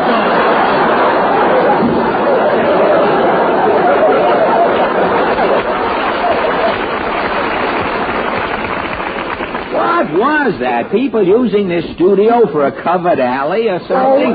Another fight in here shouldn't make any difference. Oh, Yes, Fred. They probably heard you yelling at Pete and thought it was open house. Well, didn't why they? shouldn't I yell at him? Coming in here with those stale jokes every week? You write them. Don't blame me. I give a joke something. You give it rigor mortis. Flat boy Scroogey from Nopa.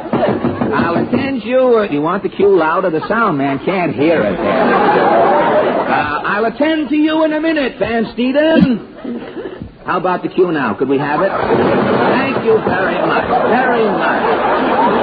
Come in. Come in, Happy. I'm in, Mr. Fox. All the way in, Happy. Okay, Mr. Fox. Now, look, fellas, this isn't an audience participation program. You're Alan, ain't you? Yes. This is Alan, Happy. Oh, hot checks, Mr. Allen. Oh, now, wait a minute. There was a radio or a shambles going on here under the guise of a radio program a short time ago. Well, radio's my business, eh, Happy? You're telling him, I know it. Well, who are you, either one of you? You're in a huddle with Tripod Bite, president of the Better Radio Program Builders, Inc. But what's that got to Alan, do? your popularity is slipping. Yeah? I can fix this program so you'll be right up there with H.V. Kaltenbaum. Mr. Bike can do it, Mr. Allen. Well, who says my popularity slipping? Who won the last poll? Jack Bannock. Who asked you? He did. Oh. Now, Alan, I can Too fix your fast. radio It really program. got something. I can fix your radio program the same way I fix the picture business. How? Dishes. Can't give... Oh, now, wait. You can't give dishes away over the air. Why not? You see this old radio? It's my own invention. I'm calling it the Allen Radio Set. I'll put it here. Well, now what happened? Give me the finish of your program, Alan, and watch this radio. All right. Okay, town hall tonight. We'll be back again next Wednesday. Good night. Watch the Allen Radio. You get it? The minute your program is finished, millions of your listeners all over the country get a complete set of dishes.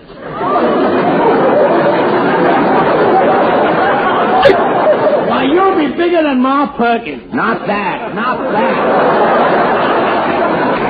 No, I'm not going to turn out to be a prologue to a crockery jackpot. Okay, so I'm falling back on my picture technique. That's me, eh, Mr. Bike? Right, Happy. Where do I come in? What did I do when dishes quit bringing people into movie theaters? What? I put in double features. You're the one. Alan, you're looking at the inventor of B Pictures. Well, you ought to get a bigger collar and pull in your hair. Some double feature with B Pictures, jam them movie joints, and a double feature will make your radio program, Alan. I should put a B picture in there. No, you put in Happy. Yeah. What's happy?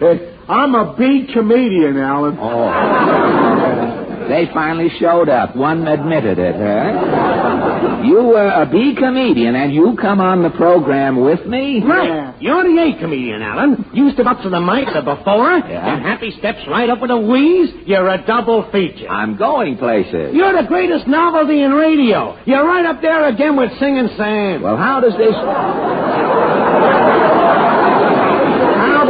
jolly nightmare work out? I'll show you. First, you tell a joke, Alan. Yes? Then what? Flap. What's that flap? Oh, that's the egg dropping. Oh. Then Happy steps up to the mic. Bang, a fast gag, Happy. Okay. I'd call the cop fighting in because he's the bull in our block. You get it, Alan? I get it. What do you say? Just one word, boys. Yeah? No. Oh. Portland. Peter! And now the Merry Macs again, ladies and gentlemen. Their song, Hawaiian War Chant.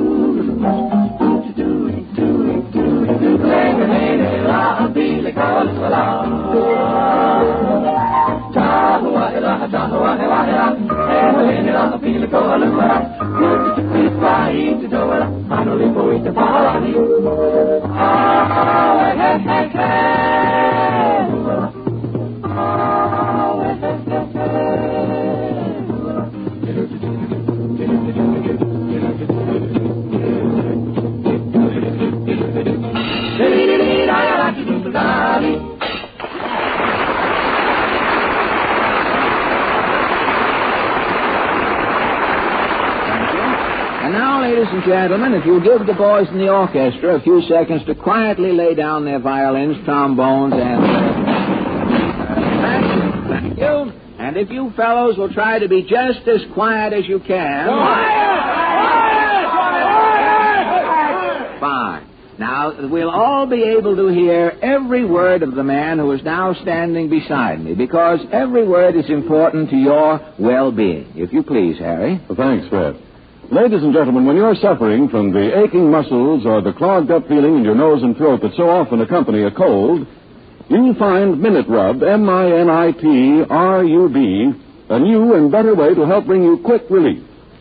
If you have that aching tightness in your chest muscles, or that painful ache across the back of your neck or shoulders, or that stuffed-up feeling in your nose and throat, remember to do this. Just squeeze some Minute Rub from the tube into the palm of your hand and rub it on briskly. Soon Minute Rub's counter-irritant and pain-relieving actions, working together, help ease pain and tightness and bring you soothing, welcome comfort. At the same time, Minute Rub gives off effective vapors that help clear away that annoying, stuffed-up feeling in your nose and throat. And you needn't worry about it harming your clothing or linen either, because it is greaseless and stainless. To use Minute Rub and to experience the prompt, soothing relief it brings is to know why it is winning thousands of new friends from coast to coast. If you want any further testimonial to its quality, remember that Minute Rub has been awarded Good Housekeeping's coveted seal of approval. So get an inexpensive tube of Minute Rub at any drugstore tomorrow and show your family how to get after their colds externally with Minute Rub.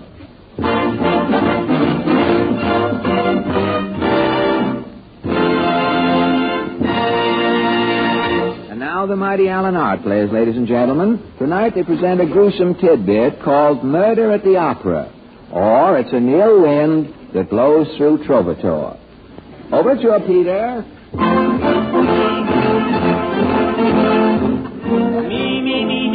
Me, Jeffrey, confound that ballad. Me, Jeffrey, come in here to my dressing room. You called, Mr. Dibbit? Yes, an operatic crisis confronts us, Jeffrey. Crisis, sir? Here it is, 10 minutes to curtain time, and I, the mighty Torrance Dibbit, have a frog in my throat. A blooming toad hopping about your Adam's apple, I say. My performance will be ruined. Figaro. My spray, Jeffrey. Right, sir. Here you are.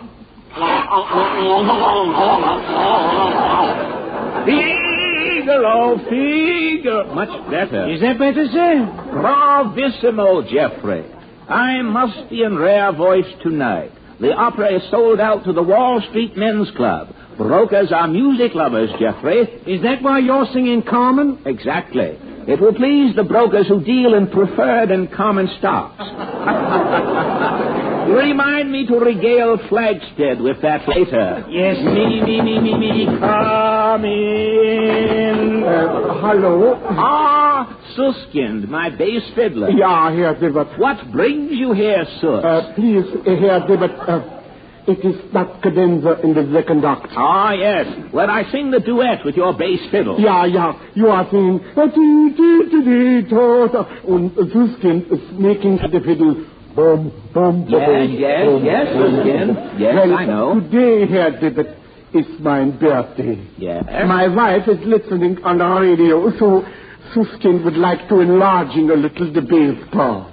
One doesn't tinker with Carmen, Suskind. Bitte, Herr Dibbet, one extra note, so bum, bum, bum, bum, bum. No, Suskind. About one little bum, who will notice it? It is Suskind's birthday. One bum too many can ruin this opera. One bum too many already ruins the opera. I'm quoting Suskind. Auf Wiedersehen. Why, that detestable malformed doghouse spanker. It's 5 minutes to curtain, Thompson. Gad, I'm playing Escamille, the Toreador. Me.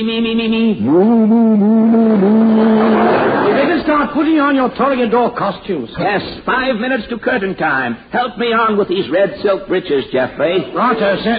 Upsy daisy, Paunchy. Thank you, Jeffrey. How do they look? Your midriff overflows a bit, sir. The tights appear a bit over-snug. Nonsense, Jeffrey. Dibbet still moves with the fluid grace of a startled gazelle. Oh, Carmen, mi amore, I bow to you.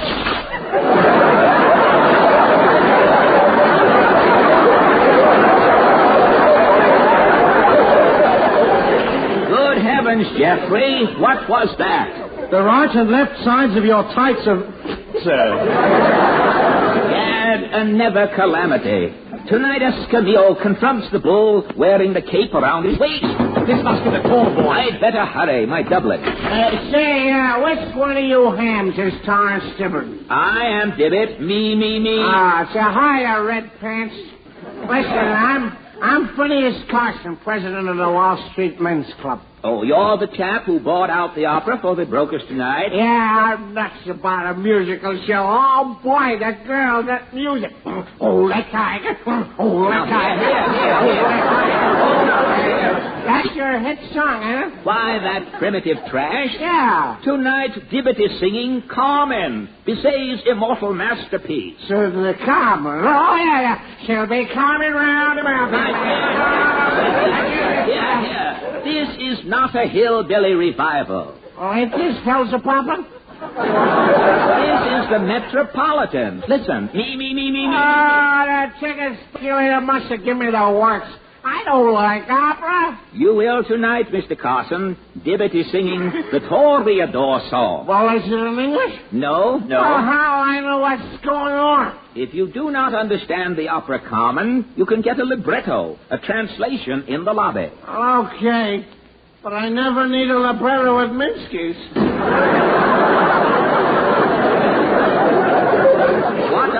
What are Minsky's, Jeffrey?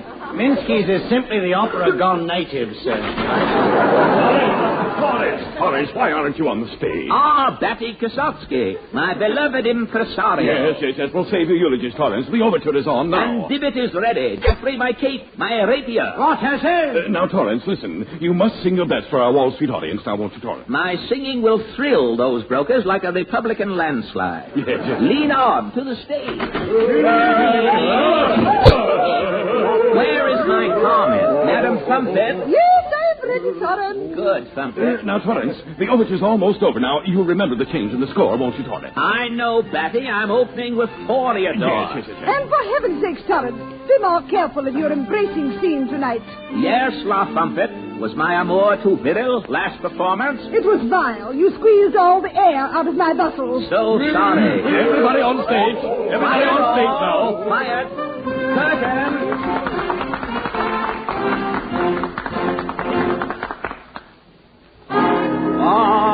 Carmen, mi amore. Alla presta tutti frutti allegro con brio rapido. E glanda scalopini alla Toreador corona. Fortissimo Toreador grandissimo moltissimo bingo.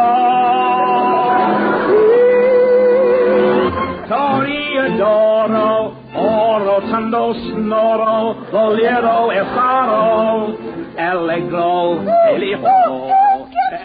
That lost trumpet has swooned. Bring down the curtain. Good heavens, Torrance, what happened to La Fumpet? I don't know, Batty. I'll feel her pulse. Well? La Fumpet is dead. Dead? This is terrible. I paid her in advance for tonight's performance. The shock might have done it, Batty, but the show must go on. Yes, of course. Where is La Fumpet's understudy? The number 2 Carmen. Where is she? I am. Ah, Madame Shrillo, you must carry on. Oh, Shirley, ready. You are ready, La Shrillo. Si. Curtain.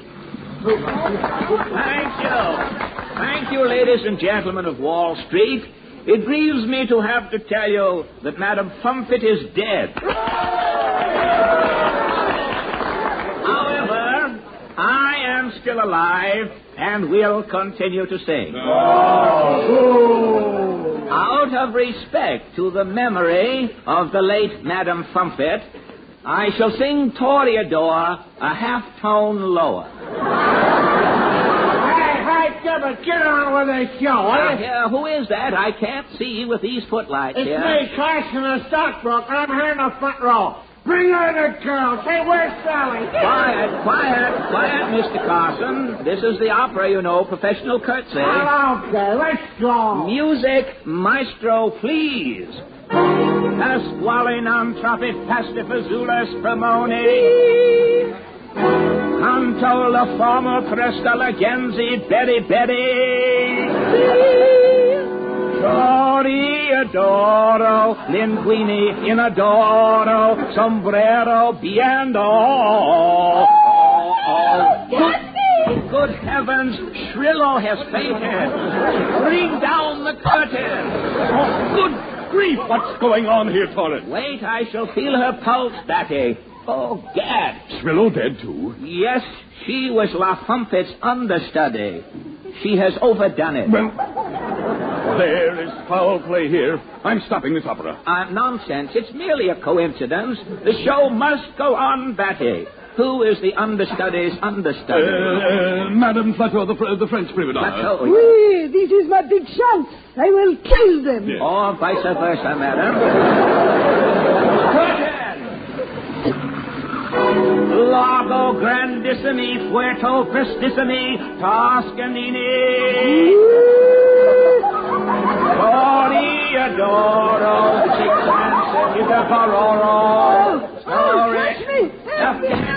Plateau has fainted. The curtain, Batty.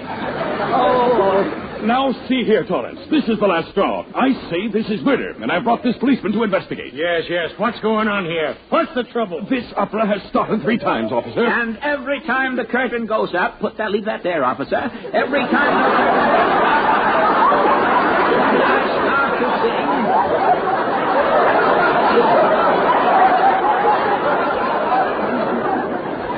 Officer, every time this curtain goes up and I start to sing, my Carmen drops dead. 3 prima donnas in a row, officer. I suspect foul play. I'll examine the body. Yes, do that. Thunder and banshees. What, officer? Look at all 3 forest. Bullet hole. Right. But we didn't hear any shots. There must have been a silencer on the gun. Them bullets came from the audience. That is ridiculous. The house is sold out tonight to Wall Street brokers. Wait. One of them might have been trying to commit suicide. He's probably missing himself. What are we going to do? You're going to start singing again, Gibbet, and I'm going to catch the murderer. But all my prima donnas are dead. Who will play Carmen? I will. Oh, my aunt. Give me that shawl. Ring up the curtain, Batty. All right. I'll pull up the curtain and hide. Now, you keep singing, Gibbet, till I spot the guy with that gun. Very good, officer. Curtain. Alla di presto il formo Vaselino. Yes, so what? Gandala Murto. And the Mussolini small talk, Gibbet. Give us the song. Toreadoro. Wait a minute. Stop the music, Professor. You've got a clue? And how? Ushers, grab that little guy in the front row. Bring him up there. Hey, quit following me. Let me go. I ain't done nothing. Yes, officer. This is Mr. Carson. Oh. The broker who arranged this opera party tonight. This mass murder, you mean? You can't arrest me, copper. I'm an innocent man. Oh, yeah? What are you doing with that gat in your hand, Stu? Playing Hopalong Cassidy? Is that a gun in your hand, Mr. Carson? Well, I think it's... Where? Right Oh, yeah. Let me see that rod, Lush. Just as I thought. 3 cartridges is missing. Hey, I've been wrong. Let's stall him, Cole.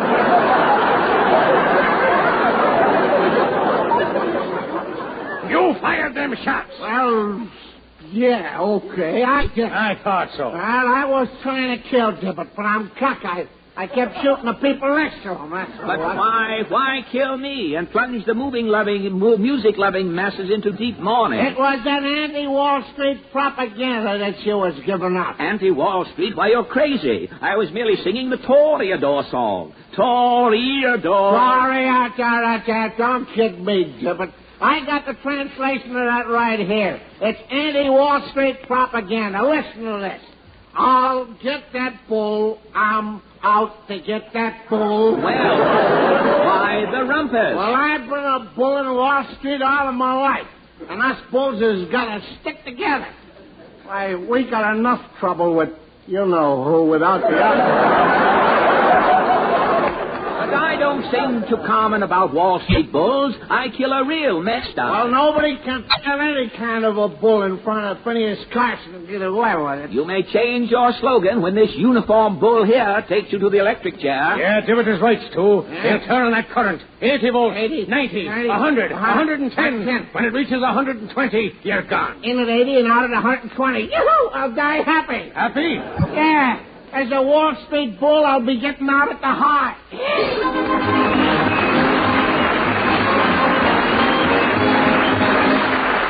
Before our bird's eye preview of next week's cantata, ladies and gentlemen, we'd like to leave you with this one thought. Your increasing friendliness toward our famous products is making more and more of these Wednesdays together possible. We are all very grateful for such substantial appreciation, and we do hope you'll continue to remember... Ipana toothpaste for the smile of beauty, Sal Hepatica for the smile of health. Ipana, Sal Hepatica. Thank you, Harry. And don't forget, ladies and gentlemen, next Wednesday evening, Town Hall Tonight brings you stock market advice. Hold that American can for a turning at the automobile show.